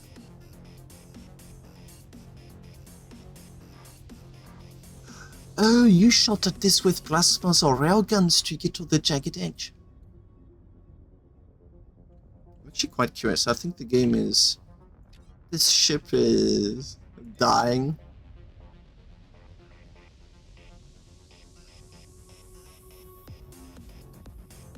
No, not that much. Surprisingly not that much. Yeah, it's over 1 in durability. I think since there's broken parts, the game complains, but yeah. Yeah, it's surprisingly stable. but not all of the broken parts are. Oh, there's 843 decals. Yeah, that we don't care. Yep.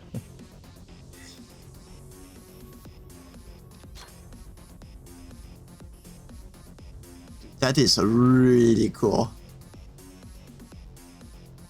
You should park it in front of the easy build mode. Perfect. And write something on the side. Easy build broke my ship. Yeah. Easy build killed me. You know, like. This is what happened to my laborer after easy build mode. Yeah.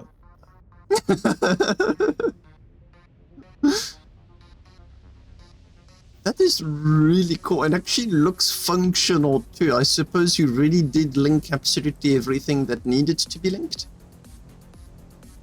Yeah, all the cockpits all work for each individual laborer if you wanted to fly it from one of the other laborers. And this Which I have no down idea here why you would is wanna do like that, but- the intact-ish version that was used as a base model for the ones above. Mm-hmm. Yeah, that was the one I had at previous cons that people liked so much, and I thought, you know, I'll try to one-up it. And so, at first I thought I would just take a whole bunch of these and fly out and blow them up and put them together, but then it was way harder than I thought, because Starbase, getting it to consider it a different ship versus just debris or whatever, that was a lot harder than I thought. So then I just went back and, yeah, I copy and pasted a whole bunch in the SSC, threw it all together, and then flew it out to the outside of the safe zone, shot it up, blew it up, brought it back, and then built like 7 other ships, all with maxed out decals, and swapped out all the. You should call it Different panels and stuff You to should get over call the it decals. the laborer from Wish.com. Hell yeah, Timu. My laborer after Wish.com 3 hours labor. of usage. Oh, this is awesome. Glad you like it. Oh, I really do. Now that is one hell of an impression. It's Icarus Project that did the other very wacky laborers. Or... No, it was you. Okay, I can see one of them just here. Since we're on the laborer topic. Oh yeah, I have my other, So heat Ace design laborer. Ace Crystal Yes. would like to know, is this one ship as the ship design is concerned? And you steer all of them from whatever cockpit of your choice? Or all of these are independent ships that are just glued together? Both. Most of it is SSC designed, so yeah, copy and pasted, just moved it around in the SSC and oriented the way I want, and then weld them together. But then most of the panels that have decals and stuff on them were from other ships that I would design a ship that was just a giant plate of various panels with different decals on it, and I would just have to print a whole bunch of those, fly those over to this ship, and then swap out the panels on this ship with those panels so that I could actually get over the decal limit. Do And the then, seats of course, I would have to go out and destroy it and stuff. Do the seats control all of the thrusters or only the ones of the laborer in question? It's all one giant network, so it would all control the same ship. Yeah, so it's all inter-networked as one ship. But all the seats do work independently, so I can sit in all these seats and fly the ship from that seat, but your perspective would be probably pretty messed up. That is really cool. I think it's a good idea to ask now if some of these ships are for sale, and if so, how do they get in contact with you? Well, I mean, this one isn't for sale, of course. It's so long to build, and it's not printable. But yeah, most of my ships I will pretty much just release for free, since yeah, I just don't move that many ships. What you can do if you wanna get in contact if you don't want to sell this one directly, is do an auction, because I've already That got is true, yeah. I've already got one very interested person in the chat, and I suppose there could be quite a few more. Ooh. Well, yeah, I might set that up for next EOS Con then. Yep, if you Yeah, make if you sure want to contact to. me, you can just message me in game with the email system, or yeah, you can do my Discord. I'm in the EOS Con Discord server. So yeah, just send me a direct message. So is Horizons the name of your corporation? Yeah, Horizons is me and a person named Goodgoo, as well as some other people who don't really play that much anymore, but Kosh as well is another person in Horizons. But yeah, pretty much me and a few other small people just having fun. And then you'll see like Core Industries and stuff, and that's just kind of a little side thing I've done as well. So I've got a bunch of weird little corporations, but Horizons, yeah, is kind of the main one I'm a part of. Do you have a Discord server on which people can go, or do you prefer just to be contacted through the game? So few people ask for ships. I haven't set up a actual Discord, but their Horizons does have a Discord server if anyone wants to be a part, or at least just talk to Horizons. I can put that link. I can send that link to you. You can send it to me in personal message, or put it in the chat, as you wish.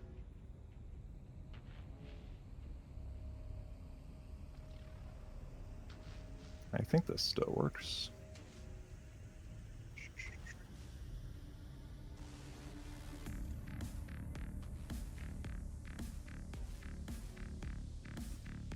There you go. Thank you. Does the Discord possess pictures and whatnot for the ships? Not really, no. That would be more for like my specific designs. No, it doesn't. I do have a Starbase traders.org site, but I only have a few. Yeah, I need to go back and clean a lot of that up. Okay, so that's why direct messaging would probably be best. In the meantime, they can hop on the Discord or contact you through the game. Yep. Absolutely. Since we're on the theme of the laborers, why not showing that particularly wanky laborer? I think you mean peak evolved. This is like the ultimate ship. Why would you need more?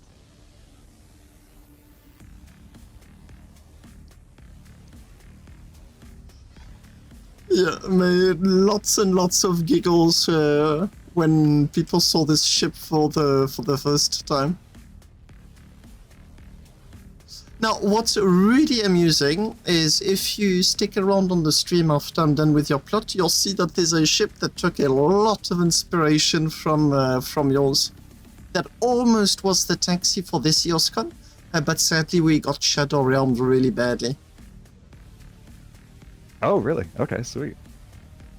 The name of the ship is Deal With It, and it's got a very, very wacky plasmas. Okay, yeah, I haven't seen that yet. Anything to add on this ship apart from, well, the very obvious plasma at the back of Elabora? Are you asking if I added anything? Oh, just if there's any more going on on this ship that meets the eye, or what's like the story behind this ship? Why was it designed this way? I mean, I think it's pretty evident that I wanted to annoy people by throwing a plasma engine on a labor, but it is a little souped up. It's got better. It's got another fin on the bottom and some improved maneuverability and stuff, as well as these sky blue stripes down the middle that aren't easily you can't by default get them in game. You have to get the one of those ships that have them already and then add them from that. Does it have enough? Other than that, yeah, it's pretty much just a labor. Does it have enough power for the plasma? Yep. Nice. I'll take a wild guess and say this thing goes max speed. I believe so, yeah. I'd be very The one funny surprised. thing is besides the plasma, there is no forward-facing engine, so you have to turn your plasma engine on just to move it forward, which is kind of a pain, but... A little bit of an oversight. You could reverse into position if you're patient enough. Yep, exactly. Yeah, just do a 180 and go backwards. Well, I'm really glad I visited your plot, that is for sure. Now, tell me about this this ship of yours. This guy is just a heavy late-game miner. Nothing really too crazy, like compared to a lot of other people's ships, it's nothing super standout-ish. It's just my own interpretation of late-game miner, and I'm really proud of it, so that's why I brought it. But it does have a nice kind of like a automatic pattern mining system that isn't anything super unique, but is one of the most complicated things I've designed YOLO-wise that will do a mining pattern that kind of helps fight against lag and stuff like that. So it just constantly, every microsecond it'll update where the turret position should go, rather than saying, hey, mining turret, go from this point to that point. Instead, it'll try to update it every single YOLO tick. That way, if your ship reloads or lags or something, it'll hopefully not melt itself by flipping around or something like that. But other than seen that, a few ships disintegrate with the old bugs of the lasers rotating 180. Exactly, yeah, that's what I was trying to fight with this. But other than that, yeah, it's just a ship I'm proud of. Do you want to showcase the laser pattern? Sure. If I remember how to do it, it's been so long. It also has a thing that I tried to make that will...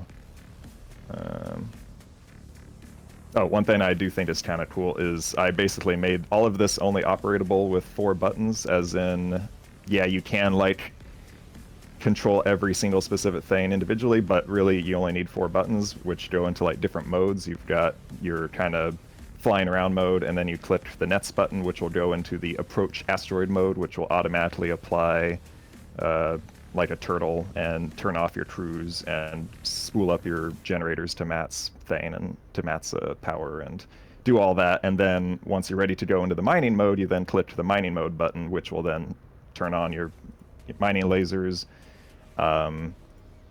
do all the mining stuff for you. And then when you click the nets button, it'll reset all that and go back to the flying around mode. And so really you can just do everything with just 4 buttons on this ship. Let me do mining mode.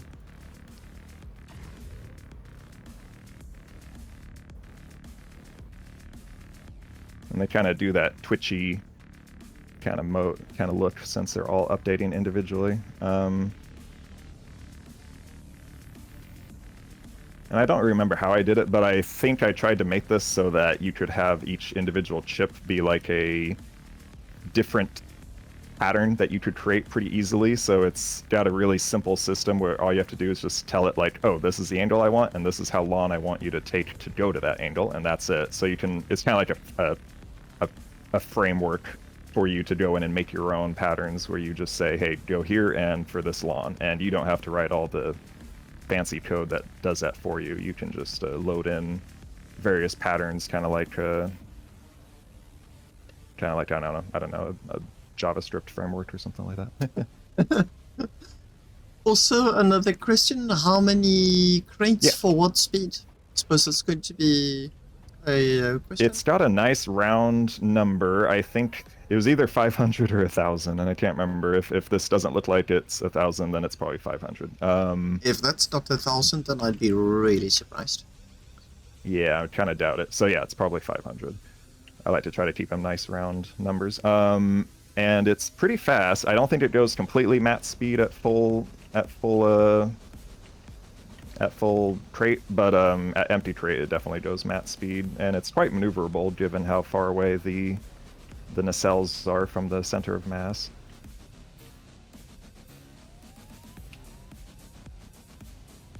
But yeah, it's one of my most maneuverable ships, even though it's so large. The kind of plus shape adds a lot of maneuverability to it. Nice. And I would like to draw attention to this little ship in between. This ship actually isn't made by me. This is made by Good Goo, who's also in Horizons, and they are just like absolutely brilliant when it comes to fancy tech and stuff like that. They're going to be making more and more stuff here in the future, I think. But this is a ship that they made to kind of be a really advanced starter ship for people to kind of learn how to do, well, the game and stuff. Everything's he's got like the propellant tank and the fuel rods and all that labeled, and even though it seems kind of simple, it's quite complicated because every single one of these crates is filled with electronics and stuff. He's actually got stuff inside the crates themselves to save space, so it's an incredibly dense ship. But I don't really want to say much more because I don't know how much he wants to reveal yet, but he's also working on a really fancy YOLOL thing that I won't say what it is exactly, but it might really change the way we make apps for our ships. It's kind of like an app loader almost, so you can build like individual apps and put it into your ship. But anyway, I won't say more on that. But yeah, check him out too on Horizons if anyone's interested.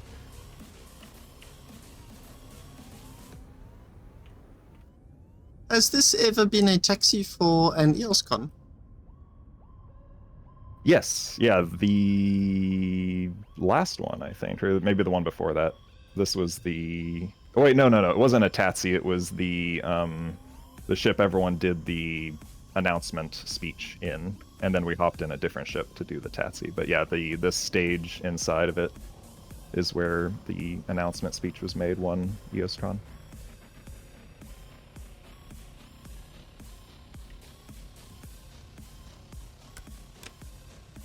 But yeah, this is my like executive yacht ship that is still a work in progress.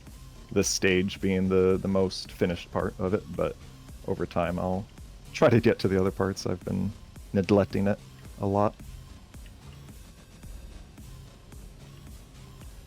It really is a nice ship to look at. Thank you. Yeah, this is probably my pride and joy so far.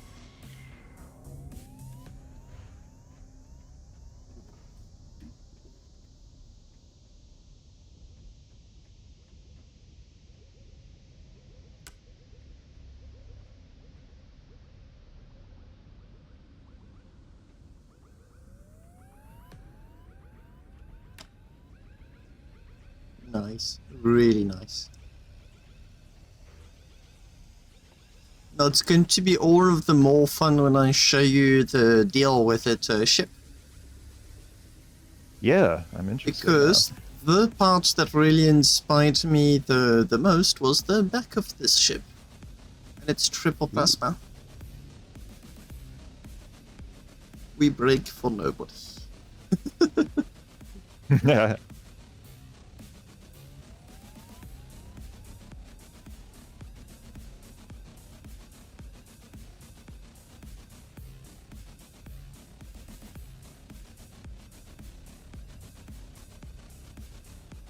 Squeezing in everything is not that easy.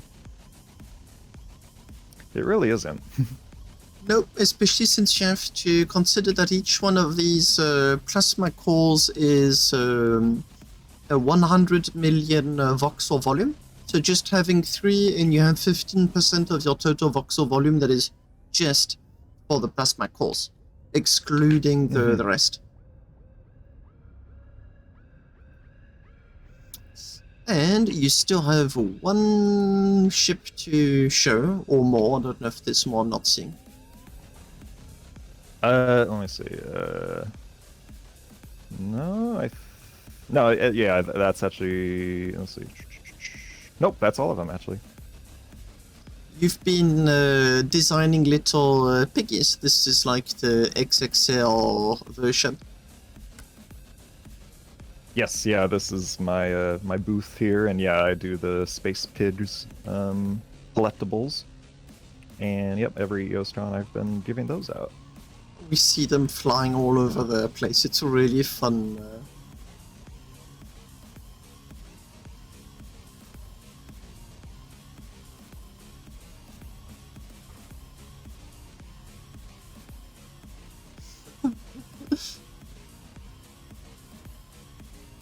I wonder, there's so many assets Starbase does not use anymore. Quite a lot. We have a 3D printer, we've got rails, we've got, well, now the fast travel core. I really wonder if they're going to be recycling some of those. It would be really fun to see a second life be given to these things. Yeah, agreed. Anything to add for like anything you'd like to mention? No, I think I'm good. Thanks a lot for the showcase. Yeah, thank you. Bolt, are you watching the stream or not? I'm just going to check out the. Yes. I'm just going to check out the Skytankers, and then show the Ouroboros plot, and then if there's still a little bit of time left. Oh, hello, Ace. If there's still a little bit of time left, I'm going to be visiting one last plot. I don't know if what is there? Just send him a message on Discord. Oops.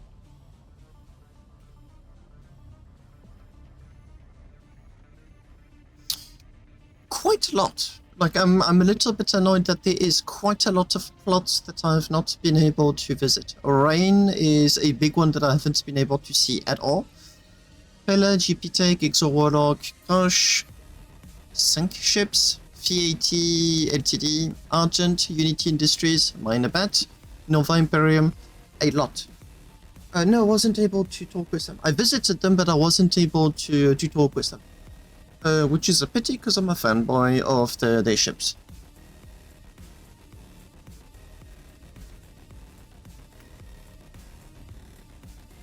Yeah, what I think I'm going to do is that I'm going to try and be a little bit proactive for the next EOS Con. Because there's also, well, they're no longer called Okim, they're now called Nakov Seas Shipyard. I'd like I'd love to chat with them too. So I'll probably try to be a little bit more proactive and attempt to interview them. Try and get a slot in advance. Colt, est-ce que tu veux présenter le Skytanker qui reste? S'il en reste un.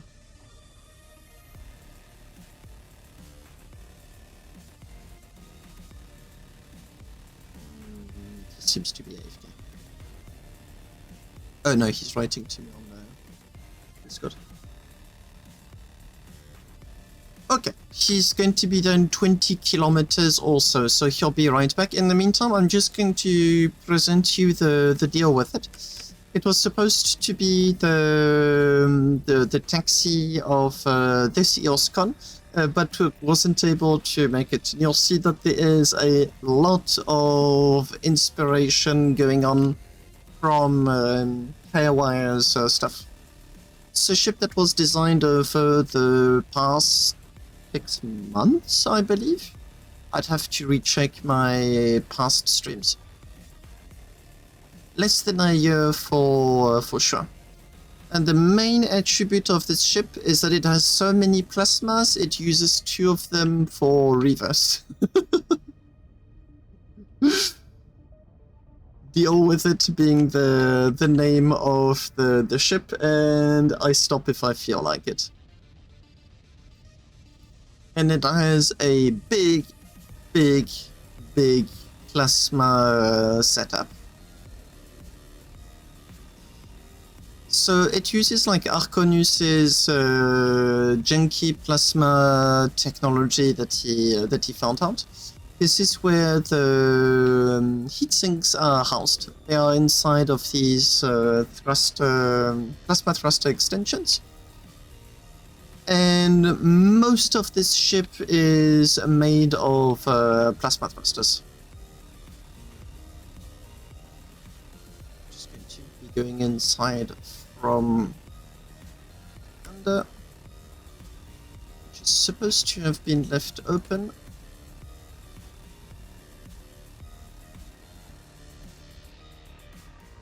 It has 4 reconstruction machines.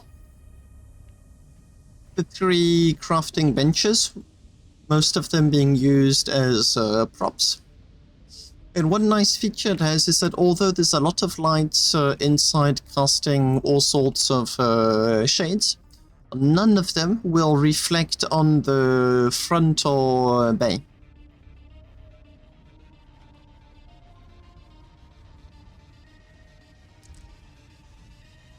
I've had this ship be in combat once, and it is unbelievably survivable because of how big it is and everything being made out of Oninum. It's really difficult to know what to target to immobilize it completely.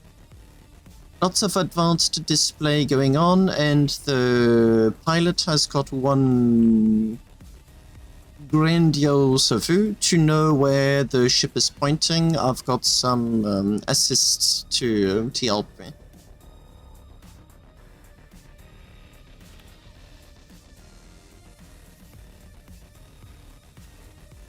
It's a fun ship, very inspired by a lot of designs I saw at the EOS Con. A main particularity it has with the back of it, though, is that it's got these turrets. But because the plasmas are so blinding, top and bottom, you have these turrets. I'm actually realizing they are not binded. Give me just a second.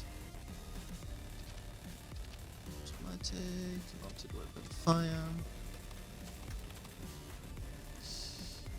Up, turret aim. So by default, all turrets are separated, so I'm controlling the 2 bottom turrets. But right now I'm just one gunner. So what I'm going to do is I'm going to flip a switch, and now I'm going to be controlling all 4 turrets. All of them being mouse controlled. They're not shooting right now, and I'm a bit confused. Oh, there you go. That's fine. So it is 8 lasers and 4 railguns.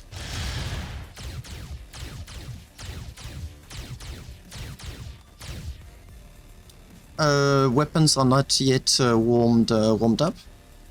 But yeah, you do get this really good view as to what is going on, and you can aim at quite impressive angles. Obviously more sideways than up and down. The fire rate is a little bit better than that, but EOS Con is not being very nice to it. If I go back up, I do not have the control of the turrets right now, but I can request them by pressing the the different modes. So right now I just have the top turrets, and if I press the switch once more, I now have control of all turrets. Now, I'll be very frank, these turrets are not very useful in combat at all, but it really is not the goal. It's just meant to be this nice pseudo-functional feature that's nice to look at, cool to have, but absolutely not intended to be used in combat situations. If anything, this ship goes, I think it's 155 meters per second on my computer. If you remove the limit of the FPSs, and when it flies, I'm not going to be able to show you the back of the ship. It has one really cool, it has one really cool thruster exhaust. Yes, it's literally designed to be the most expensive taxi in the game. So this is what it looks at when you look at the when you remove all of the plates. And I think that 60% of the Voxel volume is plasma thrusters. That is just how much plasma thruster this ship has. It does have a towing beam hidden at the back, but it's really not particularly useful. It's got one amazing look when it's flying, but it's quite difficult to showcase as a pilot.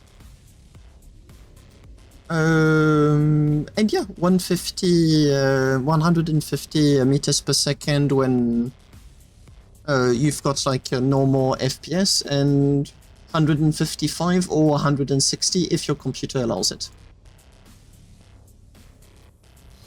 I'll just ask again, Colt, are you there?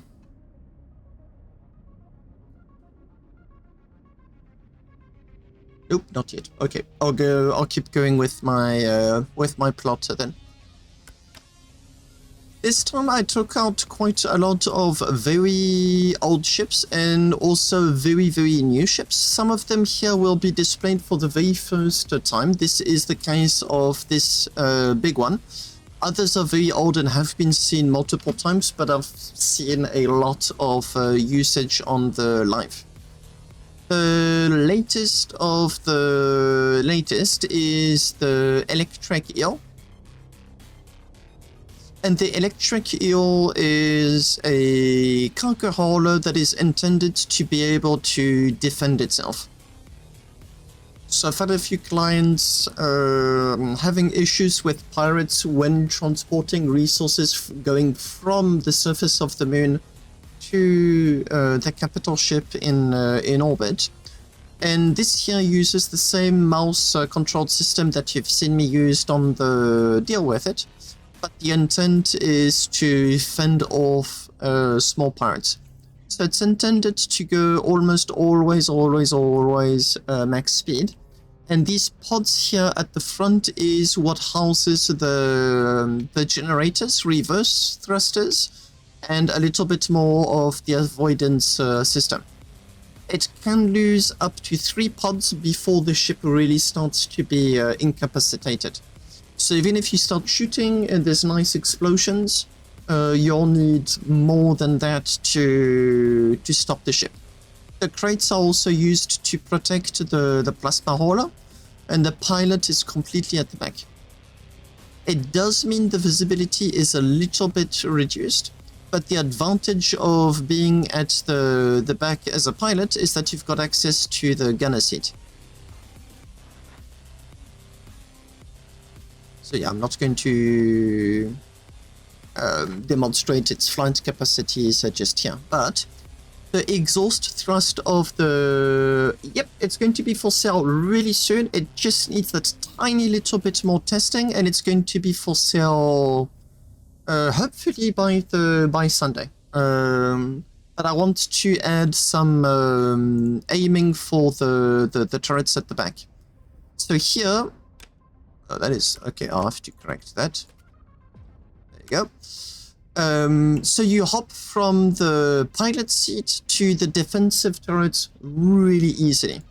Just hop out, hop in, there you are, really fast. This is why the pilot seat is all at the back. If I can have the time that is... ooh, why are you not obeying? Uh-oh. Oh, it's out of power. Damn it.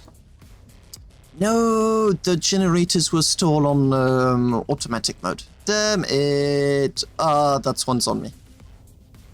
Yeah, all of the rods are completely empty. But yeah, it has a little bit... yeah, that is just pure trying to get things out in a rush. So it's got like a reduced cone of fire at the... exactly. It's got a reduced cone at the back where all of the guns can fire, and then a much wider cone where some of the weapons can fire. I need to do a little bit of maths because I want all of those turrets to point inwards a little bit to increase the overlapping of the weapons, allowing them to have way more concentrated fire over a bigger angle. And they'll need a little rangefinder in between the two guns, just to make it easier to know what is aiming where. 1,000 crates. Whoops. The other super big one that's being shy is possibly, until I see longer, that is, the longest non-foldable ship of the game. It does not fit in anything smaller than max size ship designers. It has one plasma of... I have to check how many rings it has, I keep forgetting.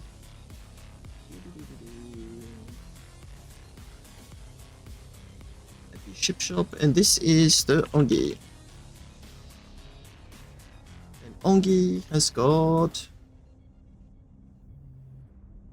I think I forgot to write how many plasma rings it has, not that it really matters. Oh, of course. Of course I'm compensating. How am I not supposed to compensate, Spider? We are not born equal. Some of us need to compensate. The very fun thing about this ship is that you can actually run out of stamina before you run to the end of the ship. And it also stayed blocked in my capital ship for over 1 year. So it was... oh, no. They changed the stamina, or I did something wrong the first time I did that. The reason of its design was to have the smallest possible silhouette. Because when the new asteroid patterns came out, it was super difficult to zoom in through the belt without knocking things. The previous orders, which had some lackluster avoidance systems, just could not do the trick anymore. There were so many asteroids at EOS and at Elysium, and this design was made as a reaction. So really meant to be long and thin, and 1,144 crates, and the only moment it will dip under 150 meters per second is when you have 1,144 crates of Lucium, Exorium, or Onium. And then it's going to go 145 meters per second. As you say, Spider. Although I think you may... it has more than one meaning. So yeah, the plasma really runs the entire length. This ship is capable of going 160 if your computer allows it. 160 being what I think is the true maximum speed. Or until someone has a better computer allowing them to go at a higher speed. Yep, let's move on with the joke. I'm trying to keep the stream as family friendly as possible. That is not part of my exhibit, but it's not quite on top of my plot, so I'll ignore it. All good, all good. I invited the jokes. This here was a semi-attempt at a meta ship. It has 28 plasma... Yeah, I know you're not satisfied. It has 28 plasma cannons and the weight is 4.7 kilotons. It has a bit of a mix between oninum, kerodium and bastonium. I didn't quite know what was meta, what was not, so it was a little bit of a mix attempt. It aims with cargo lock frames, cargo lock beams, rangefinders, and laser designators. Overall, it's a fun ship. It doesn't fly max speed, it flies 130 if I recall, and it's just a fun ship to fly. I'll go on with the Silure. Now the Silure is, I think, the ship that I've personally used the most. It's also what really set the stage for the next ships to come. As in really, really big mining ships, if it wants to load. It doesn't fit in a ship designer normally. It fits in double diagonally from one corner to the other because it is too long. This being the latest version, which is version number 7 or 8, I think. Quite a lot of mining lasers and whatnot, but it was intended as a blockade runner. As I went through the Elysium Gate quite a few times while it was protected with, contested with pirates. Surprisingly enough, the generators on the side were never once detonated on me. I personally never had to use the autocannons at the back, but I've had a few of my clients that did use them to fend off pirates. Overall, it's really intimidating when it shoots. I think just most pirates just don't want to deal with it. Designator, aim assist, allows you to center, weapon on, oh, this is, okay, give me a second.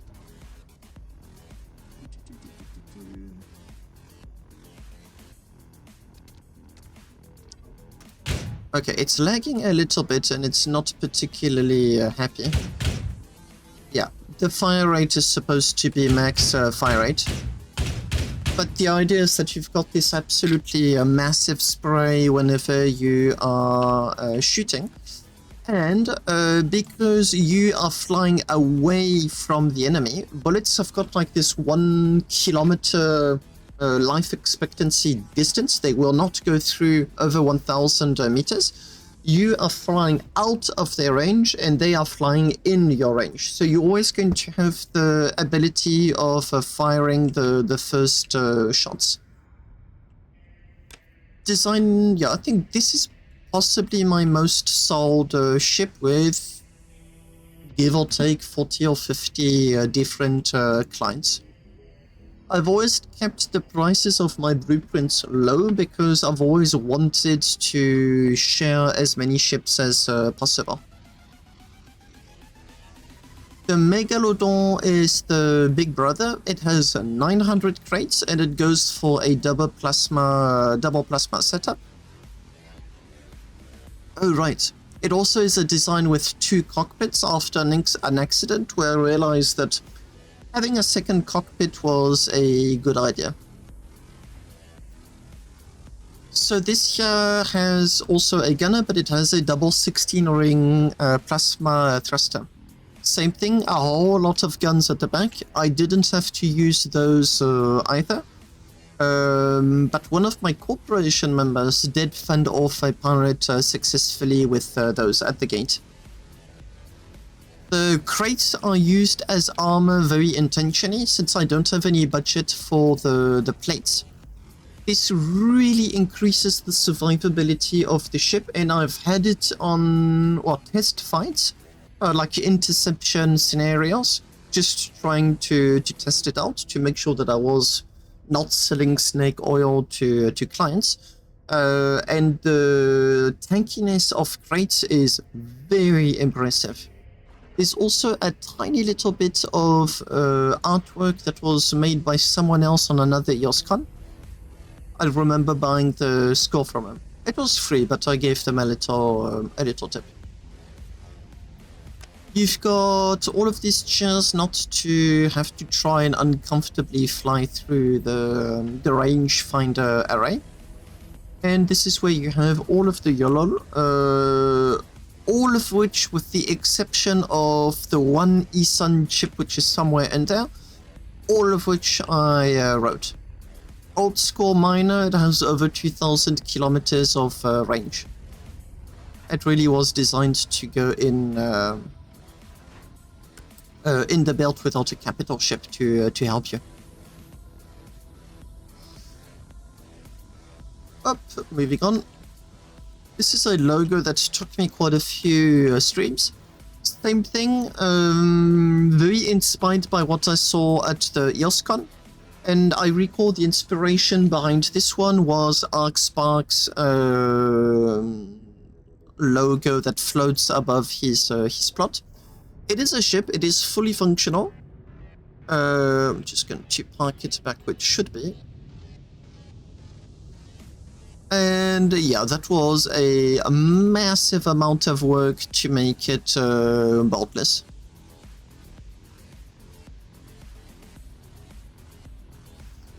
I don't know if Lingon is watching the stream because it's really late. I'm just checking the viewers. No, certainly he's not. So I'm just going to go with it. This is the Tokyo Anti-Drift, and it is a design made by both me and Lingon.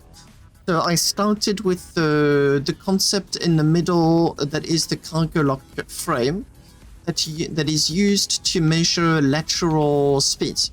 So the ship is aware that it is moving sideways. There's YOLO that allows it to compute it based on Mori Rotari's speed calculator. Because it's now aware that it is moving sideways, it can compensate for it. This allows the ship to be used as if it was a plane rather than a spaceship. It's a little bit off balance right now because of all of the souvenirs I'm adding to it. So I gave Lingon just like the cargo lock frame, the smallest size I think I could get away with. He handed me back the V basics of a ship, the general shape. I started bolting, welding, putting plates, sent it back to him, and he sent it back, and so on and so forth. And there's a plate missing. We ended up with this design that was then used on the race organized by Silent Symphony from Progress Bar, where I was able to end up 4th place out of, I think, 14 or 15 players. Commander Doggo beat me to the 3rd place. Really, really close. But yeah, it was a very, very fun thing to do with him. It was difficult because there were a lot of weight constraints, trying to get it compact, weigh light, but I was still able to fit in a towing beam, as it was actually got used many times to tow the previous ship that got smashed onto the stations, as all of the safe zones had been disabled.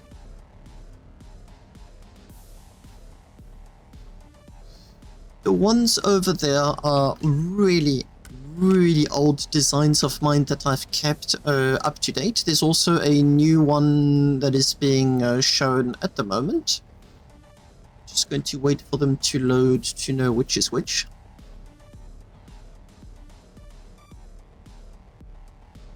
Yeah, okay, this is the very latest version. I don't think this is the prior version. No, okay. So this is the latest of the mouse ships.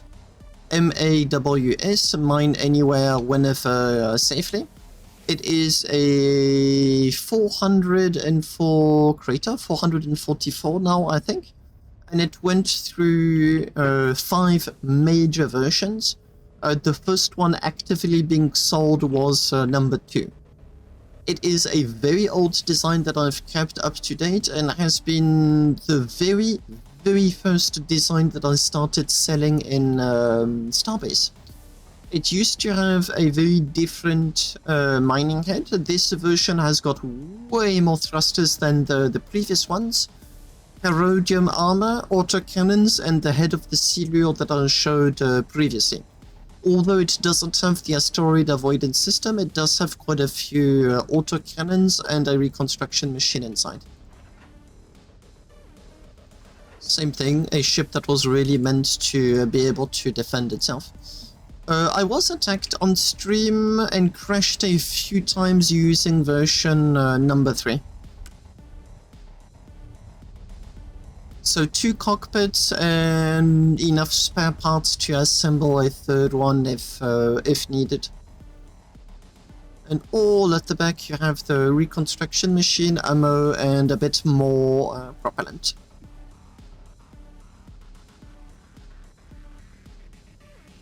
When I'd gotten attacked, sadly either the reconstruction machine unlinked or I'd forgotten to link to it in the first place. Still don't quite know what happened. I think I forgot. But yeah, I've a really old design of mine. And you'll see that this ship, and this ship have got a lot of similitudes. This is because they used the same components. So this was the Raider, which was the very stubby version of the mouse. I hadn't really done a lot of combat before, so I figured I've got a working ship, let me just take the existing mining ship, remove all of the crates, make it shorter, and add 30 autocannons on it. So this one is a way more modern version, but it still has a lot of the roleplay elements. And the funny thing is, it used to have a fast travel core on the back here, with the seats facing it. That's the empty space you can see. It got confused for a mining ship at least twice, because the vibe it gives really is that of a mining ship, and we gave pirates a few big surprises. The disco inside of the ship has been used to save the ship from its own crew, because the travels to go to Elysium used to be absolutely ludicrously long, and the crew would get bored and tag stuff inside of the ship using cable and pipe doors. Ship was quite close to the budget limit, so that would absolutely freeze it on place each time. So the disco was added inside to keep the crew busy while we did our travels, and it did save the ship once or twice. And that is its big brother, the Pyraplasma, which has plasma cannons rather than autocannons, and has a very heavy incentive on armor. So many more layers of armor were added on this ship. And same thing, it saw quite a lot of combat both on the PTU and on the live. And this really is one of the latest versions. Has 2 cockpits also. And the best fight it ever did, it first won a 1v3, and then won, before being able to be fixed, a 1v2. By the time I was finished, the center of the ship had been punched clean through, so you could see all of the machinery behind it, and I had 1 plasma cannon left, and I was using the top cockpit to man the ship. There was almost nothing left of the entire ship. Whoops. Same thing, it also has the disco stuff going on at the back, although right now it is turned off. And that right now there is the very first version I had of the inertia dampener. It's no longer as resilient as it used to be because I updated the ammo, but yeah, it was possible to make big holes on it and the ship would just survive. Same thing, same ship of the... Oh, there's the mouse 4. Oh, there you go. This is the Reclaimer, also a ship that saw a lot of usage on the live, and it is a flatbed ship. Sadly, Starbase being Starbase, this gameplay is not particularly popular, but it was a very big ship able to allow you to scrap a whole lot of things off the surface of the moon.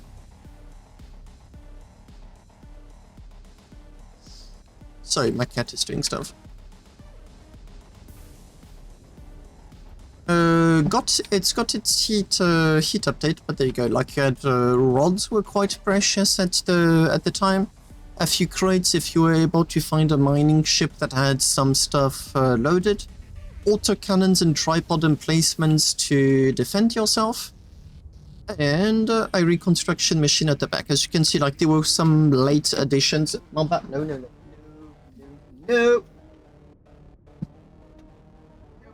Not welcome during the streams. Some very late additions to the ship, way after. And that is the towing beam mounted on a turret.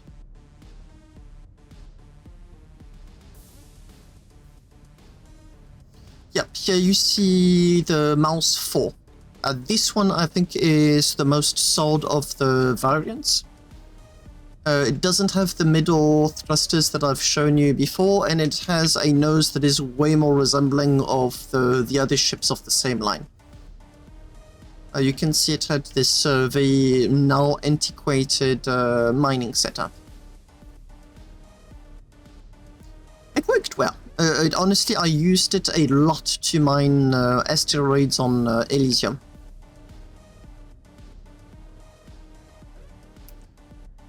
Oh, this is the Blitz. It's one of 5 different ships, each one with like different armaments, and this one is the torpedo bomber version.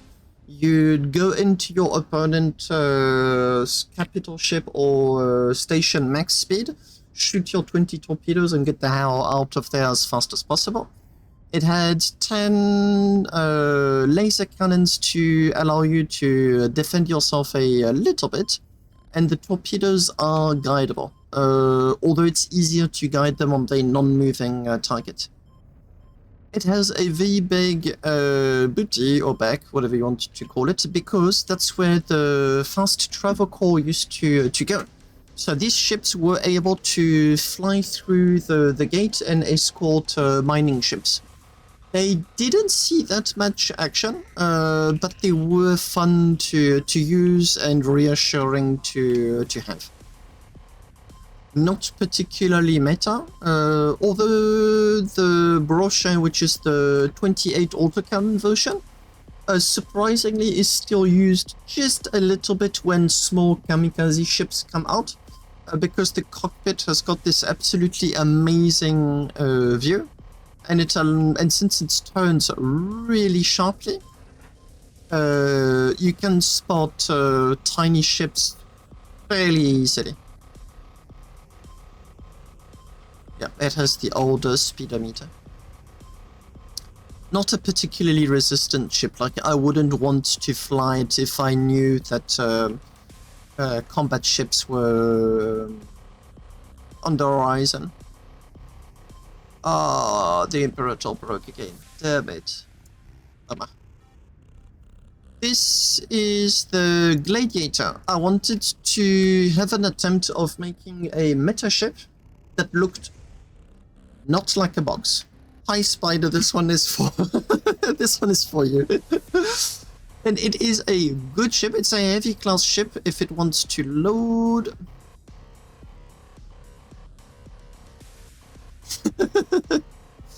24 lasers, 4 railguns, so it really packs a whole lot of firepower, and it has everything a meta ship needs to be. It's boltless, and in order to be the way it is and not weigh way more than 6.6 kilotons that it already weighs, has a concept that I call the makeup armor. So the armor that you see here on the sides is Nephlite armor. The real armor is boxy and is underneath. At which point it looks like a very ordinary meta fighter, like absolutely nothing special going on about it. But the insides is kerodium plated. So if I can just yeah. Oh, come on, mate. No. Well, Discord is not cooperative tonight. Give me a second.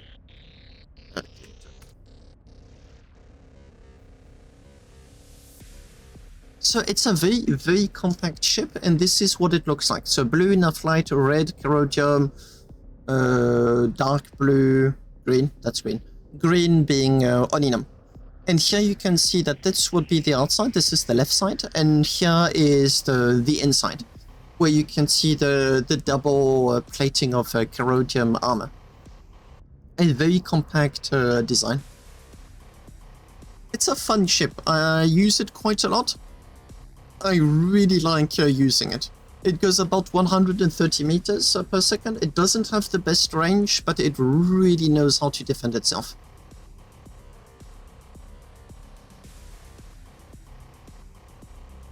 Let's call it Space Armor and call it a day, will you?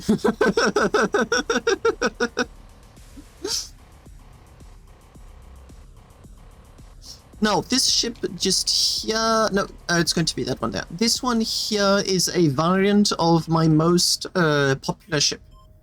I made a YouTube video Oh, come on, mate. I made a YouTube video a few years ago, 2 years ago now, I think, on how to make money very fast, really easily in Starbase. And the ship came out literally right as the new asteroid density had hit the game. And I showed how you'd be able to make 1.3 million credits with little effort in 10 minutes. Which was a big deal. Now we've dealt with crazy inflation since. But 1.3 million credits was a huge deal at the time. Quite a few blueprints would be sold for just 1 million credits. This was the version that would go to Elysium to get Certrite or even better Arcanium. And this gap here allowed you to have the fast travel core, tier 3 generators and 8 autocannons. Oh, it's broken. I didn't have to use it much because, well, soon after any of the ships could pass the gate. And what's really fun with it is that I've seen many players I know absolutely nothing about. I've never interacted with them use my ship. Some of them don't know me at all. Most of them actually. I think they don't know who the creator is. But it was so fun to see that players were sharing this blueprint, which is completely free. The Bowtie XL. Oh, Valve is going to be presenting that one right after. We also had the bow Tib, Tib being one of our corporation members. We do have, it's called the Zeus. It's Bowtie inspired, but I do not have anything on my plot called the Bowtie XL.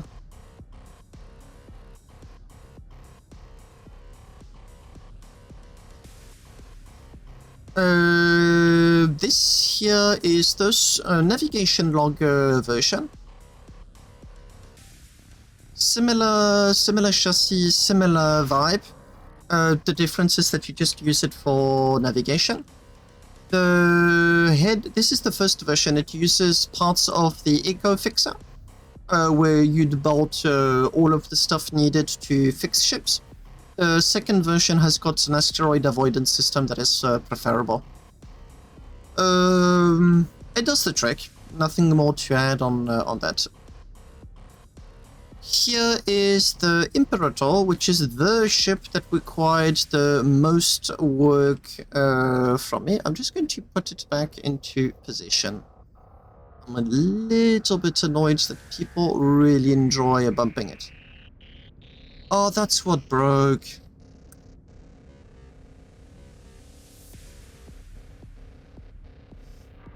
Or not. I saw something broken. Okay, give me a second. Oh, perfect.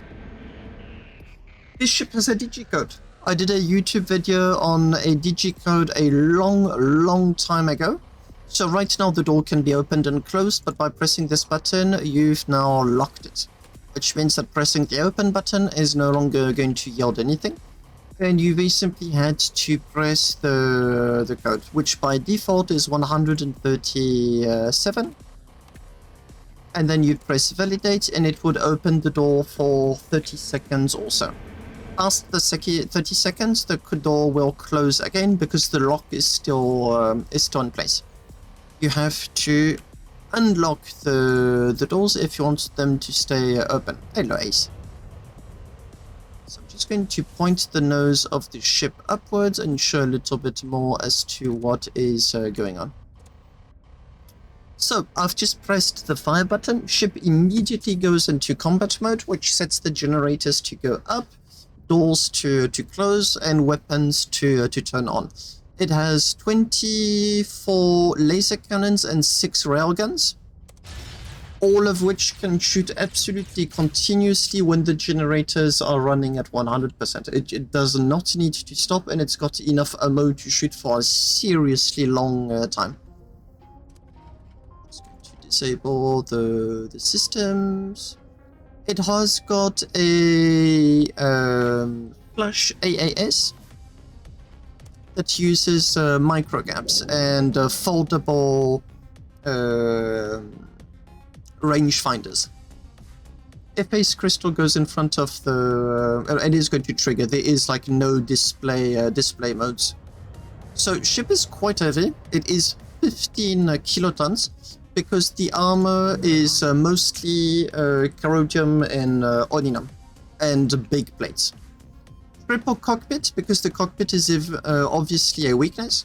So if ever your endo gets shot out through the glass, you spawn again in the reconstruction machine, and then you just use one of the other seats.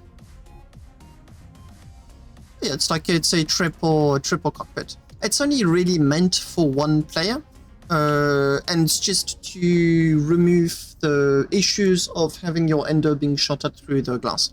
Because it needs a big visibility, it's a super big weakness. So to compensate for the weakness, it has the reconstruction machine. It has a huge amount of YOLOL, most of which you can't see because it's all around in the engine compartment. Isan, this is some of the rangefinders that go through microgaps.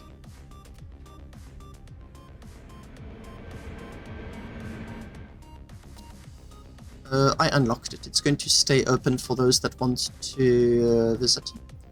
The ship is meant to be quite provocative in nature, so it's really like Julius Caesar, Veni Vidi Vici, Imperator, Lord of Combat. I made it Bartless. I'm really glad you like it, because this was 320 hours worth of work. I know the amount of time spent on it because I streamed most of it. I spent 2 streams just on the thrusters at the back, 1 stream on just the generators, and my streams are usually around 6 to 8 hours long. It has a huge amount of armor. That is why it is so heavy. Yeah, 2 streams to get everything right. Thank you.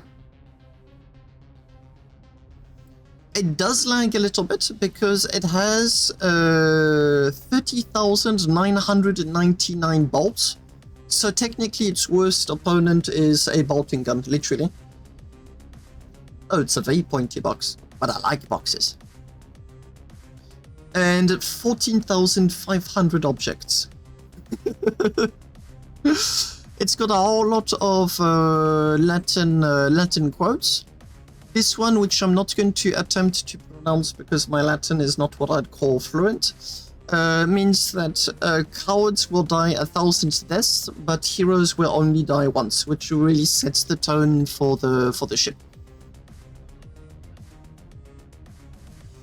The armor at the front is 432 centimeters of armor. This being the corrodium, and at its thinnest is going to be 2 meters 88. The plates all being lengthwise. So the railguns are all at the end. I have never ever had a railgun be shot out. These are micro gaps that are meant to accommodate the asteroid avoidance system, which in fact goes right through the front of the ship. It doesn't go super fast. I think it's 125 meters per second, and this is the light version. There's a full Oninum version that's over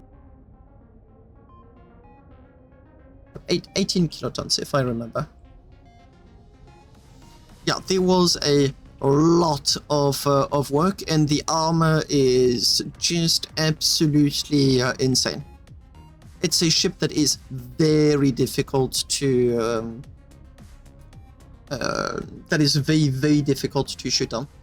Sadly, I couldn't get much combat out of it on the live, so I used whatever targets I could find, and someone had to be on the receiving end. No, just kidding. I'll never shoot someone on the lever. They don't leave the safe zone anyway.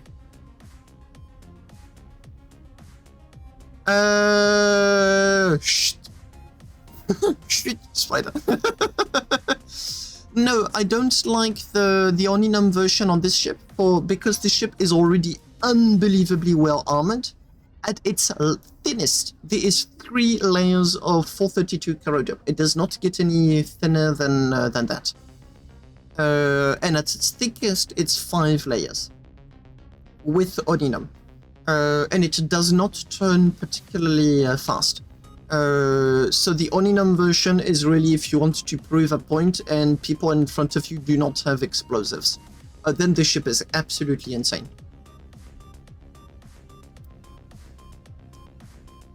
I'll be showcasing this ship right after, because this one is a whole lot of fun. This is the Apex. It's my 30 laser ship, 3 kilotons. It went to a tournament and was a ship that people did not want to fight.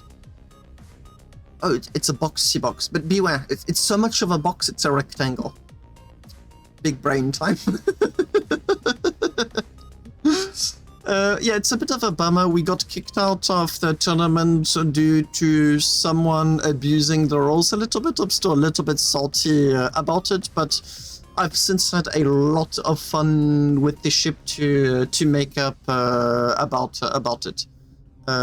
It's been a huge amount of fun to play. It's a glass cannon, 3 kilotons, 30 lasers, and this ship is 50% generators.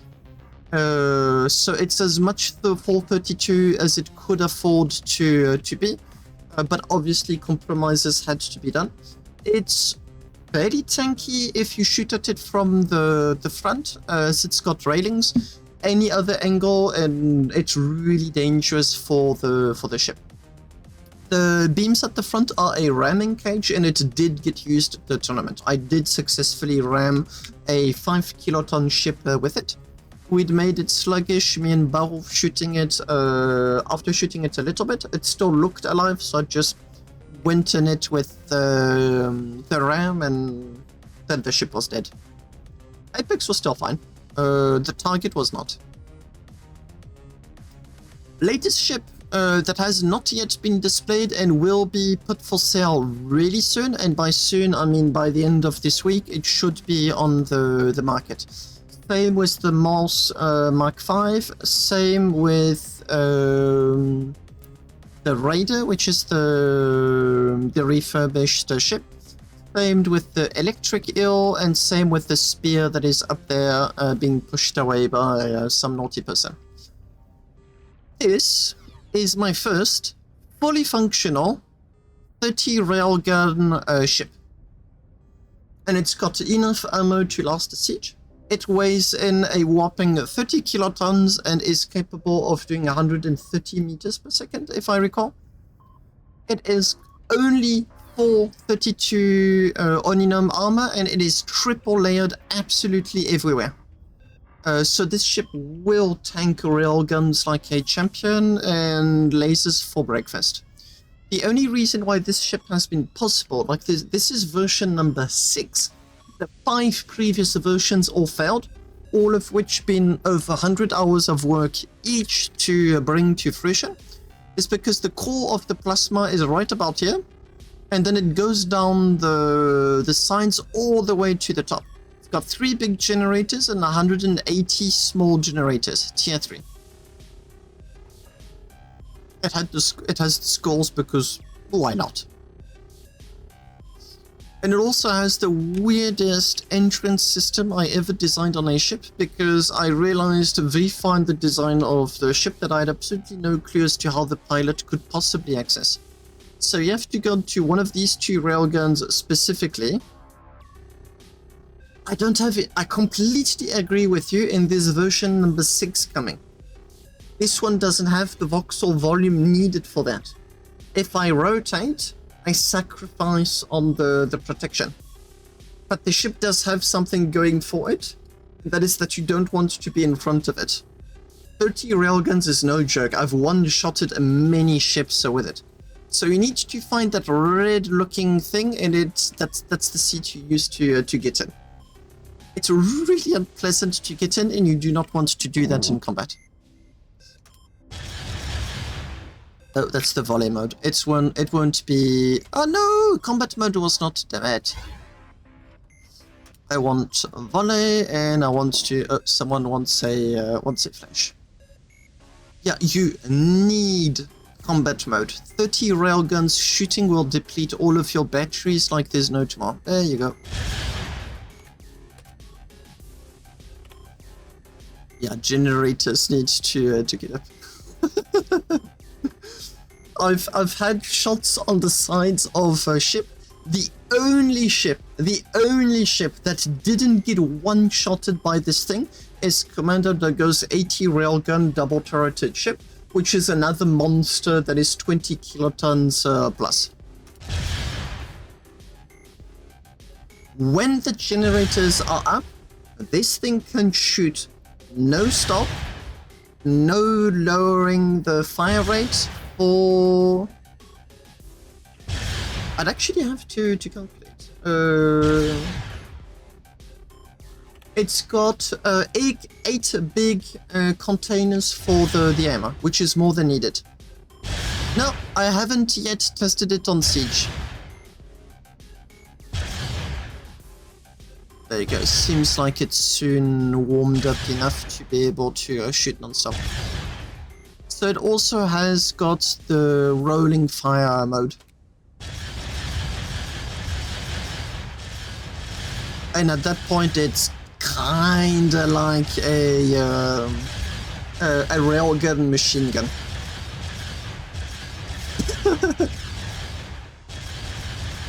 Yeah, cap ship vaut mieux les torpilles. Torpedoes are better against capital ships. Ammo should... No, I forgot to display the ammo. Oops. Oops, sorry. Going to disable combat mode. You get ejected very unceremoniously, and you end up on the side.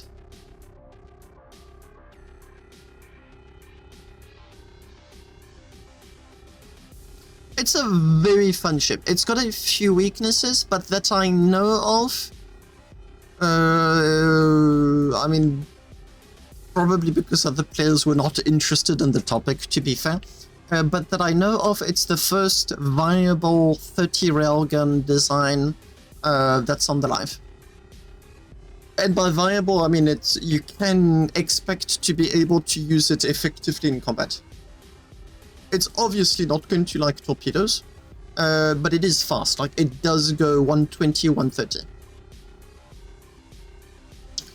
Yep. Yeah, that is the main weakness, which I'm trying to address with version number 7. Version number 7 having no plasma and no big generators. and it's going to have a whole lot more armor and a whole lot less speed. The very last ship is going to be that one. I think Barolf left. A bummer. I think I took too much time to speak. I'm going to be presenting those ships for him if he's not there. Colt, t'es là? Yep. Parfait. Je présente juste le Spear et ensuite je te laisse présenter tes ships. Enfin, ton ship, tu m'as dit que t'en avais qu'un seul. Pas de soucis. Moi, je serai pas directement dans le truc, mais encore que je suis pas loin de réussir mon coup là, Happy. Peut-être pas loin de revenir là. Hein. T'as toujours pas fini de revenir? Non, je suis à 8 km 600 de la robure là, donc je devrais pas être trop loin de sortir de la safe zone.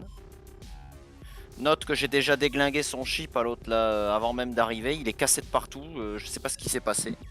Avec les glitches ou je sais pas quoi, j'ai réussi à péter des beams, des thrusters, des trucs à force de rentrer dedans. I'll translate just after. Attends, bon, du coup, pas d'interview tout de suite avec le...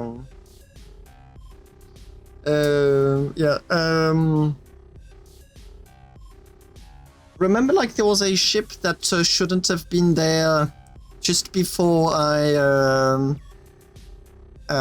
interviewed Coffee Incorporated? Well, it disappeared, and this time it wasn't a bug. Seems someone in my corporation got really annoyed at that, and ship won't be seen again. That's for sure. How funny. This is the Spear. It is a ship that ended in 2nd place at the very last tournament. It is 1 kiloton, 4 lasers, 1 railgun. We went all the way to the 2nd place where Armor Mercenaries beat us. They didn't lose a single round, but it was so much fun. These ships are absolutely excellent and 1v1s, but Armor Mercenary reminded us that tournament was a 3v3, not 1v1s, to sum it up. But it was a very fun ship to use. It does have a little bit of bowtie inspiration in that it is a duelist that is meant to be as flat as possible. This is like 144 meters high. You've got twice 12 centimeters. Your endo is taller than this ship. If your endo stands next to this ship, you are able to be eye to eye with the pilot. Nice. Yeah, it was described multiple times as being very unpleasant to 1v1 because of how flat it is. And yeah, it can't shoot the railgun continuously, but it really is a fun ship to use. But its absolute massive weakness is that it does not tolerate being shot at from above or below, as that will absolutely obliterate the ship.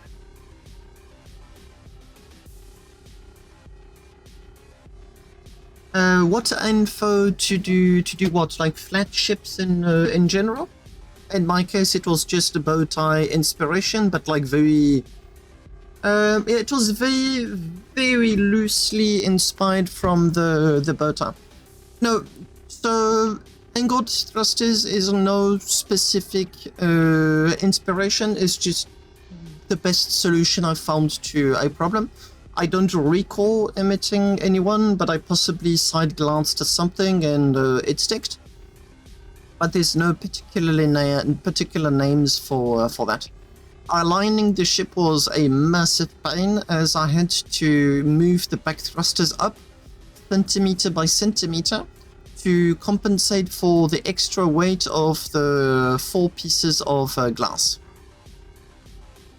That is just how flat this ship is.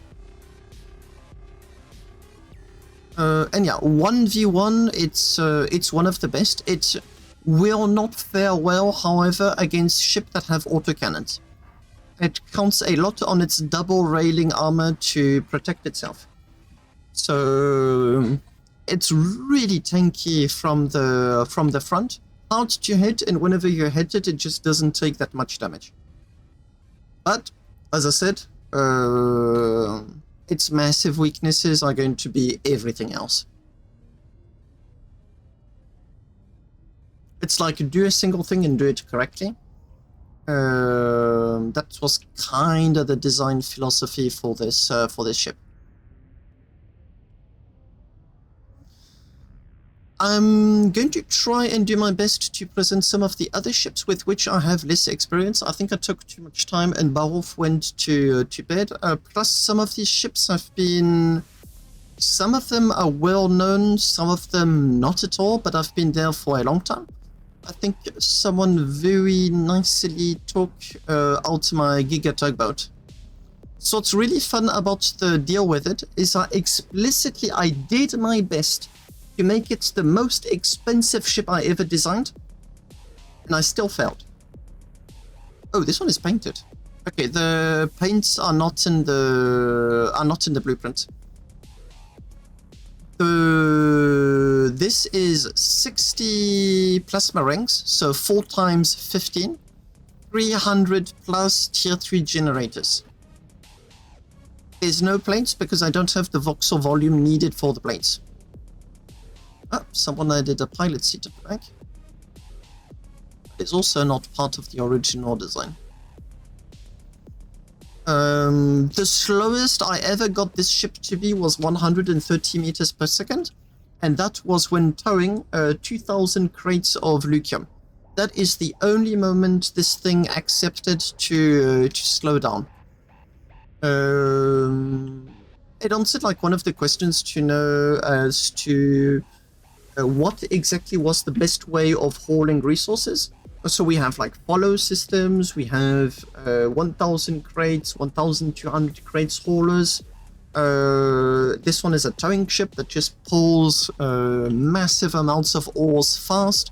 So I think all of our corporation members have got like their own favored method. But this was one attempt at getting the job done nicely. I personally prefer the EO. That is not allowed to be left in a capital ship designer because it's never going to be able to get out. Capital ship designers are not big enough.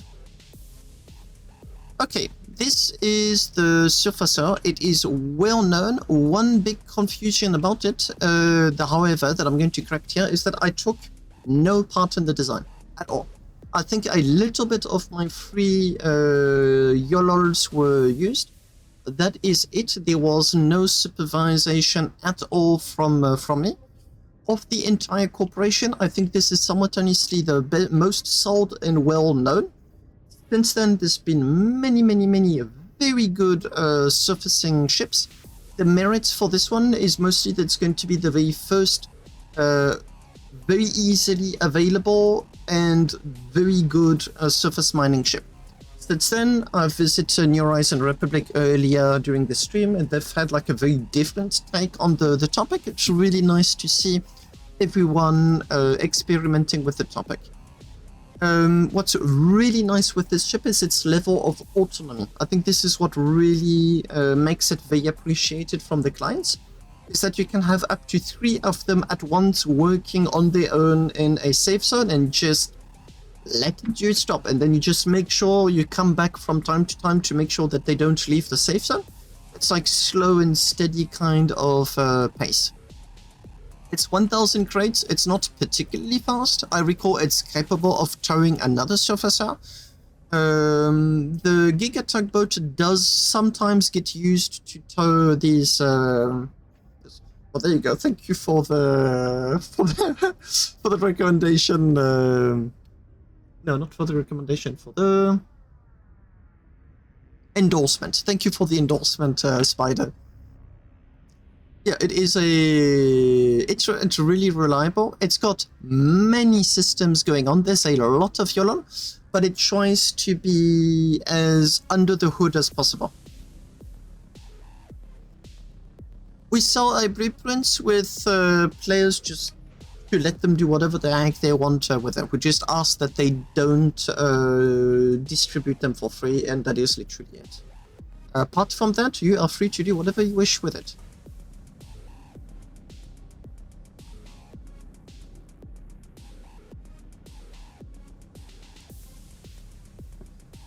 Yes, it is a very popular ship with... Ah, il a disparu pour de bon? Non, hein, il est sorti de la safe zone. Et ça, c'est une putain de bonne nouvelle. J'étais... Je me suis tellement donné de mal. Alors là, on va rigoler, là. Yep, it seems like the other ship officially disappeared. Parce que là, maintenant, il peut plus le taux. RIP. Mais moi, si! Anyway, this is the mini surfacer. So precisely because quite a few surfacers would get stolen, this is like the cheaper version with 500 crates, if I recall, and no big generators. Only small generators, tier 2 stuff, just meant to be so that you can afford to lose your first one if needed.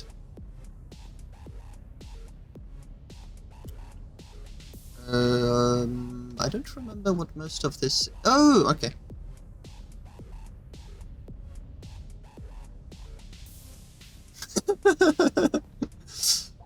So yeah, the biggest danger with Surfacer is that they work really well on their own, but you need to make sure that they don't get out of the safe zone. Otherwise, they'll continue to work on their own and get out of the safe zone. That is where most of the pirate attacks happen. Okay, now that ship is going to be very fun to present. This here has been made by a member of Ours that left the company and the game since.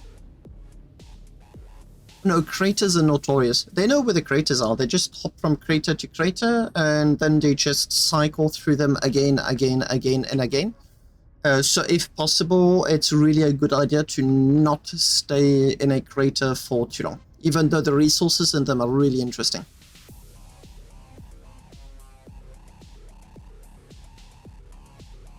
Oh right, surfaces do have an auto landing mode. We've had some clients complain that it's absolutely nerve-wracking. The ship tilts backwards and then accelerates, and you have a rangefinder that detects when the ship is close to the surface.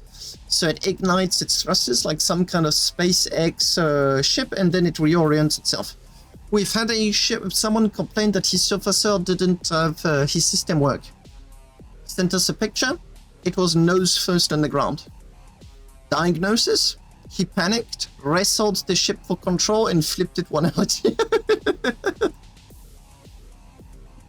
That one was quite fun to diagnose.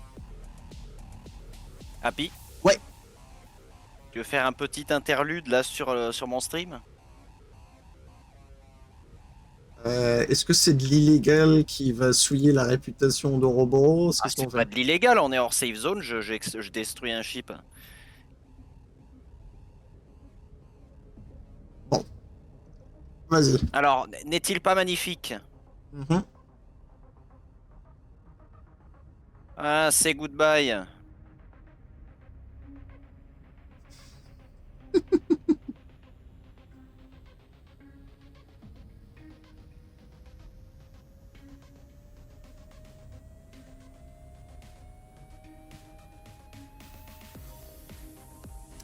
Ouroboros used to be a merchant corporation, but it seems that even with all of my efforts, the members are bored and are straying towards the path of piracy.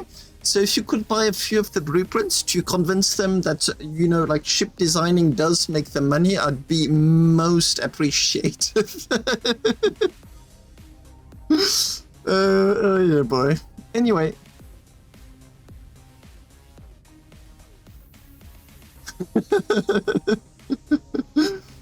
This ship is a very peculiar type of ship because there's a whole lot of maths involved.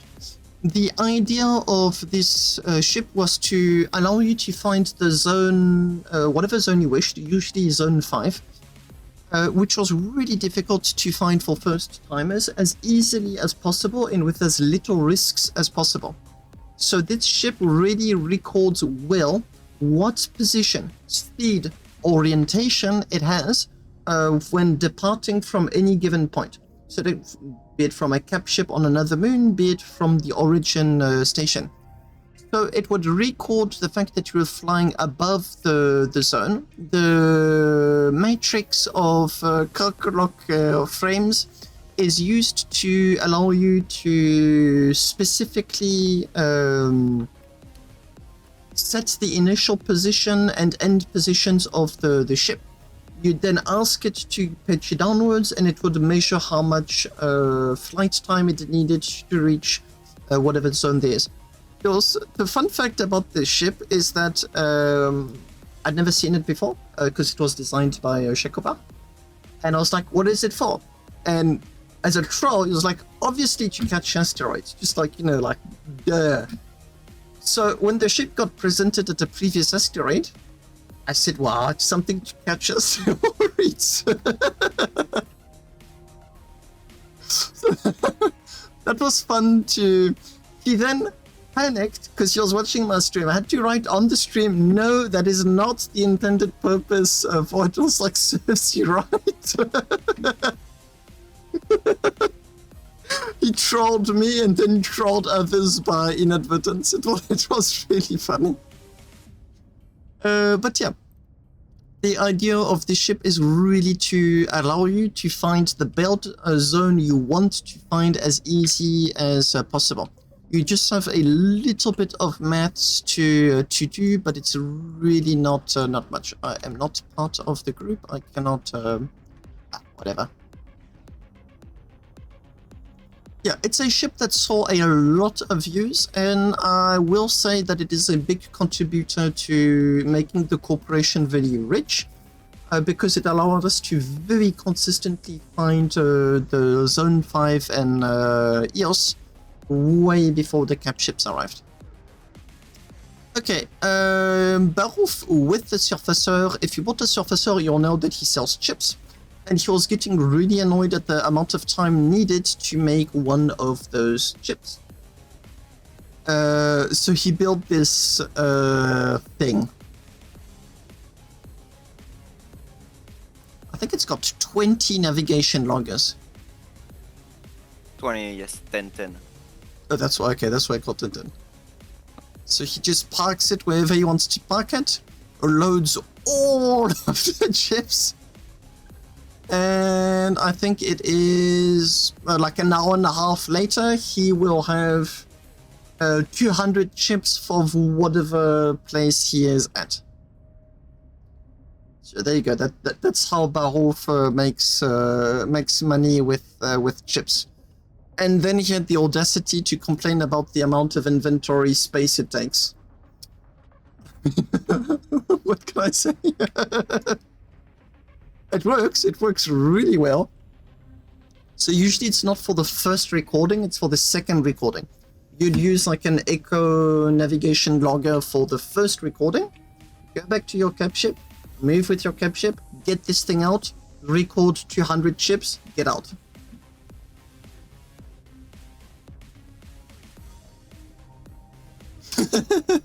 Yes, classic Valve. Can I make money out of something?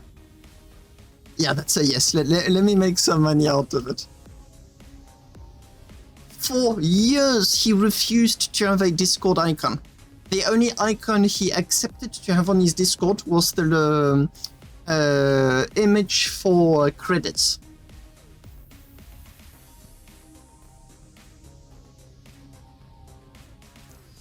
Trifon is also a big hauling... No, that's not hauling, that's the... I'm confusing it with another ship. It's another ship that was made by Jacobard, who designed the Orbiter. Big mining ship, yep. I don't know much about it. Colt, t'as des infos sur le Trifon ou pas? C'est un ship qui a été fait par Jacobar à 90% et Barou vient juste de le finir et il l'a ramené là. J'ai pas beaucoup d'infos, je sais juste que je crois que c'est un triple plasma, c'est ça? Oui, c'est ça. Avec quelque chose comme, je dirais peut-être une erreur, mais je crois que c'est dans les 800 crates, un truc comme ça. Je crois qu'il a 700, 800 crates. Donc le ship avait jamais été fini avant. Il avait jamais été fini, ouais. Oh, okay, interesting thing. So this is the very first time that this ship is in the live period. So Jacobar left the corporation and left this ship 90% finished, and well, we never heard about him again. He just left one day. And this ship was 90% finished, and Barouf did the remaining 10% of work required to get it out for this EOS Con. So this is the very first time it is out on the live. So triple plasma, big generators, 800 crates-ish. I don't have much information on the ship at all. And this is also a ship from Barouf. Since the surfacer was working so well, he decided to make a built version of the... Quand tu veux, Greg. He decided to make a built version of the surfacer. So, as you might have guessed, this one goes in the belt, and I think, without being certain, that this is most of what is going on with this design.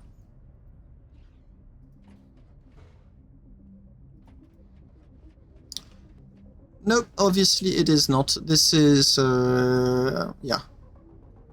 I'll say it's a distant cousin. Oh, gee, there's a lot of plasma here. It's a distant cousin of the surfacer, so it probably takes what the surfacer is in spirit and attempts to replicate it for the belt. So I'm expecting roughly 1,000 crates, knowing Valve. There seems to be a little bit of patterns going on. Ooh, everything is bolted to their neighbors, that's how I did it. Yeah, so you can expect everything to move up, down, left, right to absolutely obliterate any asteroid that has the unfortunate chance of being in front of it. C'est un cousin très distant, très distant. And you can go up to look around. That will be to find asteroids. It's very similar to another very old design of the corporation called the Bisbee. And when I say old, it's literally older than Ouroboros is. Ah, that's one of Colt's designs. Colt, ça c'est ton ship? Ouais. So this... là-bas. Yes, so I'll let Colt present this ship since this is his. Okay, no problem. Simple presentation. It's a 12-16 crate moon miner with 30 lasers. This ship is designed to be used in the following way. Jump from a capital ship to land on a moon at 150 meters per second to join a moon base. There you will stay a long time on this place to dig deep with 1 to 4 of these monsters to make a deep excavation of 1 to 3 layers deep. Surprisingly, it works very well. You just have to be methodical. Ça existe en anglais, methodical? Oh oui. Ok. Everyone know it, the E3, so this ship has 3 cockpits, 1 to pilot, 1 to place the ship on a trench, and the last one to mine with the mouse, the ore that interests you in the wall next to the trench. It worked very well, and I'm very proud of this ship. It has been sold more than 60 times in 2 months. I just sold another one this morning at 4 AM through the excavator bundle. Thanks to the American cousins for choosing to live on the other side of the world. the sales of this ship have put a spotlight on the brand and on the other Skytankers. In a very short time, this ship has become one of the most liked Skytankers. It has received a lot of positive review also. So that's it. This painting is the painting of the ship can no longer be obtained because it could only be obtained at the EOS Con. And if you want to know more about Skytankers, you can simply go to the YouTube or on my Discord channel. I'll be linking Simple as that. everything in the chat as usual. So for Ouroboros Discord. So this is so you can find Skytankers there, but it's a separate Discord which I'm going to link. So this is for Ouroboros, and then is the chat for the Skytankers, which also includes Colt's Encyclopedia, where he links absolutely all of the amassed knowledge about where to find what resource, what can you find where. Just so you know, that's it's a 2-in-1 Discord. And also, so if I want some ice, this is where I can know where to find. Spider would like to know, Colt, what is the difference between the difference between the Surfacer and your Skytanker E3? Very simple. 200 crates more, and the back cockpit with mouse mining. Simple as that. Does it go as fast? Not really, because this ship is not designed for this. The Surfacer tries to do everything. A bit of travel, good mining on surface, on moon surface. And the Skytanker E3 has been designed only for moon mining. You make you have to do only one travel, and you will stay on the ground on the specific moon like Majindara, the new name. And you will stay there for a very long time, so you don't have to travel. And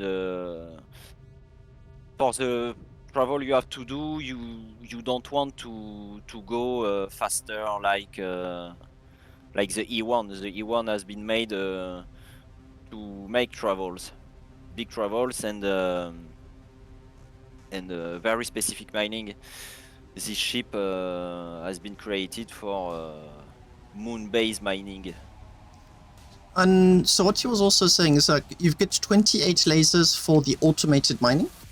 So yes, what like the exactly. the Surfacer uses 30. That's like 1-1. They're very similar in that regard. This cockpit uses the YOLOL for mouse guided turrets. So if you board these little nuggets flying around, you hop into the back seat, and while the ship is autonomously doing its thing, you can point at whatever nugget you can see and mine it. Well. So the Skytankers is like semi-independent from Ouroboros. It's like it's its own. No, it's completely independent. It's its independent brand from Ouroboros. It allows Colt to just do what he pleases with his brand and have fun. Simple as that. Only one detail. It's when we talk about moon-based mining and AFK mining, it's really important to have a lot of crate. 200 crate more, it's not a little thing, because when you trying to create a big excavation, you will use 1, 2, 3, maybe 4 ships in the same time. So if on only one ship you have 200 crate more, it significates 8 100, create more. This is my case So when I run with 4 ships. on Discord, like when we were chatting, I could see him having in the same safe zone of a station 3 of these running simultaneously, and additionally he was using a 4th tiny little micro ship to go and mine whatever you felt like mining. And that's how they intended to be used. The surfacers too, like you meant to have multiple of them used at once within a safe zone, and then just start digging. And then you actually could start to go really deep. T'avais commencé à faire 2 étages? 3 layers. Yeah, so he dug once 3 the layers entire deep, safe zone, then he started digging the entire second zone, and now he's on layer number 3. So you can stay within one safe zone for a very extended period of time. And little details, 1 more, maybe 2. This ship has an auto landing, but very simple auto landing, and something else is the safe mode. When you want to stay in a safe zone, I have to say this ship has been attacked 3 times and it survived 3 times, because the pirate bumped the ship out of the safe zone, and the ship goes back itself by his own way in safe zone. C'est parce que ça minait ou il y a un autopilote? Alors, c'était en train de miner tout seul, en autopilote, il avançait tout seul. Et quand le ship a commencé à sortir de la safe zone, le pirate a sauté dessus, a utilisé un espèce de glitch, et il a bumpé le ship en dehors de la safe zone. Mais le ship, comme il était en autoprotection, en fait, il a fait marche arrière tout seul quand il a compris qu'il était hors safe zone, il est rentré dans la safe zone. Donc, de base, c'est censé arrêter le minage quand tu sors de la safe zone, mais là, en fait, ça a protégé le ship d'attaque de pirates. The ship has a detection, because on the transponder settings, you have a value that tells you if you're in the safe zone or not. So pirate using means that we're not quite allowed through Starbase, because you're not allowed to bump a ship outside of a safe zone. Bump the ship out of the safe zone.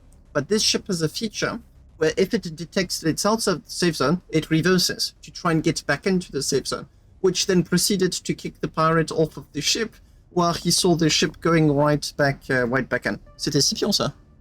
Ouais. Yeah, that was Scipion. That's how we know the details of it, because it was Scipion. He then a little bit muffled told us about it. Ouais, donc c'était plutôt fun à vivre en réalité, même si j'ai perdu quelques thrusters dans la manœuvre, c'était plutôt rigolo. Mais voilà, ouais, en gros, c'est ça vraiment les forces de ce ship, il est vraiment dédié au minage de Moonbase.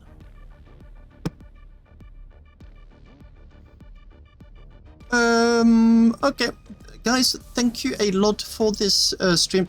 Sadly, I'm not going to be able to visit everyone. I'm going to have to resume work and whatnot, so there's not going to be any streams tomorrow on the EOS Con. I do apologize to the people that I've not visited, but I can make up for it at the next EOS Con. So it's a little bit of a first come, first serve kind of system, where if I see you around and you're interested in an interview, that's where I go. So by all means, you're welcome. It was really fun interviewing everyone. So for next times, if you want to be interviewed, very simply ping me on my Discord. It is literally that simple. I'm going to be more than pleased to be able to chat with you, understand why your ship is designed that way. Thank you, Trucks. And yeah, honestly, it was a lot of fun. There were a lot of people this EOS Con. I have been streaming a grand total of, let me tell you. So yesterday was 11 hours and a half, the day before was 10.5 hours, and the day before was 4.5 hours. Or 20, I'll just round everything up. So 25 plus 31 hours of stream over 4 days. I'm going to be sleeping for a week straight.